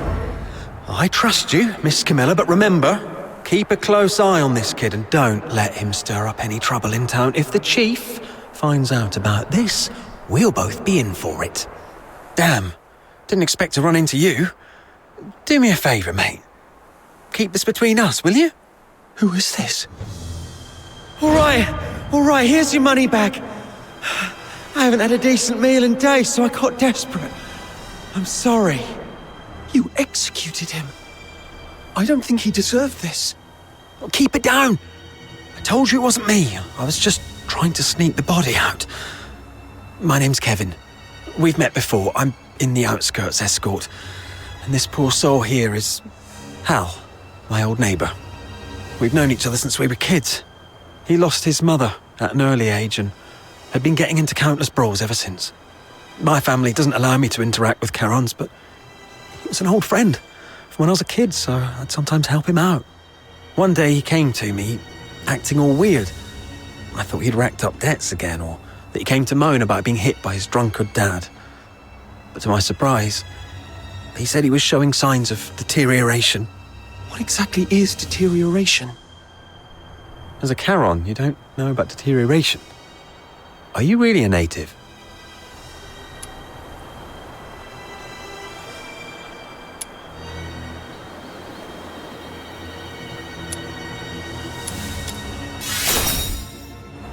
All right, I won't ask any more questions. Please don't tell anyone. So, deterioration is a peculiar disease that only Charons might suffer from. Once you've got it, there's no cure. You folks usually awaken some kind of power around your teens, but not everyone's that lucky. There are always a few poor wretches who somehow get it wrong and turn into filthoids, but way stronger than the regular filthoids out there. A whole escort might not even be able to take one down. If a deteriorator appears in the city, the entire neighborhood is doomed. Now you get why most Solas hate Charons, right? They say it's the evil magic running through their veins that brings all this disaster. And the deteriorators, they're seen as the worst of the worst among all Charons. Honestly, I'm not entirely sold on this, but how come such a rare thing had to happen to Hal? About 2 weeks ago, he came to me all in a flap. But what could I do? Harboring a deteriorator is as serious a crime as sheltering a member of the Forsakens. One slip and you're done for. All I could do was give him some food and tell him to sort himself out. Later, I heard he got nabbed for stealing, and when they found out he was a deteriorator, they took him straight to the security bureau. Like I said, there's no cure for deteriorators, so what else could happen? They get handed over to the escort, and then, well, you know. He pretty much had it coming, but still, we were friends for a few years. I couldn't bear the thought of him lying in a cold morgue, so I sneaked him out. I was going to bury him by Lamenting Lake, right next to his mother. Hold on, I'm curious. What symptoms would appear between the onset of deterioration and its full development? I wouldn't know. But I have heard that some would turn extremely violent, and some poor souls would gradually lose their senses, like going blind or deaf or something perhaps. This is all just hearsay, though. If you're curious about it, best ask a doctor. But it seems to me you've awakened already successfully. Why do you care? I got a little dizzy and didn't see the step. Thank you. I suddenly couldn't see clearly back there and ended up startling that monster. I'm so sorry. Psyche, when did your eyesight start to fade? When was it? Could Psyche's sight loss be a symptom of deterioration? Could all the lodgers at the Hypnos house be deteriorators? Sir, I'd like to inquire about someone, and I hope you'll be frank and supportive. See this camera? If you refuse, I might just hand it over to the security bureau. They'd surely be interested. Come on, cut me some slack. If you're digging for some military secrets, you don't need to corner a mere foot soldier like me. I'm basically just a gatekeeper. Do you know anything about Henrik Ethelred, the owner of the Hypnos house in the north of the city? I mean anything about him. I'd like to hear it all. Henrik Ethelred? Isn't he just an inn owner? My superior does have some connection with him. He's got a bit of a history, but has been a law-abiding citizen these past years. Oh, that man's got quite the temper. Not a rare occasion he's shut the door on travellers, but that's just how he is. Even back in his proper job days, he wasn't a nice guy either. Though at least back then, he had his family to keep him in check. Well, it was, some 14, 15 years ago. Henrik Ethelred committed a murder up in Scarlet River, Flagson. The victim was a Charon, one with signs of deterioration, as I just said. Not a major crime, though, so he only served a few months before getting released. Why would he do that? I don't know, but everyone would fear and despise a deteriorator, I guess. I just heard this from my superior. It's been a long time and it didn't happen locally, so don't hold it against me if I've got some details wrong.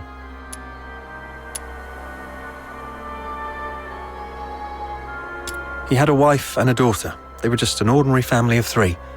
But then his wife passed away quite early, and he raised his daughter on his own. As for his daughter, what's her name?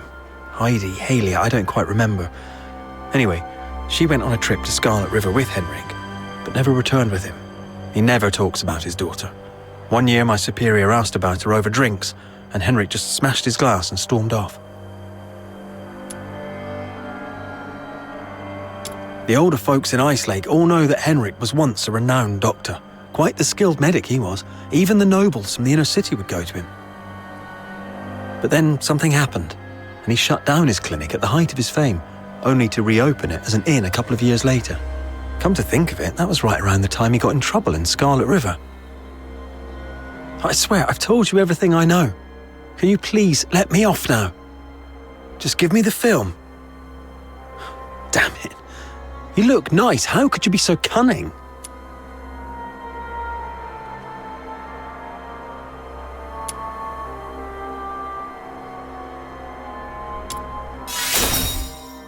Well, take care, sir. Hey, you just gonna leave like that? Where are you going? Oi! You promised not to tell anyone, didn't you? You have to stick to your word.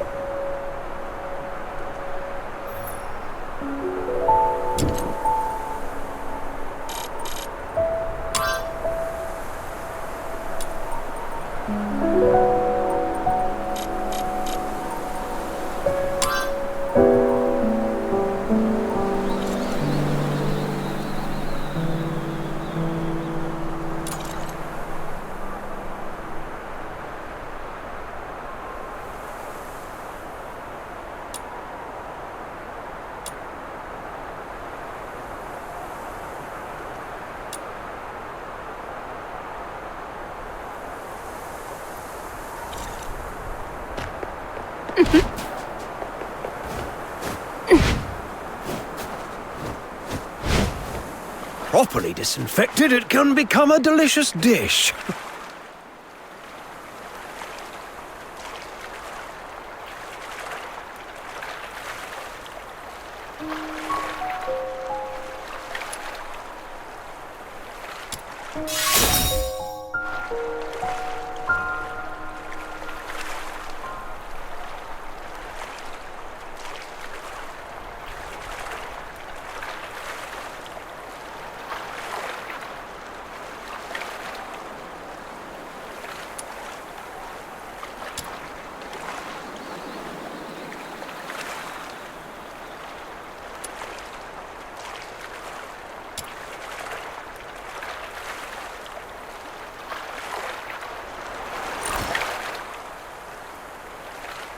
Properly disinfected, it can become a delicious dish.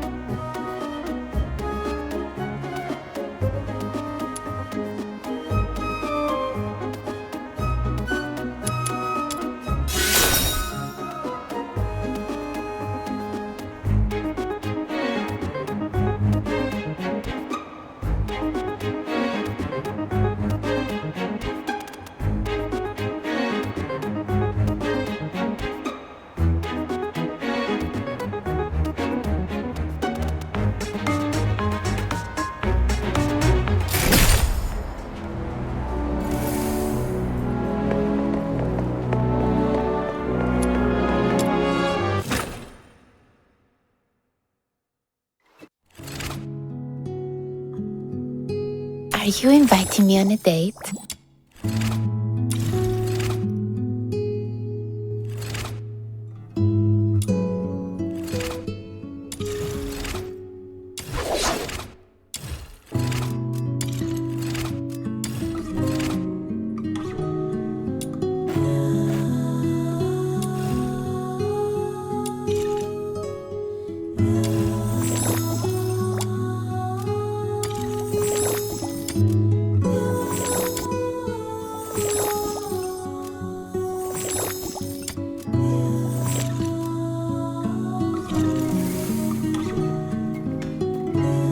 Are you inviting me on a date?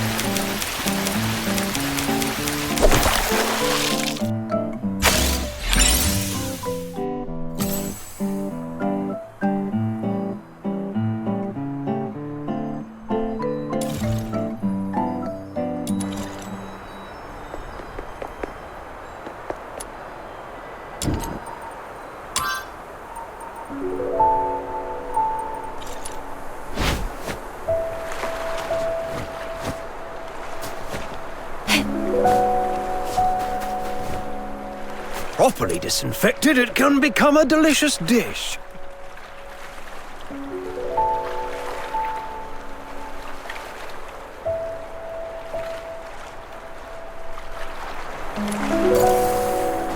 Properly disinfected, it can become a delicious dish.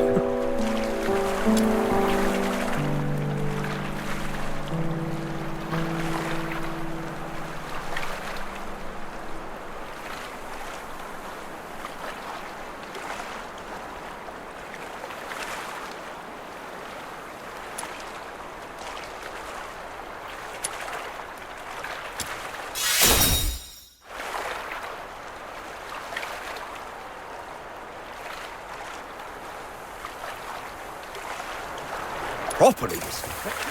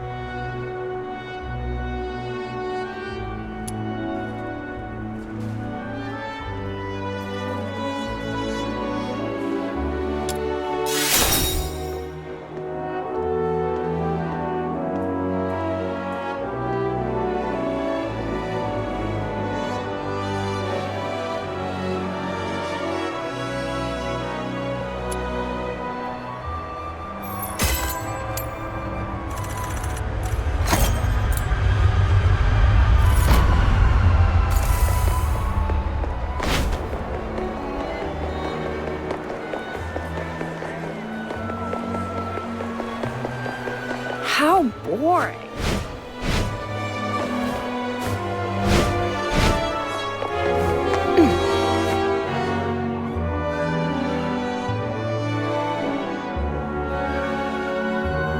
It is all set. I've squared things with a friend from the inner city. He will send his coach around here tonight. Once Psyche shows up, we'll take her out of town and lay low for a while. Henrik wouldn't dare rob a noble's coach.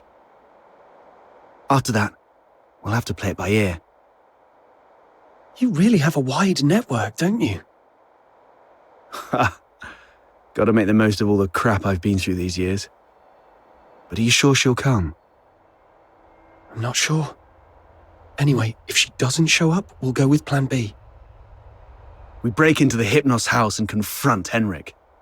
Ha! Sounds like the story of a hero from some pulp novel. But don't get your hopes up. Even if we manage to save Psyche today, she won't last much longer. Remember the thing we saw in the pit? That's her inevitable fate. One thing at a time. Right. Speaking of which, aren't the deteriorators usually handled by the escort? What on earth has Henrik gone through to end up doing things like this? I might have figured out why. Henrik used to be a doctor, but he shut down his practice for some reason. He had a daughter, but she went missing in Scarlet River, and Henrik murdered a deteriorator in Scarlet River. Right. More importantly, these 3 events happened in the same year, so they must be connected. And the lodgers at the Hypnos house are likely all deteriorators. I see what you're getting at. Henrik's daughter was likely killed in Scarlet River, possibly by a deteriorator, sparking Henrik's deep-seated hatred towards them, which hasn't faded even after so many years. So, he somehow managed to control some of the deteriorators and administer his own brand of justice. That's your conclusion, right? Yes. But regardless of what he's gone through, or what the deteriorators will eventually become, we must...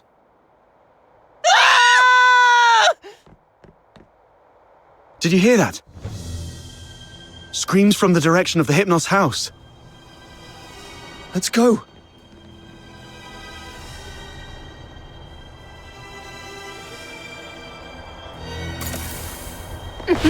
Popcorn!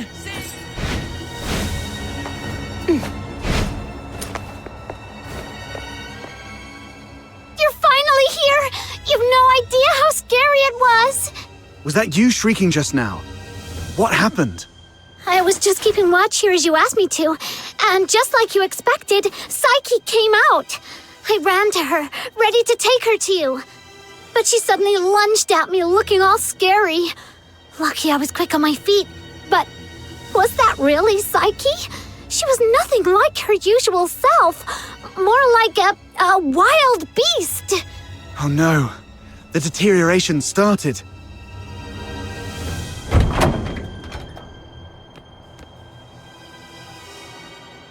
Please help us! Mr. Henrik is in really bad shape. What? Please help us. Follow me. Over here! Mr. Henrik's in his office.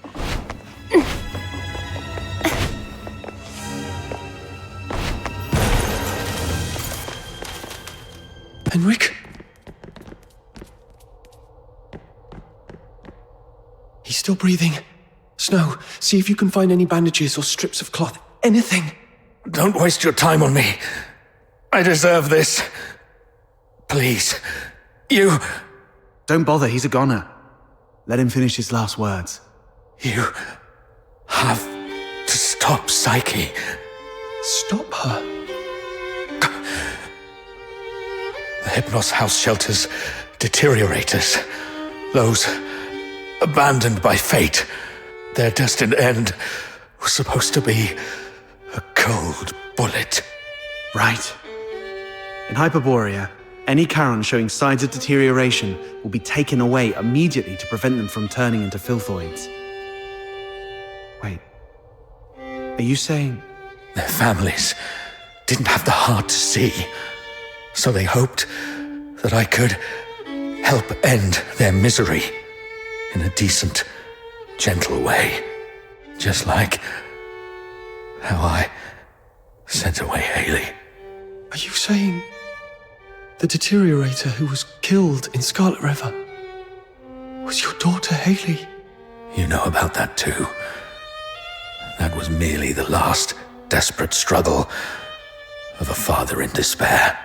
We've been wrong about you all along. We're truly sorry, Mr. Henrik. Do not forgive. I brought them to sleep. This is my unforgivable sin. Then what happened to Psyche? I tried with the Crystallo of Stella, but still couldn't avert deterioration. I was supposed to let her go, like all the others. But that child was so special. She knew what was coming. Yet she's always worn a smile. For months, she shone like a ray of sunlight in this God-forsaken place. Just like my Haley, I'm old.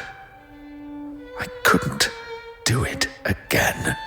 So, in your hesitation, you missed the last window. Psyche lost her mind, attacked you, and ran away. How come... I can't believe all this. Your demons. You can stop that child. She has such a gentle soul. Hurting others is the last thing she'd want. Please. Save Psyche. Save my Haley.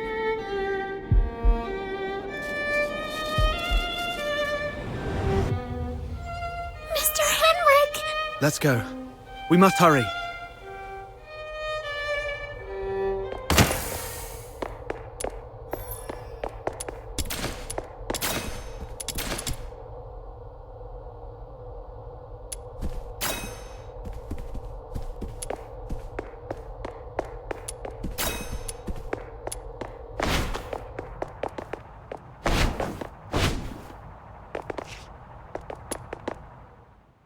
Stopping a deteriorator won't be an easy task. Make sure you're well prepared before heading out of the city to look for Psyche.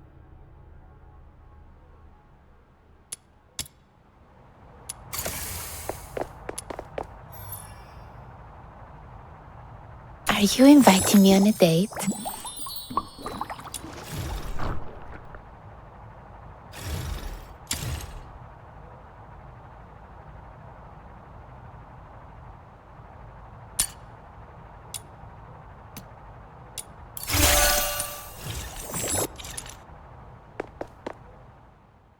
Stopping a deteriorator won't be an easy task. Make sure you're well...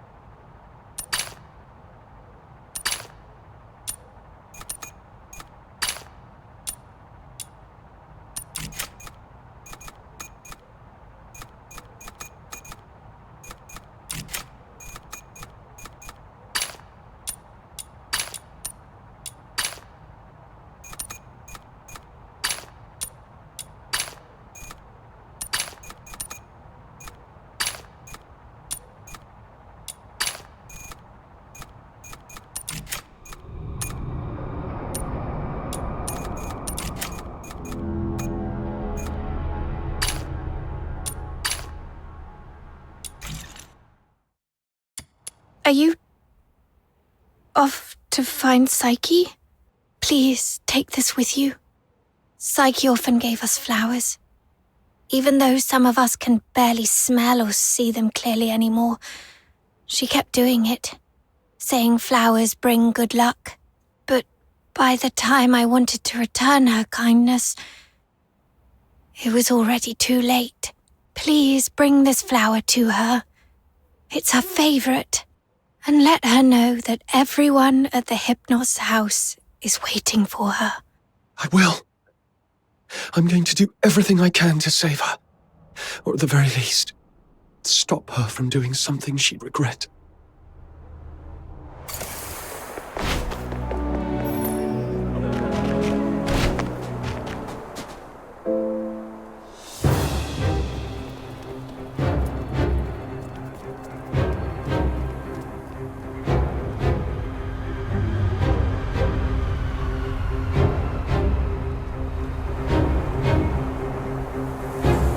Young lady just swooshed by.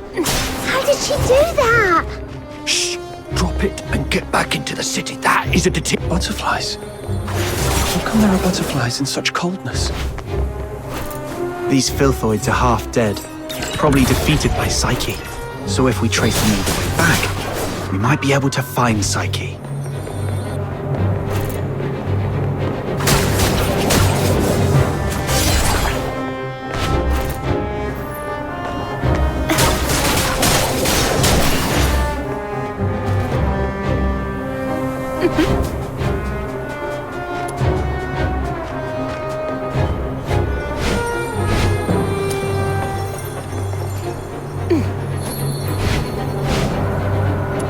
It's okay. We already know where Psyche has gone.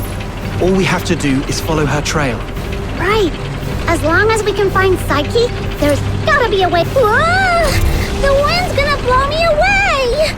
Stay behind us, Snow. Make our move when it calms a little. And if the wind gets strong, we can stay behind the rocks to take a little break. Don't rush in.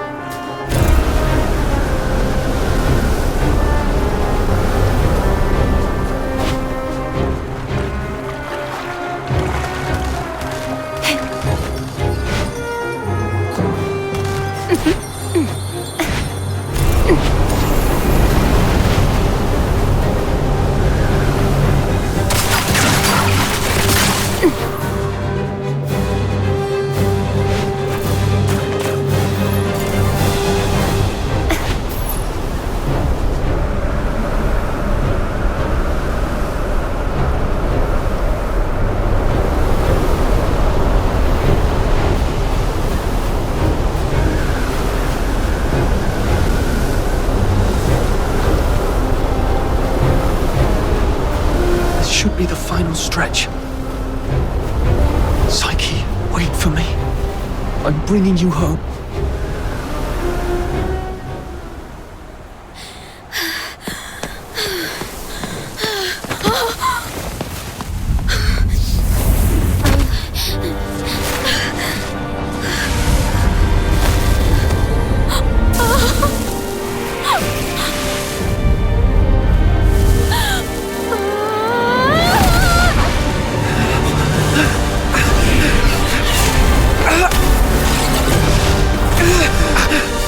The wind's too strong. Can't get any closer. It's dangerous. Stay back here. Damn it, we're doomed if this keeps up. She's lost her mind. Be ready to fight.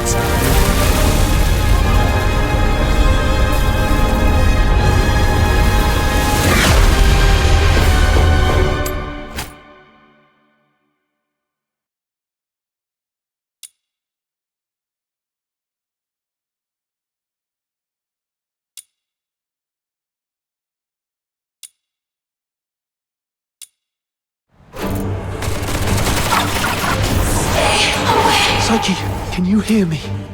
Rot in the sweet arrow. Talk to me, Psyche. You said it yourself. There's so much you want to do. You want to leave Isolate for those unseen places. Go to a small island. You build a house by the sea. You grow white flowers around it. Talk about the snow in Isolate with your friends while shading yourself with a wide-brimmed sun hat. Talk to me, Psyche.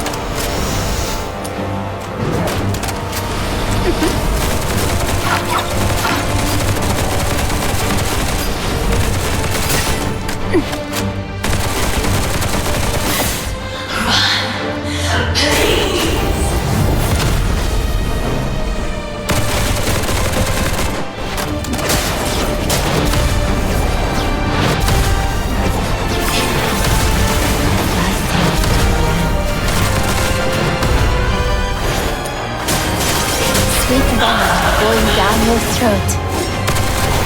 Come closer.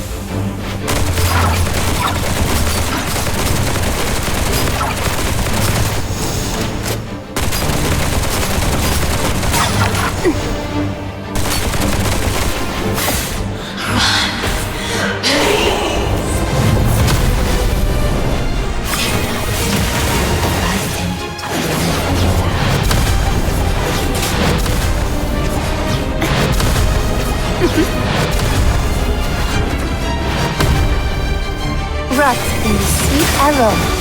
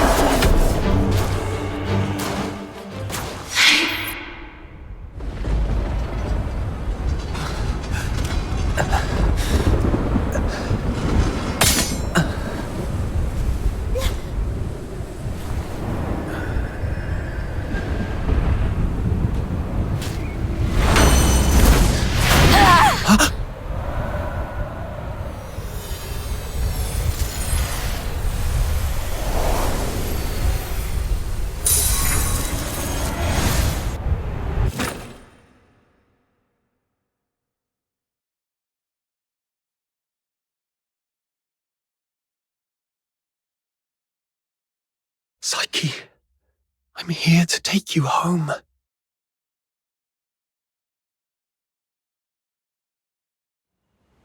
Is this my home?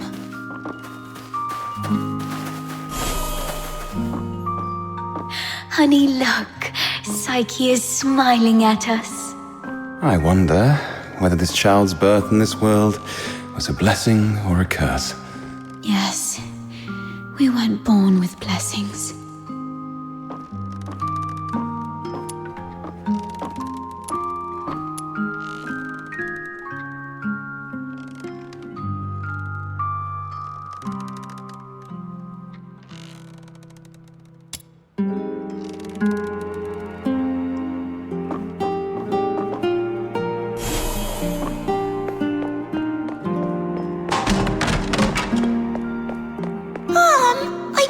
Psyche I'd bring her home today to play with blocks. Who says you can play with her? How many times have I told you to stay away from these unclean people? Do you want to get killed by dark magic? Ugh, now these blocks are all dirty. Throw them away, now.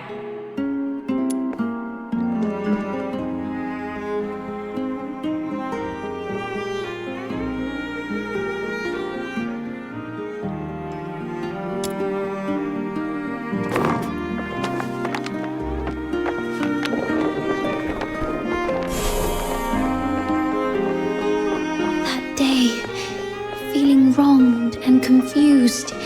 I beg, please, sir, you've got it all wrong. My daughter is a good girl. She knows better than to steal a necklace and hide it in a flower pot. Save it. Is there even one Charon kid who isn't light-fingered?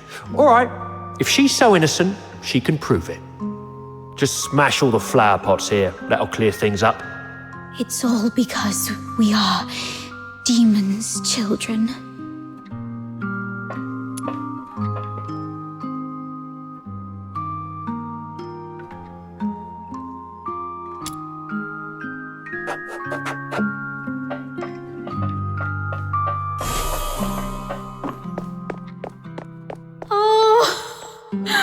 Why? She's such a kind child. And we've always been decent, law-abiding people. Why did this happen to us? At this point, there's nothing left but to turn to Dr. Henrik Ethelred. It's the last thing we can do for her. Mom, Dad, I'm sorry.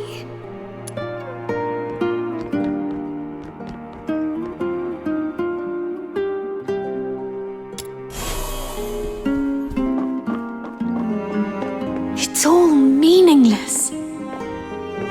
You bring these things to me every day, but what difference do they make? Psyche, you should know what it means to be sent here. Yes, I'm aware. But are we just living for some kind of meaning?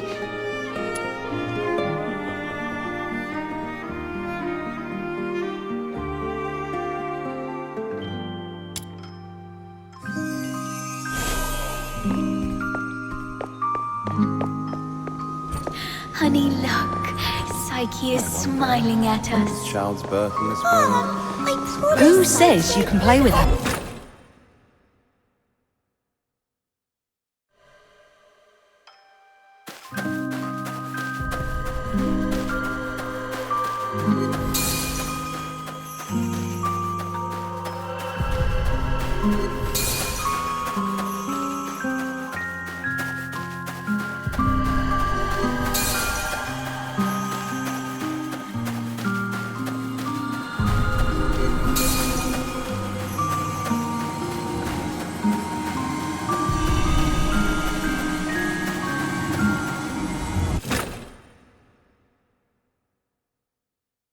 You've witnessed your entire life. A cursed beginning and a meaningless end. It's all meaningless. How you've always appeased others with a fake smile. Are you really that selfless? No. You're just cowardly, begging for their pity. And for them to remember you as before you turned into a monster.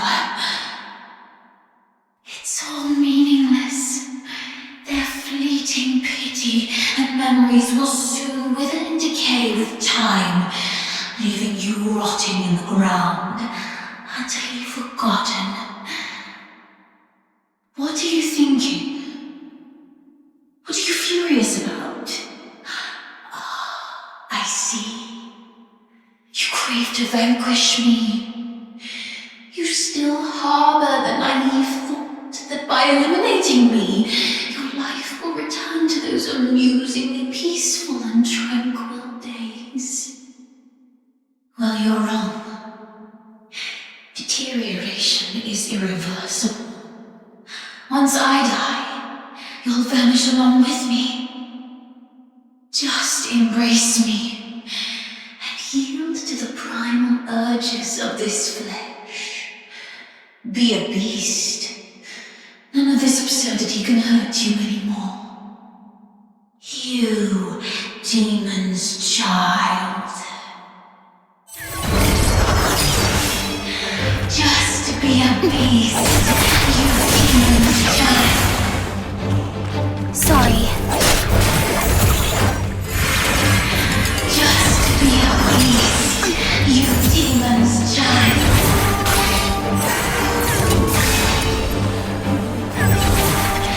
Just be a beast, you demon's child.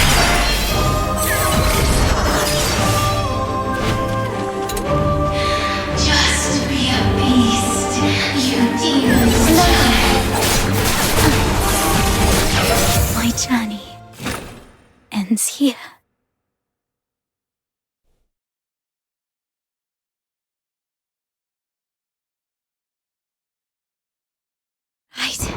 My time has already come to an end.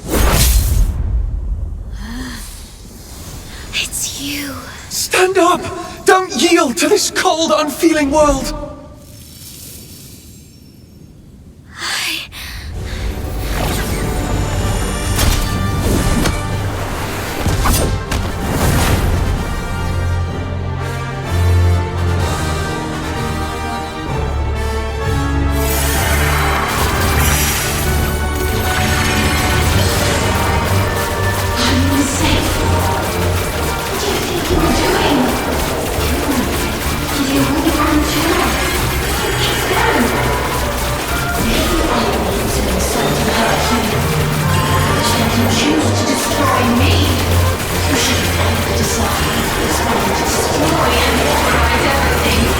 No, this is not right.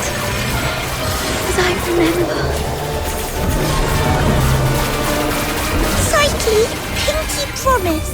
We'll be best friends for life. I'll remember that you lived in this world. We'll wait for your return.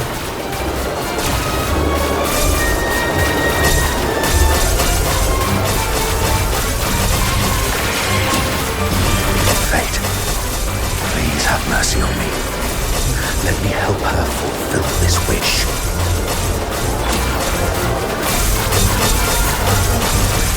Take this flower with you. It will bring you good luck.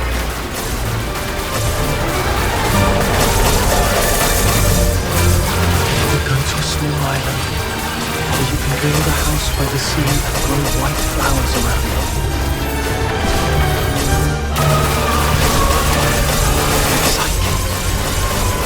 I'm here to take you home.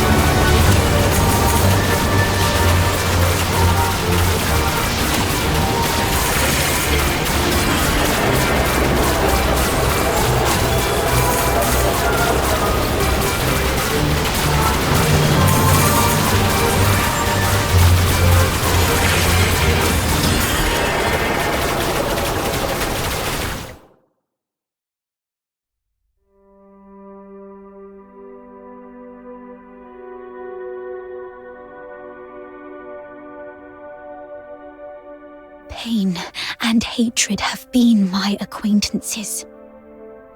They've wearied and aggrieved me. Yet, I find joy in having existed in this world. This is my choice.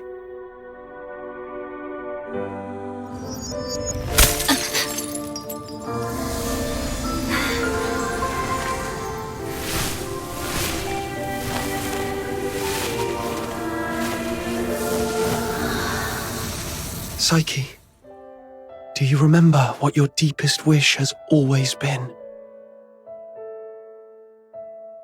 Yes, I remember now.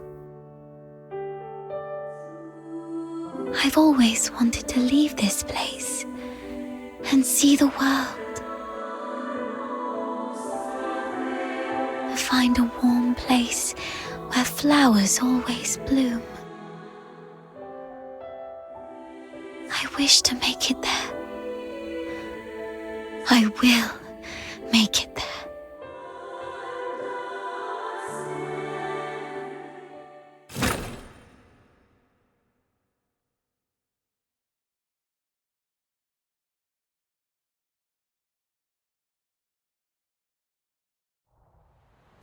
Psyche, I'm here to take you home.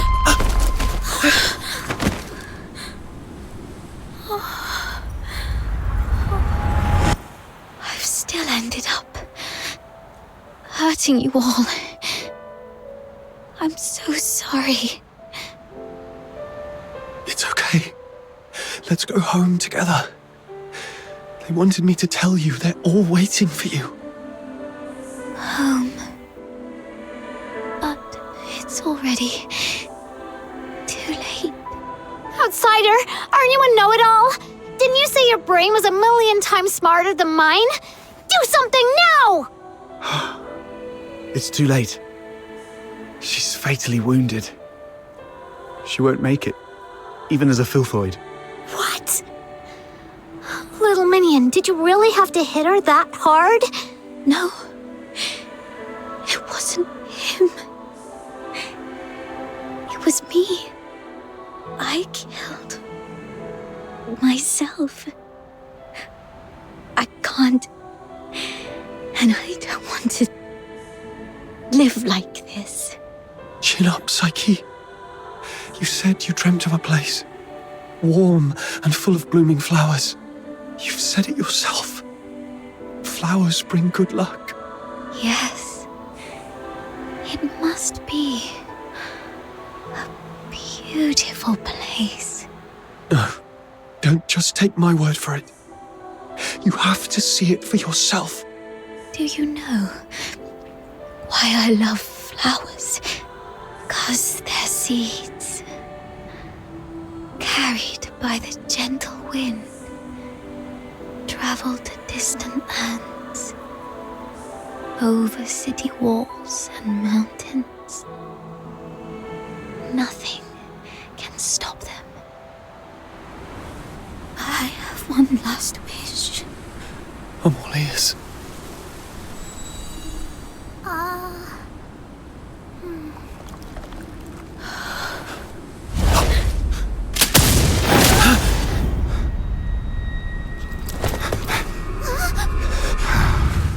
Target missed. Unable to confirm status of target or hostage from this range. Prepare for direct engagement.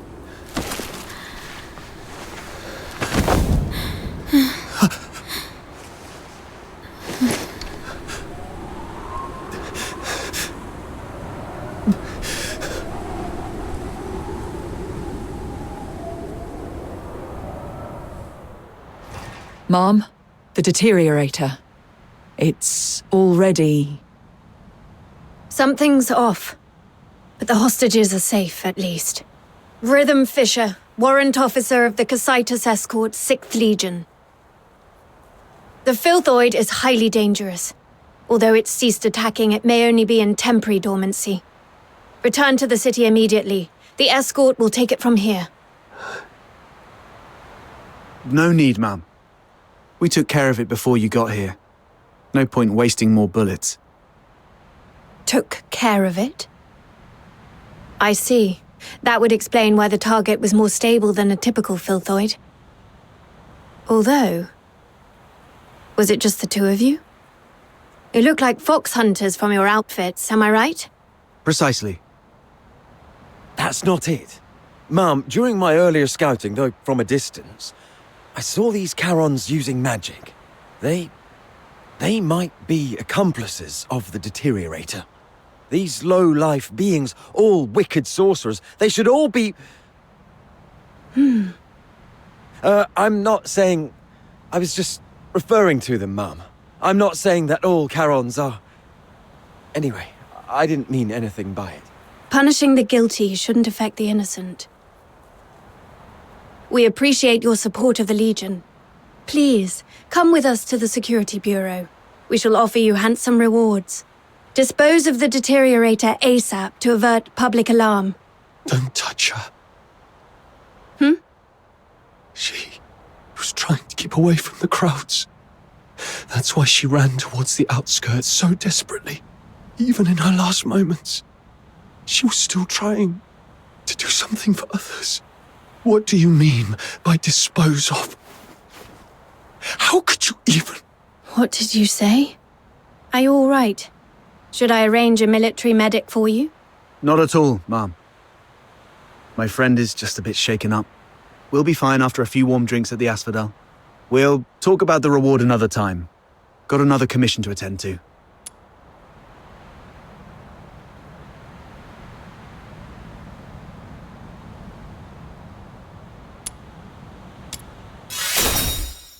She was not a filthoid or some trash for you to dispose of. Her name was Psyche. She was a citizen of Ice Lake. Tonight, she protected everyone in the city from deterioration. I will make sure she receives a proper send-off. Stay away from us.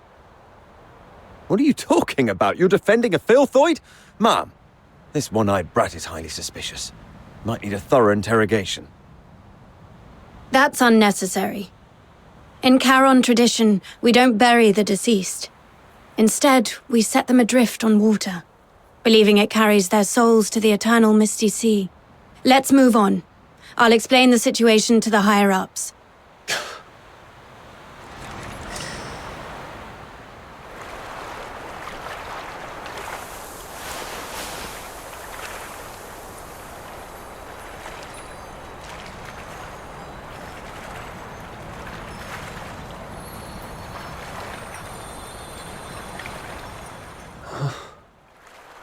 I thought you wouldn't act so recklessly anymore.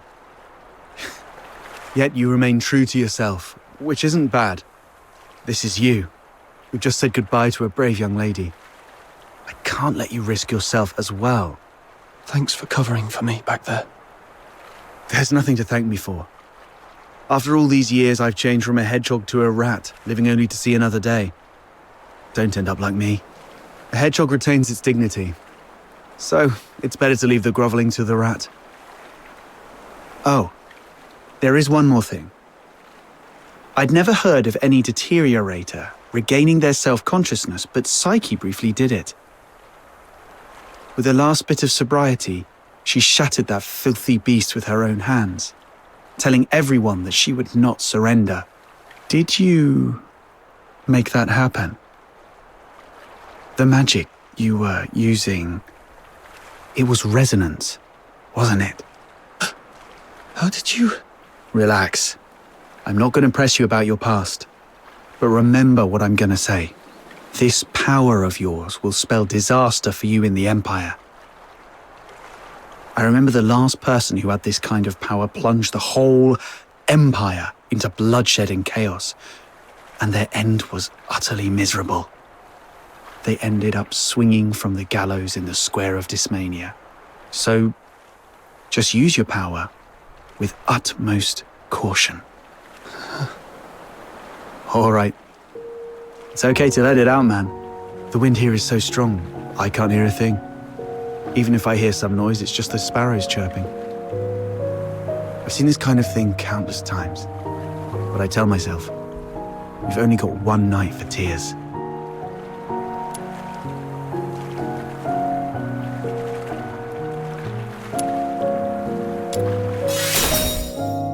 Anyway, pull yourself together.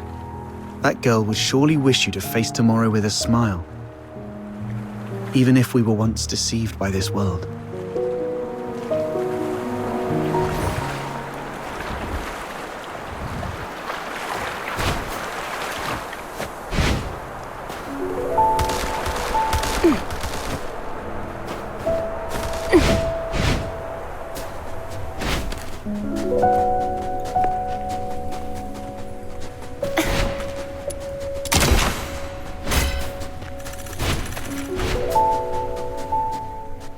May your soul find peace in the depths of the misty sea. You have come, child. Please, wait while I complete this final rite.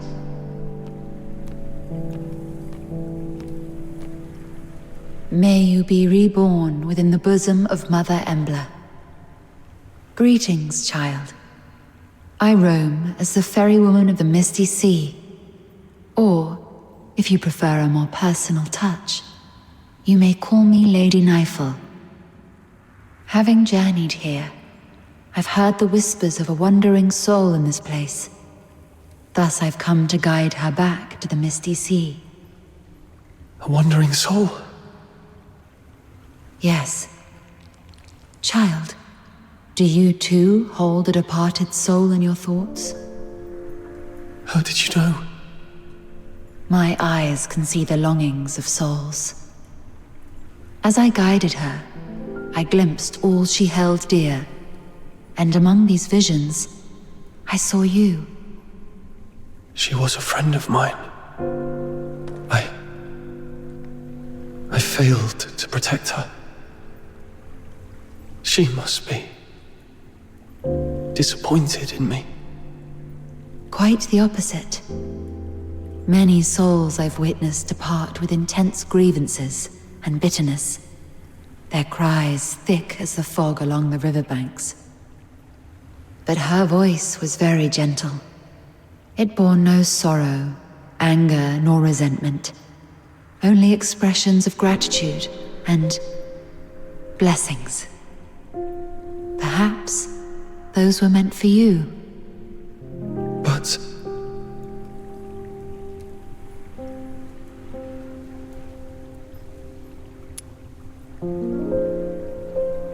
child, I have lived long and bid farewell to countless souls, and I've heard such words time and again.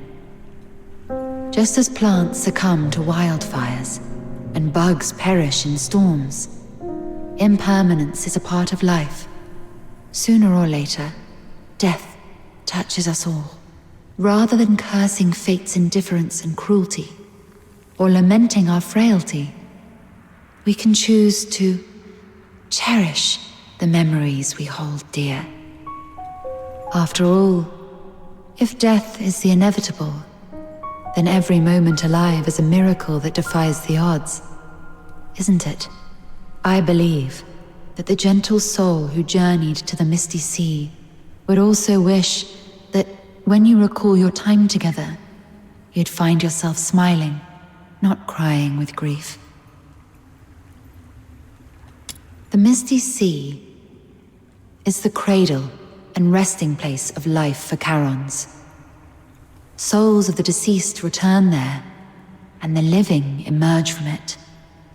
Life flowing in endless cycles. if that's the case,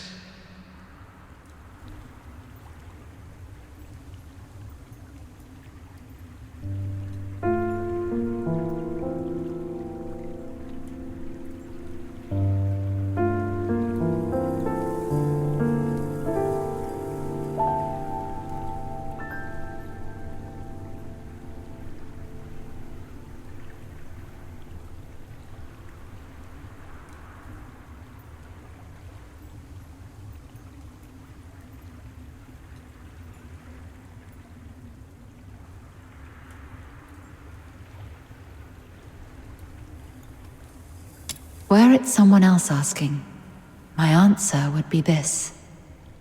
The cycle of life and death is a universal law, not to be defied by human might. However, child, I sense you are bound by an unusual destiny. One day, when you have garnered enough strength to confront this world's unveiled truths, and even challenge its very laws, perhaps then might you step into the river of life, to its terminus, the misty sea, where the departed souls await beyond the veil of time. I am merely an observer by the riverbank. The answer to this question must be discovered by yourself. If your heart truly yearns for it, then proceed on your path. Godspeed, dear child. Misty sea, departed souls, world's truth and its laws.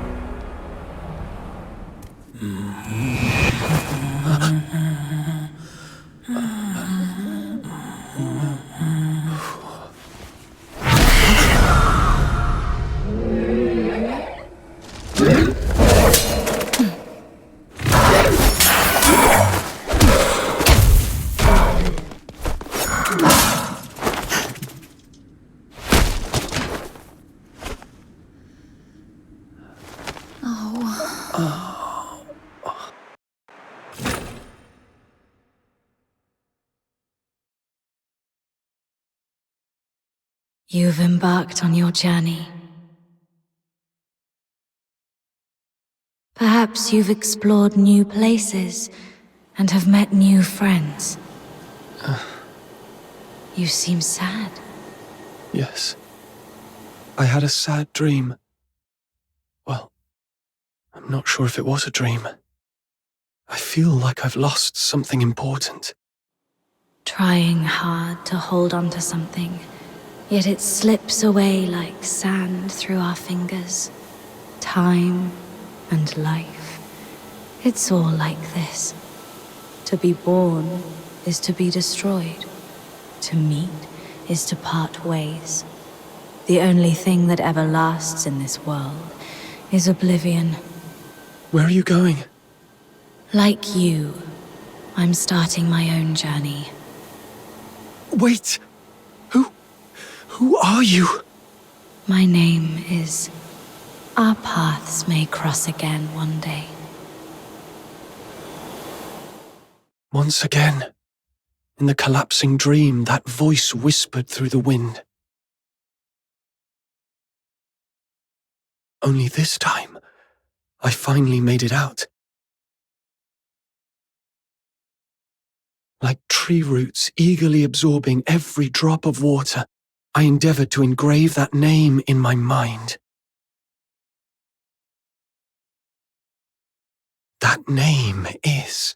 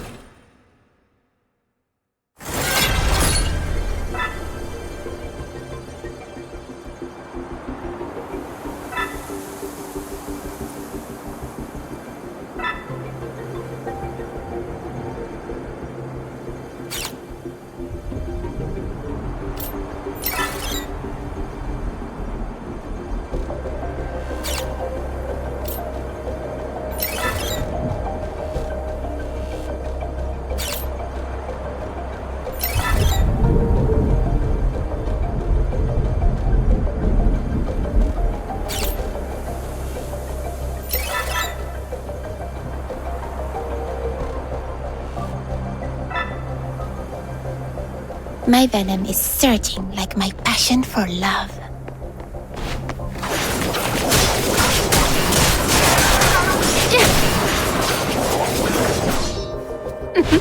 Sweet venom going down your throat. Rot in the sweet aroma.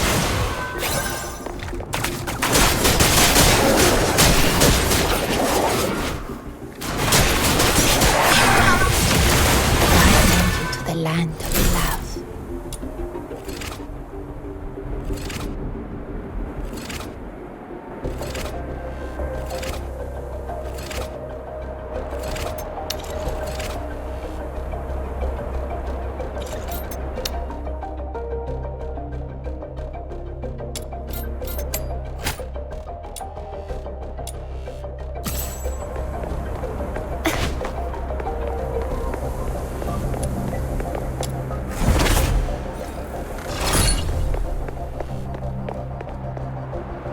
Rot in the sweet aroma.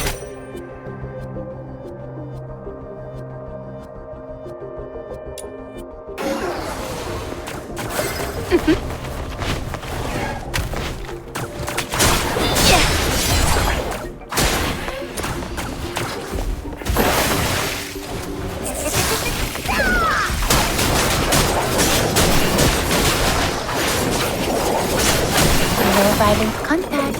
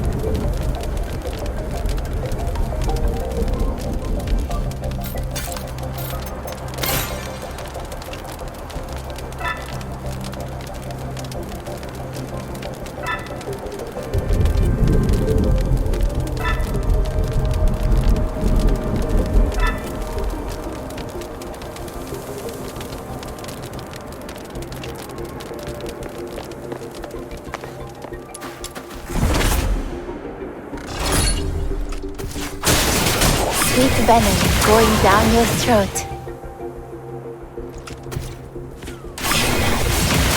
I send you to the land of love. Rot in the sweet arrow.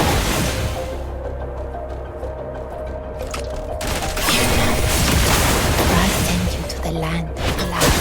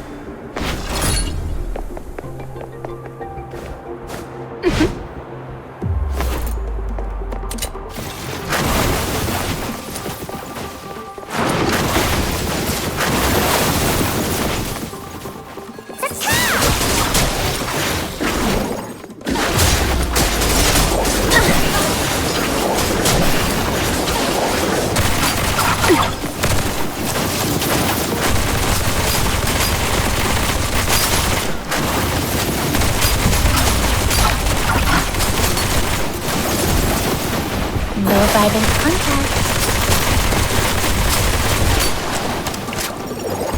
Not bad, I must say. Keep it up.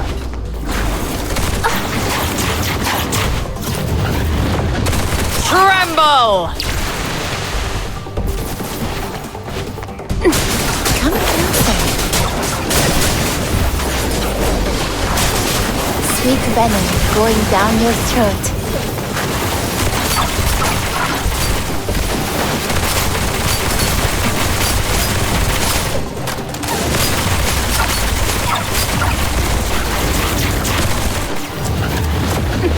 Show me what you're made of.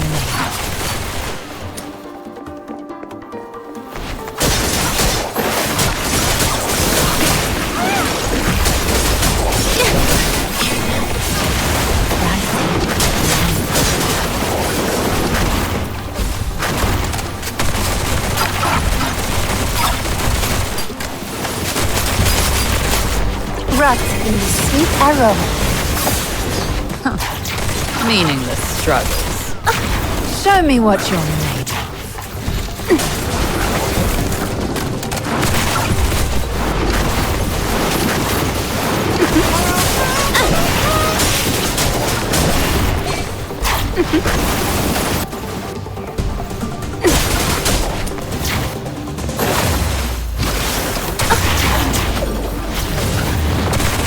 Tremble!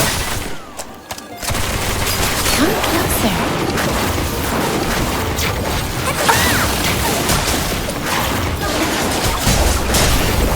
Sweet venom going down your throat.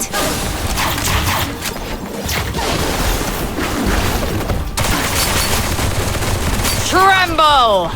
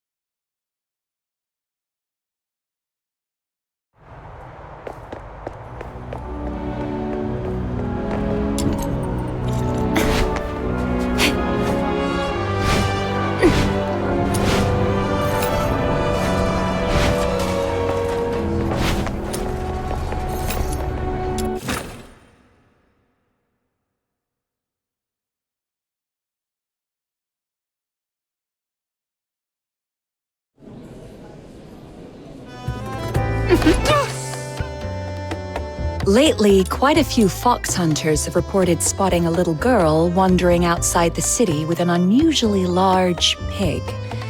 If I remember correctly, didn't you mention something about a giant pig not too long ago?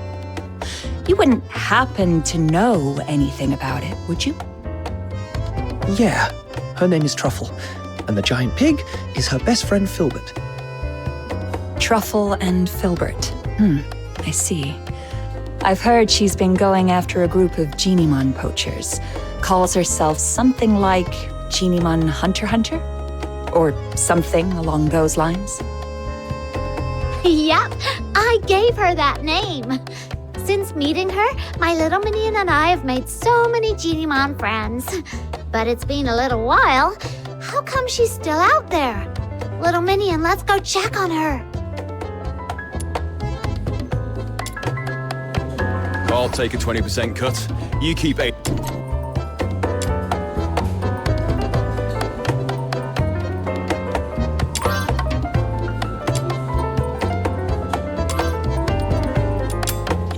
As usual.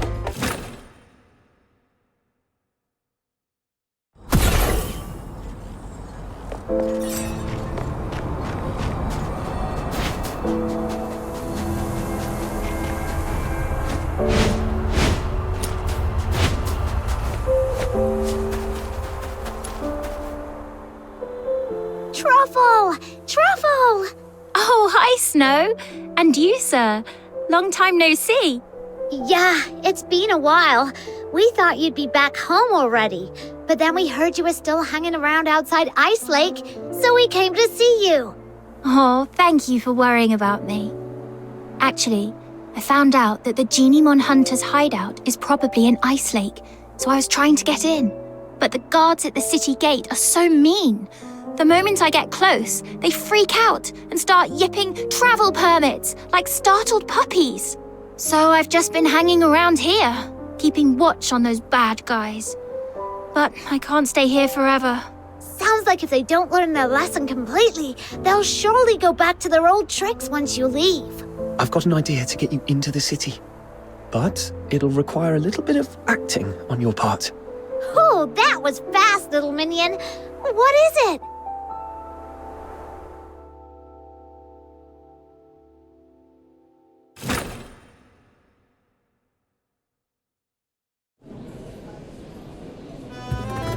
I'll take a 20%. So, you want me to get a highly conspicuous little girl and an even more conspicuous, oversized pig who doesn't have a travel permit into Ice Lake, so you can go after some Genimon poachers? Yes. I believe in you, Miss Camilla. This should be easy for someone of your caliber. I run a business, not a charity. Technically, I shouldn't agree to your absurd request. That said, you mentioned her name is Truffle, her friend is called Filbert, and they came from a faraway place.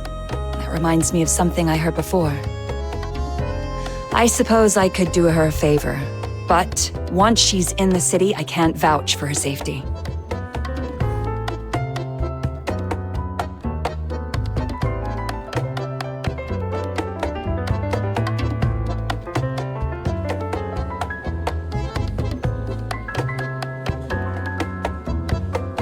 Thank you, Miss Camilla.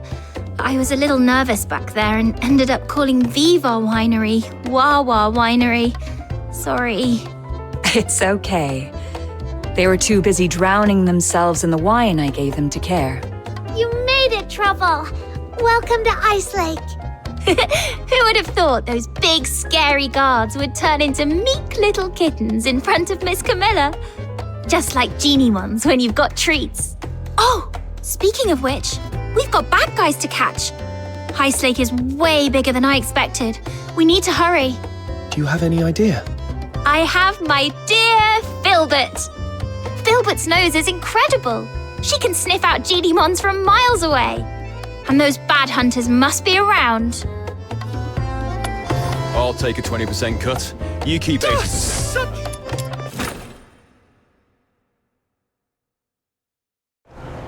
All right, let's go higher. The scent spreads farther up there.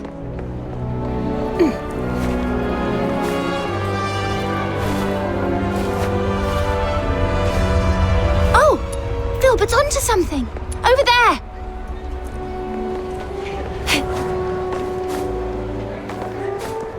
This should be the place. Strange. I don't see any Genimons, but... the trap they set up! Those baddies must have been here moments ago. All right, let's try somewhere quieter. The scent will stand out more where there are fewer people. This way! Careful, sir. It's slippery here.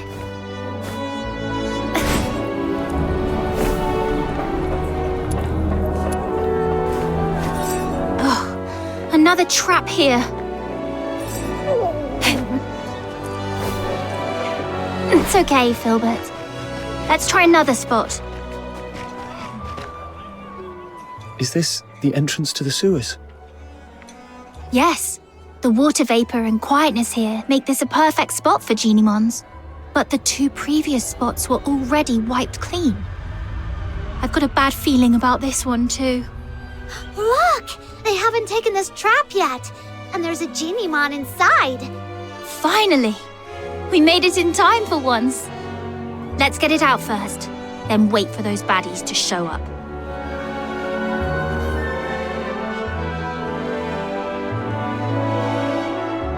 Don't be scared, little one.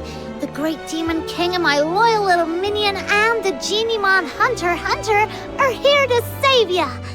Now off you go. Get out of here and take care. You're welcome. We're happy to help. Wait, this one looks kind of familiar. Did we save it once outside the city? Now go home and stay safe. Don't let those mean hunters catch you again. Until I'm a true, capable Genimon hunter, you'd better be extra careful. I think we did. All right, enough yipping. Just go. You might not be this lucky next time. I don't think this one is very bright. We explained everything, but it just won't leave.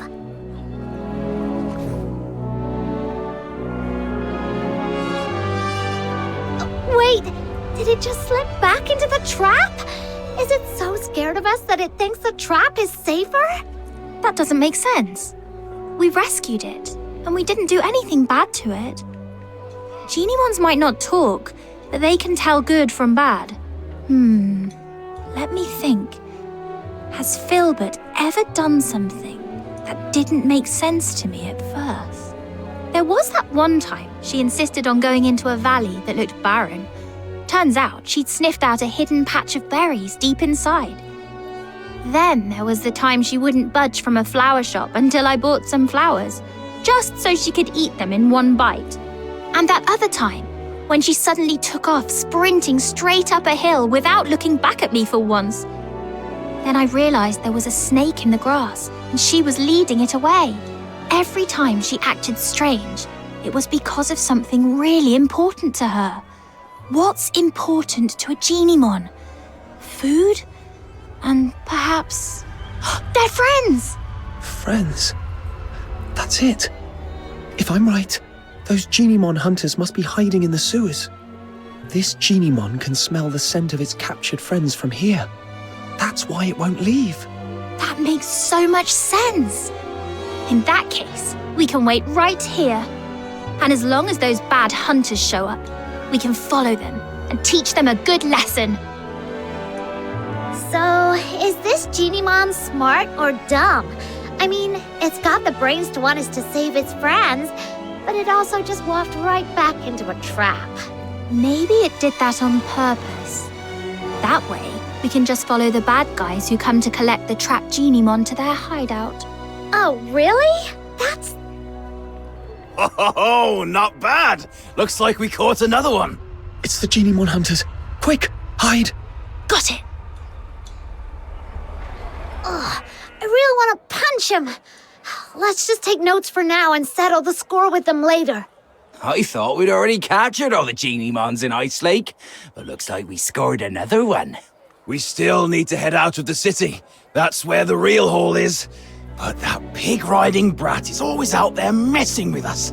Don't worry, she'll leave. No way she's gonna camp out there forever. Right, with the cold and the filthoids, I bet she'll be crying her way home in a day or two. Yeah, she better be. They're slipping back into the sewers. Come on, let's go! Shh, keep it down. If we give ourselves away, that Genimon we just saved would probably call you an idiot in its Genimon language. No way. I was so nice to it. I must have made a good impression. You two really are something. I've met plenty of people traveling with Filbert, but few people genuinely care about what Genimons think.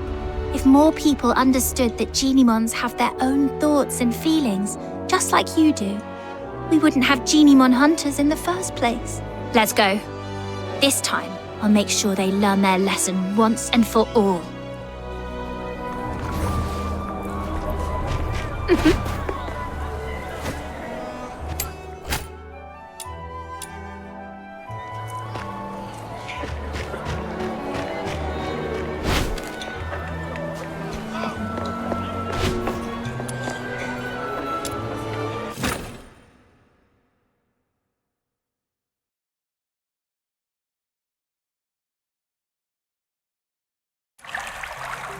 I didn't realize there would be so many tunnels in the sewers. Filbert, can you pick up a Genimon scent? Too many overlapping smells. Let's just keep moving then. Just follow me. I know my way around here. Huh? Why? Is this where you live? Of course not. But as the Great Demon King, I've inspected these tunnels many times. Now keep up, foreign Genimon hunter. Okay.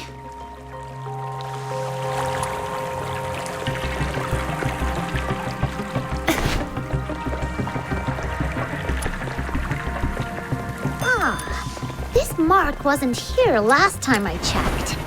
Looks like something the Genimon we just saved might have left behind. Let's follow it. The marks are getting fresher. It shouldn't be far. Wait, I think I hear voices.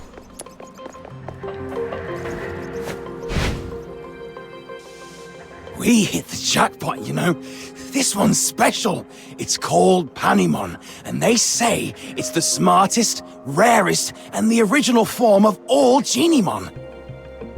The smartest? Seriously? If it's so smart, how'd it end up in our trap? What do you mean? Are you saying we're too dumb to catch the smartest Genimon? Of course not, boss.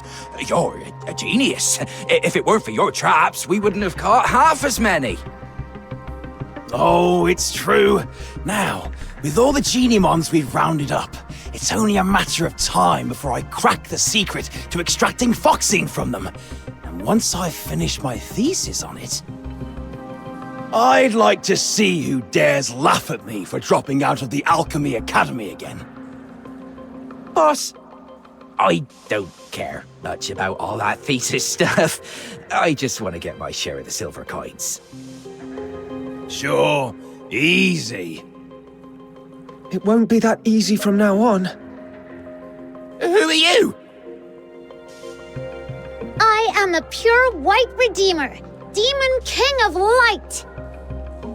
I am the Genimon hunter, Commissary Truffle, and Filbert, the special commissary. Oink, oink.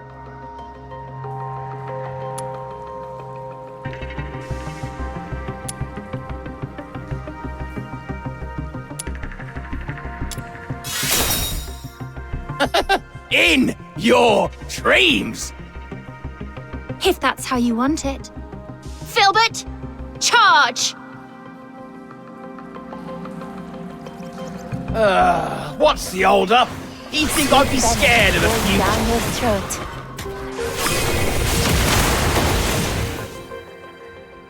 Lord, great Genimon hunter, and mighty Demon King of Light, have mercy. We're sorry. We'll leave the Genimons alone. Well, no need to be so terrified. As long as you promise you'll never lay a hand on Genimons again, Filbert and I won't hurt you. I promise. I swear. Same here, and I'll keep an eye on Boss. If he so much as thinks about catching another Genie-mon, I'll turn him in myself. All right then. But you also owe them an apology. I'm truly sorry. I let greed get the best of me. I wanted to study Genie-mons, but I couldn't even write a proper research paper. That's why I turned to this. Go ahead. Take your revenge. Hunt me like I did you. Well, you do seem genuinely sorry. We'll believe you for now. All right, sir. Snow, what should we do with the Genie-mons? There are so many of them. It'd be impossible to sneak them out of Ice Lake. But we can't just release them here. There's no steady source of Foxine energy for them to survive. How can this be? Are you saying that even though we saved them from the poachers, we still can't make sure they all survive? That's right. Unless we can get enough Foxine for all of them. That would require every household in Ice Lake to chip in at least one piece. But most people are afraid of Genie-mons. There's no way they'd agree to help.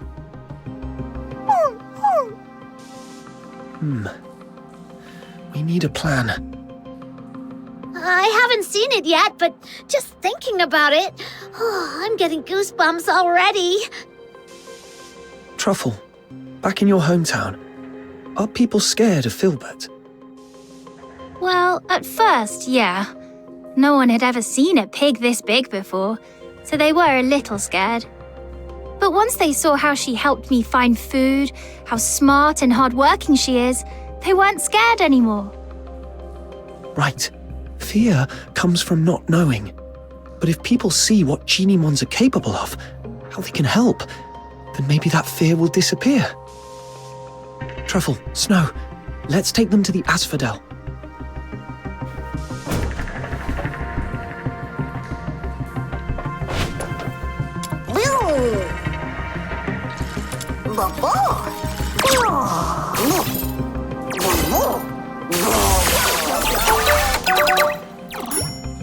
All right. Filbert, sit down. Let's load them onto your back and take them all in one trip. Huh? We're going to Camilla again? She's totally gonna wear a big frown and act like she doesn't want to get involved, then come up with a perfect idea to help us. I'll help too. Me too. Huh? You're not coming with us? Panemon usually keeps its distance from people. It probably just showed up to get you to help free the other Genie-mons. I see. All right. Take care, Panemon.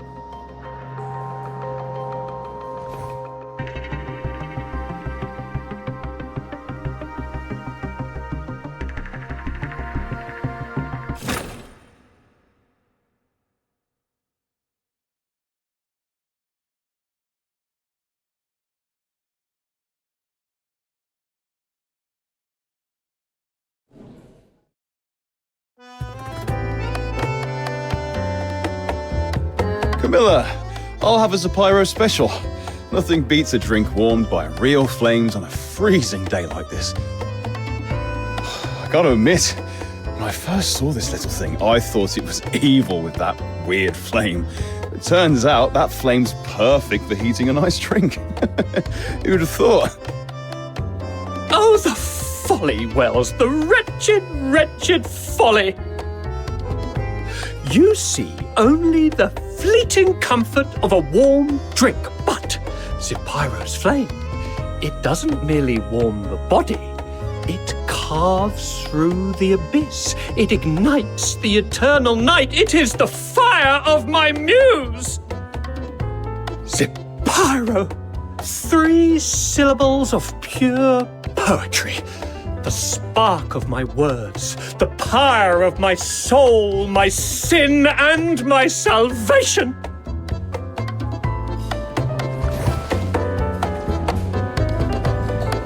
Yes!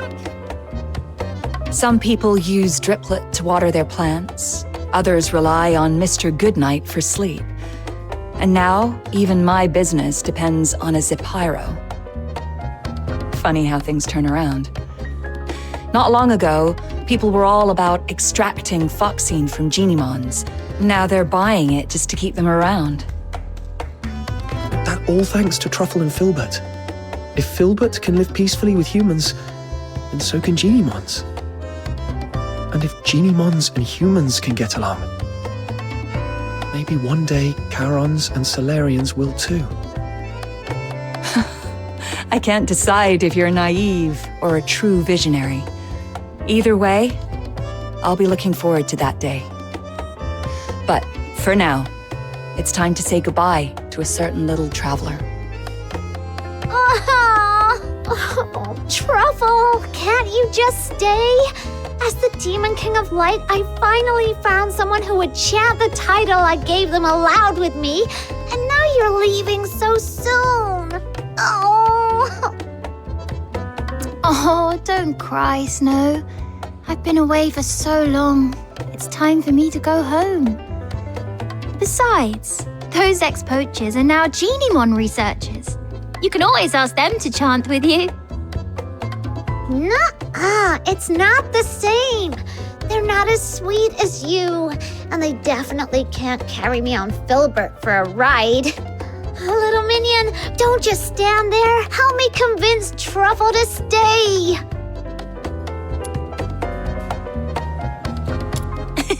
I'll be back to visit, I promise. And let me secretly tell you something. The faraway place I'm returning to is actually the Elysian Church. When Filbert and I forage for food, we sometimes cross the unguarded mountain border to reach Hyperborea. At first, I was a little scared. After all, the Church and the Empire have always been at war. But after meeting you, I'm not scared anymore. Because if you can find a way for Genimons and humans to become friends, then I believe one day you'll also figure out how to make Charons and Solas friends, and maybe even the Empire and the Church too. And once the war stops, there'll be no more hunger. When that day comes, please come and visit me in the south with Snow and Miss Camilla. I'll treat you to our pink-red mushroom called Rustler, and we'll go to the beach and feel the warmth of the sea breeze and look up at stars you can't see from here. You'll have a great time, just like I did here. That sounds wonderful. I'll try my best to make that happen. Pinky swear! And Filbert too. Her hooves seem a little too big for a pinky swear. Then just hold on to her hoof. It still counts. Okay, together. Cross my heart, hope to die, stick a needle in my eye. Oh!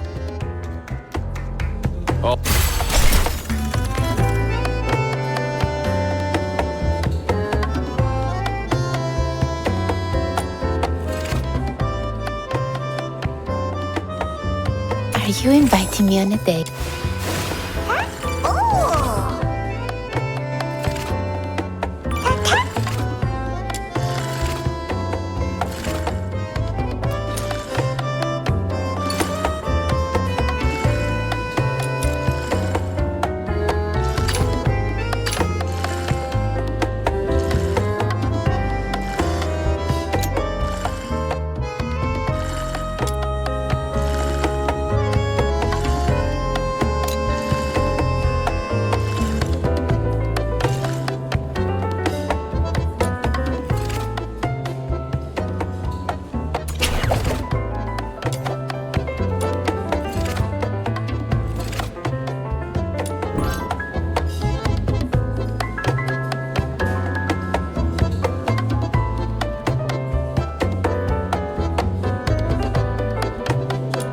Take a 20% cut.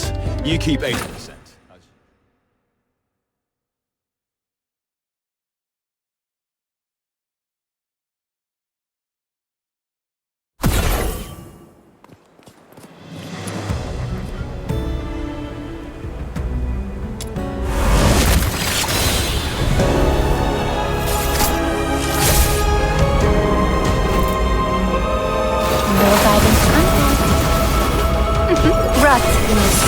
arrow.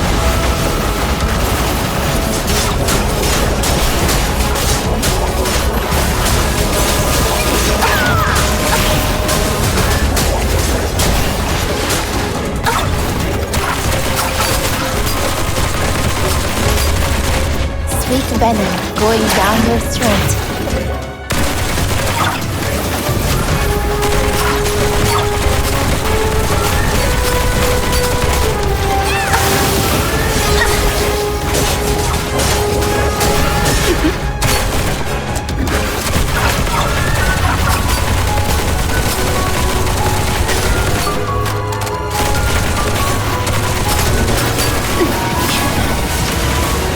Not bad, I must say. Keep it up.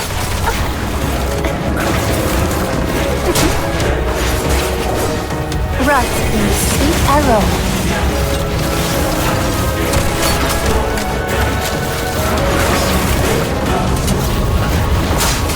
Tremble!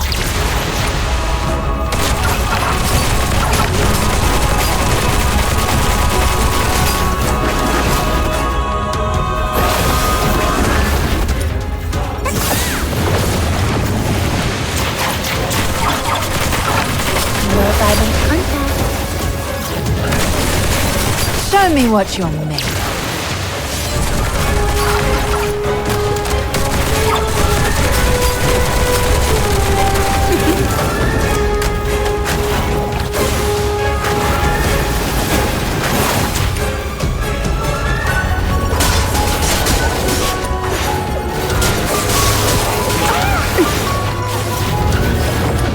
Tremble!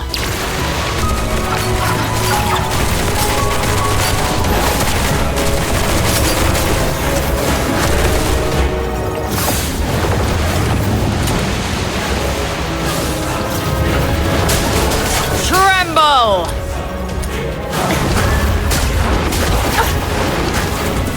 Sweet venom going down your throat. Rot in the sweet aroma.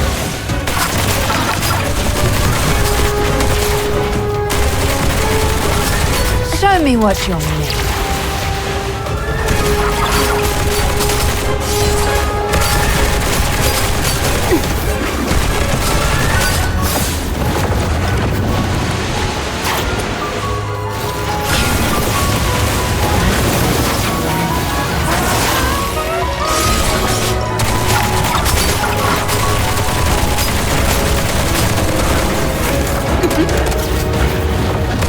Show me what you're made of.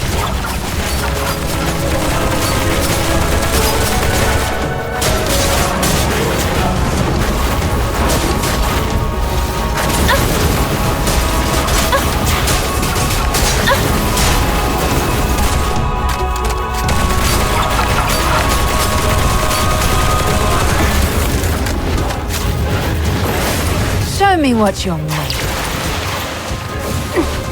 Rot in the sweet aroma.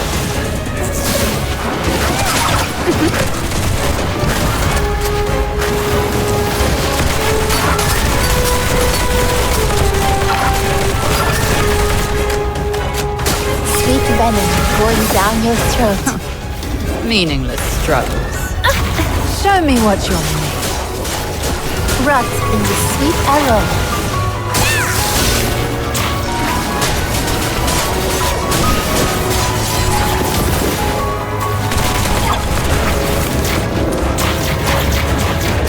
Show me what you're made of.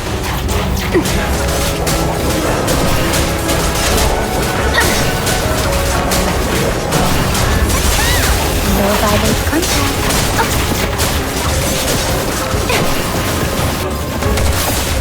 Time to end this farce. Tremble!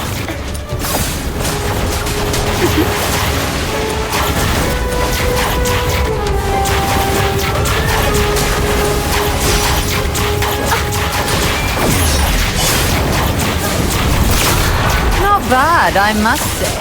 No Keep it up.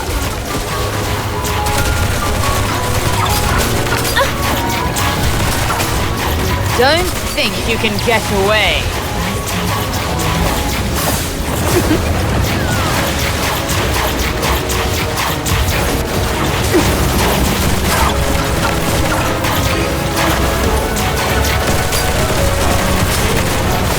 Show me what you're made. That's brutal!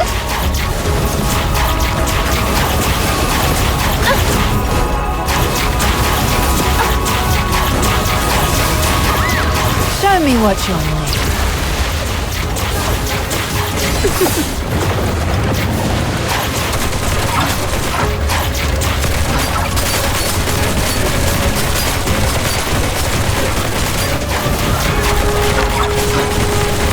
Don't think you can get away.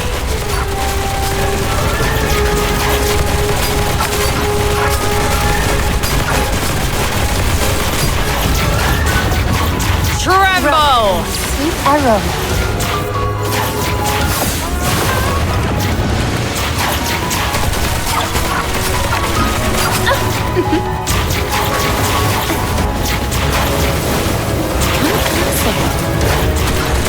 Don't think you can get away.